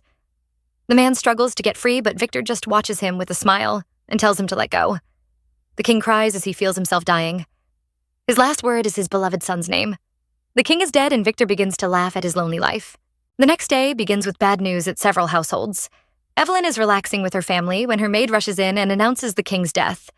Our heroine is shocked. Joshua is practicing in his mansion when he receives the news. His guards urge him to head to the royal palace. Evelyn is also about to leave, but she is stopped outside the door by a group of soldiers. They reveal that the cup and wine she offered the king was found at the place he died. Our heroine is speechless, but there is worse news. She is being arrested for murdering the king. The soldiers tell Evelyn that the items she gave the king were found at his death spot. Right now, she is suspected of murdering the emperor. Over at the palace, Victor is in a good mood. His soldiers report back and inform him they have sent for Evelyn. He asks for further instructions. The archduke takes a look around and has a dark smile. He orders his men to sprinkle some water over the stairs. The man is confused, but Victor smiles like a devil. Our heroine is dragged into the palace. Joshua immediately rushes over with his sword and tries to save her. The soldiers refuse to let her go and say she is the king's murderer. They are acting under the archduke's commands. Joshua scolds them for treating her like a criminal just because of Victor's words. Evelyn tries to calm him down. She says they will figure out the truth. The boy is annoyed and reminds her the person who set her up will never let her escape. He suddenly rushes over and grabs her. He begs Evelyn to leave and promises to settle everything. Just then, Victor appears and mocks him for supporting a criminal. He tells Joshua to remember his duties as a prince. The annoying man looks really smug. His people are also with him, and even Sonia has arrived. Evelyn tries to defend herself and demands a trial. Victor glares at her and calls her a criminal. He thinks she has no right to attend a trial. Joshua is furious. He accuses his uncle of destroying their unity. He reminds him of his vow to stay loyal to the royal family. Victor has the perfect excuse. He is trying to get rid of all threats for the kingdom. He warns Joshua to step aside or he will arrest him for working with the murderer to claim the throne. The prince tries to attack, but Evelyn stops him. Just then, Victor orders his men to bring over some wine. He calls himself a nice person and says he will give her a chance. He wants her to drink from the king's cup and prove her innocence. Joshua is terrified. He tries to rush over, but the soldiers stop him. He offers to drink the wine and begs Evelyn not to agree. The woman watches as the prince screams and begs. He vows to end his life if she leaves. Evelyn approaches the boy and reminds him this is a chessboard. The person they must protect the most is the king. It doesn't matter if the queen has to sacrifice her life for him. The girl tells him to forget about her and plan his next move. Joshua thinks he is hopeless without her, but she advises him to form an alliance with Gilas. The boy is stunned, but she has no time to explain. Joshua has to find her safe before the military raids her mansion. She tries to tell him more, but Victor interrupts them. The man is tired of waiting. Evelyn gives the boy one last look and turns away. Joshua can't accept it and begs her to stop. Suddenly, someone covers his mouth and shuts him up. It's Evelyn, and the woman is furious. She warns him not to waste her sacrifice. She doesn't want to regret her choice. The boy stares at her in shock. Evelyn calms down and asks him to always remain kind. His pure soul is the only thing their world needs. Joshua finally realizes his mistake and begins to cry. He begs Evelyn not to leave. Our heroine kisses his eye and prays he won't be swallowed by the darkness. The boy screams in despair as she turns around to leave. Evelyn feels pity for him. Joshua always knew she would hurt him, yet he refused to let her go. But our heroine isn't impressed. Instead, she thinks the boy is foolish. The girl begins to climb the stairs. She has always believed that love makes people weak and turns them into losers. She doesn't want the prince to fall in love because it will ruin his path. Victor won because he loves no one. She thinks of her beloved Hila and prays he won't make the same mistakes she did. She blames herself for falling in love and failing to resist it. It is truly a curse. Victor watches the woman climbing the stairs. He reminds Sonia of the vow he made. He had promised to repay all the humiliation Evelyn put him through. He tells the girl to watch and see what happens to people who challenge him. Our heroine slips over the wet stairs and falls down. Sonia watches in horror, but Victor is satisfied. Evelyn is already bleeding, but the man orders her to keep climbing. The girl trembles and decides that love is truly the worst curse. A quick flashback to the past. Joshua is playing chess with Rowan, but he is about to lose. The boy looks upset because he doesn't want to give up his queen. He has no idea what to do. Rowan looks thoughtful and studies the board. Back at the palace, Evelyn is already bleeding. She glares at Victor, who begins to shout. He hopes Rowan is watching so he can see his wife suffering. He dares the man to show himself. Evelyn can't understand everyone's obsession with her dead husband. They need to let the man rest in peace. The archduke blames her for marrying the wrong person. He wants her to resent and hate Rowan. His plan fails because the woman feels sorry for him instead. She says everyone is seeking her husband because he is the only light in this dark world. Victor is annoyed to see her calm face. He expects her to be afraid of death, but Evelyn has already accepted her fate. The man hands her the poisoned wine and sends his greetings to Rowan. The Duchess refuses to accept the cup and urges him to fulfill her last request. She looks so serious that the archduke agrees to listen. She begs him to send some military support to Thorncrest. The man becomes suspicious, but Evelyn already has an excuse. She explains that Thorncrest is the heart of the continent, so they have to reclaim it. She blames him for sending Gilas to the place without proper preparations and calls it a reckless move. The archduke isn't pleased and thinks she is looking down on his subordinate. Evelyn tells him to stop burdening the colonel. She doesn't want the kingdom to lose another strong shield. She orders him to fulfill his duties to the royal family and the nation. Victor is annoyed, but swears to follow her request. Evelyn feels relieved and kneels to accept the cup. Everyone watches her while Joshua almost faints from crying. He is unwilling and remembers Rowan's words. He was desperate to keep his queen, and the man had told him to find a way to save her.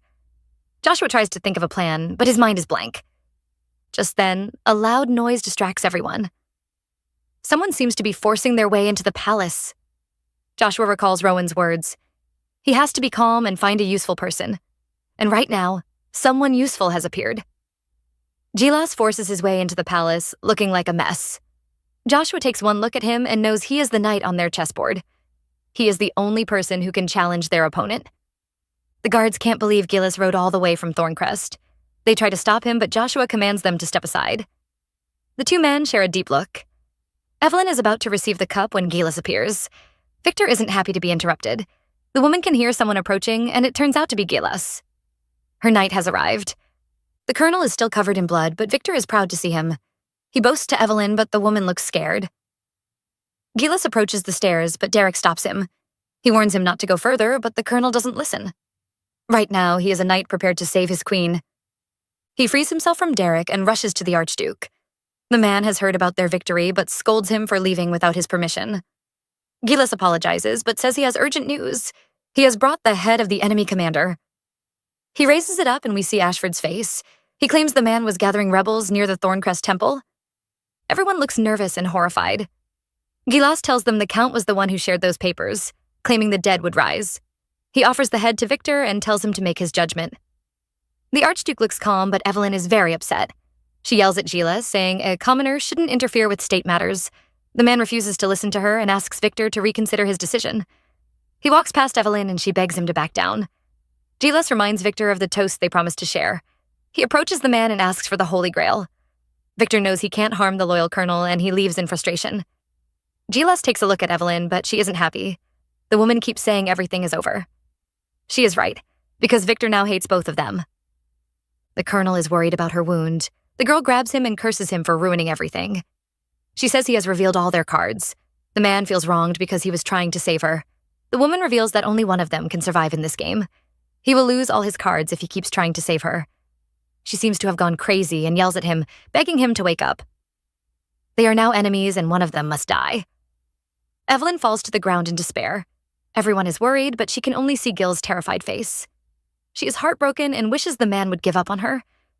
They can never go back to the past, and all their dreams are ruined. Right now, they need to survive. She prays the boy would understand that winners must show no sympathy. Our heroine wakes up and sees Rowan by her side. The man tells her to stop handling things alone and even offers to take them on a family trip. The girl is confused. She can feel his body heat, which is impossible. She holds his hand, but is sure this is a dream. There is no way her dead husband is by her side.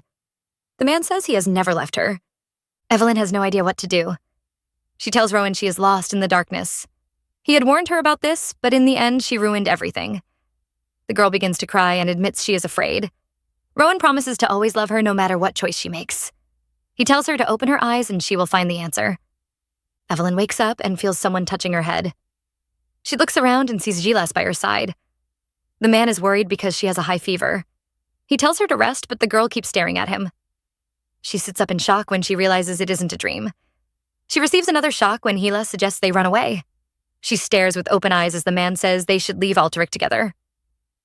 Gilas wants them to escape and leave Altaric together. The girl is sure her ears are blocked, but the man repeats his statement. He has even chosen the countries they could run to.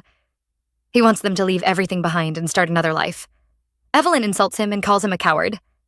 The man isn't happy and asks if she wants to die like a dog. Well, our heroine doesn't plan to give up. She would rather die as a noble than escape. Gilas is frustrated and wonders if her life is worth it. The girl says he is a lowly commoner, so he can't understand her noble pride. The man believes she is deceiving herself. Evelyn calls him delusional and says he is nothing special to her. Gilas has no plans to argue because he knew she wouldn't agree. He tells her to rest properly and immediately leaves. A few days pass, and it is time for the king's funeral. Because of his death, all celebrations are postponed for a week. Our main leads gather at the church while the priest holds a very long prayer. Evelyn believes she can use the week to plan a counterattack. She refuses to let Victor win. The funeral is over and it begins to rain. Oscar complains about the weather, but Evelyn suddenly mentions his trip to Vestria. The man says it has been canceled because of the king's death. Evelyn tells him to take Sherry on a trip. The man looks unwilling, but she begs him to help her. Oscar isn't afraid to leave, but he is worried the girl is planning something dangerous. Our heroine laughs and says she isn't. The cheerful Oscar is soon distracted and runs off. Immediately he leaves, someone approaches Evelyn. A little girl appears with a flower and a note. The woman accepts the gift and reads the note. Someone is inviting her to a secret meeting at night. Our heroine looks up and immediately sees Gilas watching her. Night soon arrives and Evelyn heads to the meeting place. She sees Gilas and starts questioning him. The man announces that all the roads will be blocked after the funeral. They have to leave now if they want to escape. The girl says she has no plans to leave. She starts to suspect that Victor ordered Gilas to chase her away. The man has no idea what to do about this stubborn woman. He explains that this is their last chance to escape. The girl refuses to change her mind. She will never surrender or escape because she has to win. Even if she loses, she must die as a noble woman. She doesn't want to regret her choice. She would rather fight till the end than survive and live a shameful life. Gilas looks upset. He finally realizes that she will never leave. The girl says he is correct and warns him to stay away from her. He has to protect his life. Gilas sighs and says he has to make a tough decision. The woman turns around to leave and wishes him goodbye. She doesn't notice the man pulling something out of his pocket. It turns out to be a drug, and he pours it on a cloth. He approaches Evelyn and places it over her nose. The girl struggles to break free. Gilas apologizes and tells her to go to sleep. When she wakes up, they will be across the border. Evelyn fights with all her strength. She stares at the man and curses him for making a foolish choice. But it is too late. The woman soon falls asleep. Gilas hugs her and begs for her forgiveness. We take a look at the couple's past. It is another rainy day.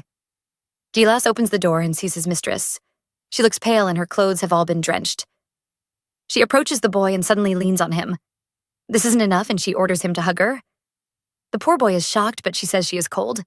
He tells her to stop because she might put them in trouble. Evelyn is confused and says he belongs to her. The boy suddenly becomes serious and tells her she doesn't know the real him. Evelyn stares at Gilas and decides to tease him. She hugs him and tells him to hold her. The boy wastes no time and immediately kisses her. The girl has no idea, but he completely belongs to her.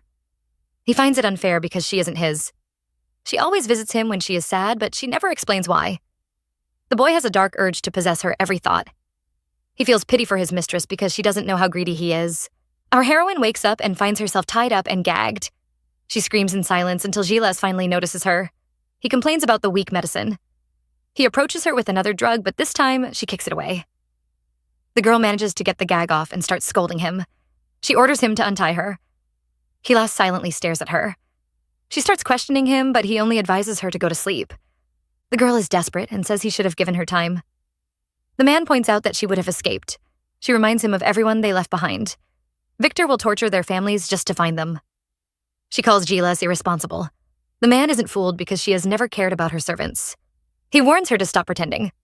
The girl refuses to give up and says they will be hunted down. Gilas is confident he can escape, but she believes they will be caught. She calls this the worst choice and claims everyone will die. Gilas is sure her plan isn't better, but the girl tells him to trust her.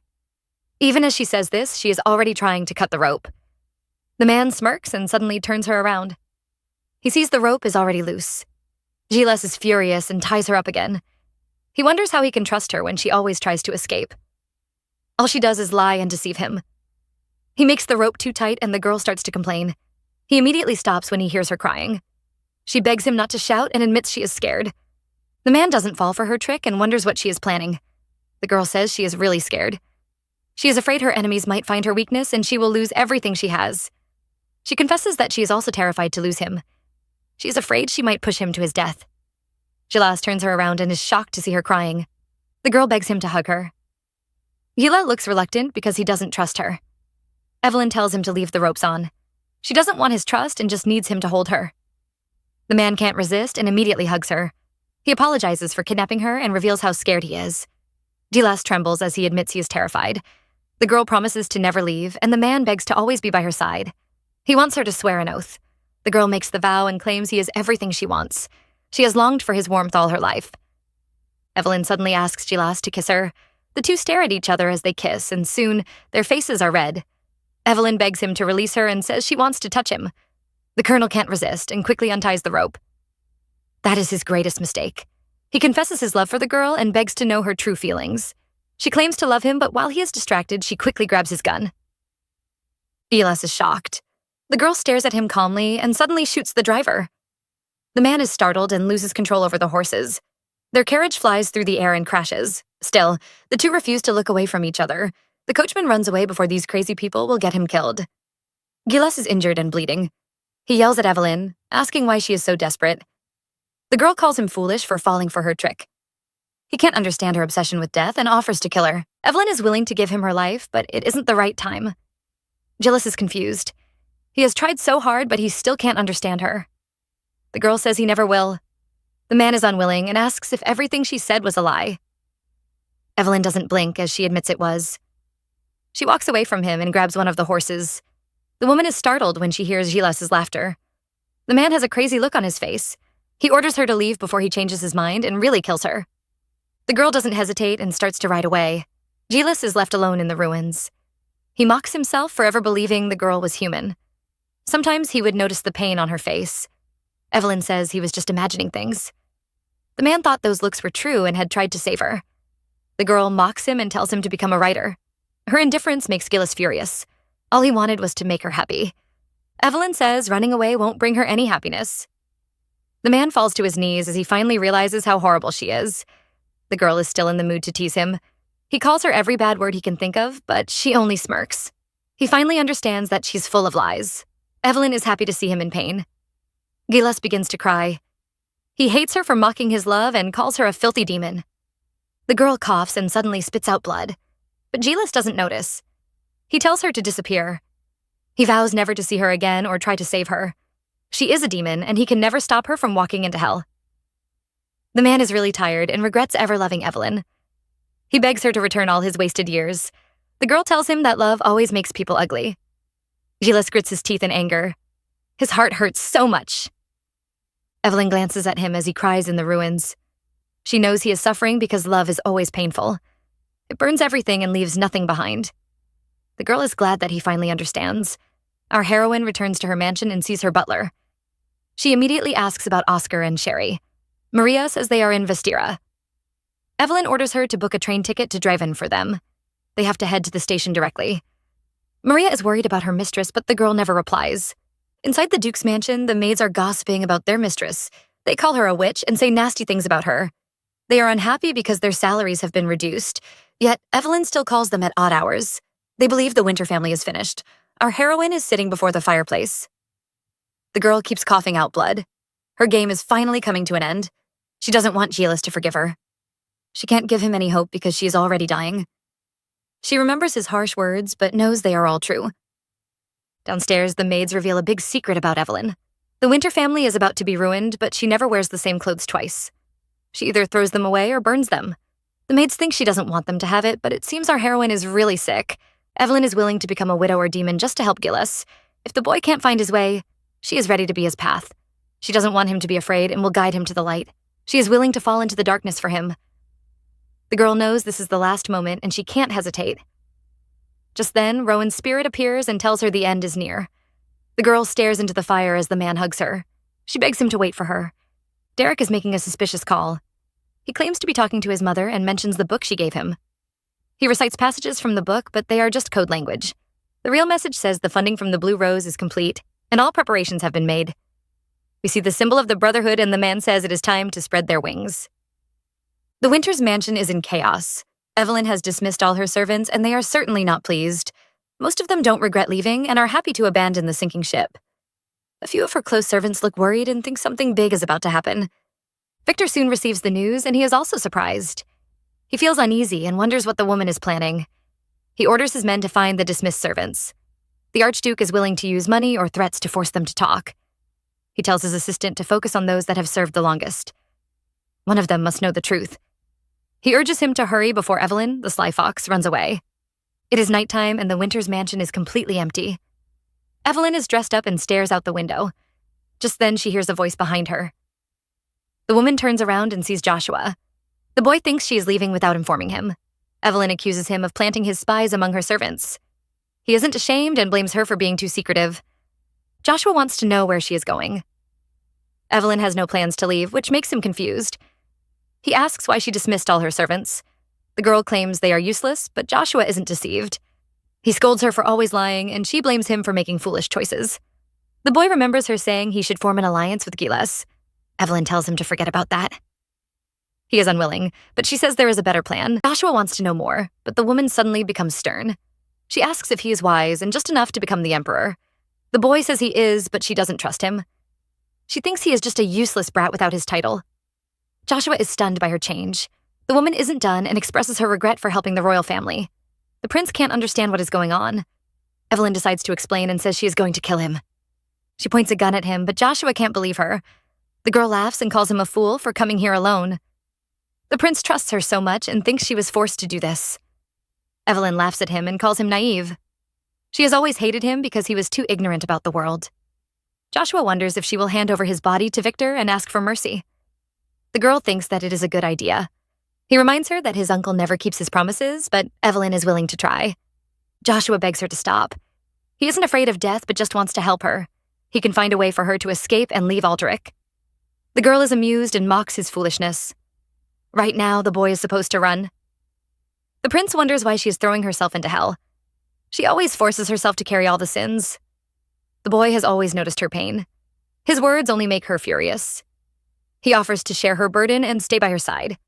His reply is a gunshot next to his head. Evelyn warns him not to feel special because he was just a pawn. All he had to do was listen to her plans. The boy interrupts her screaming match and says he loves her. She advises him to save the confession for the grave.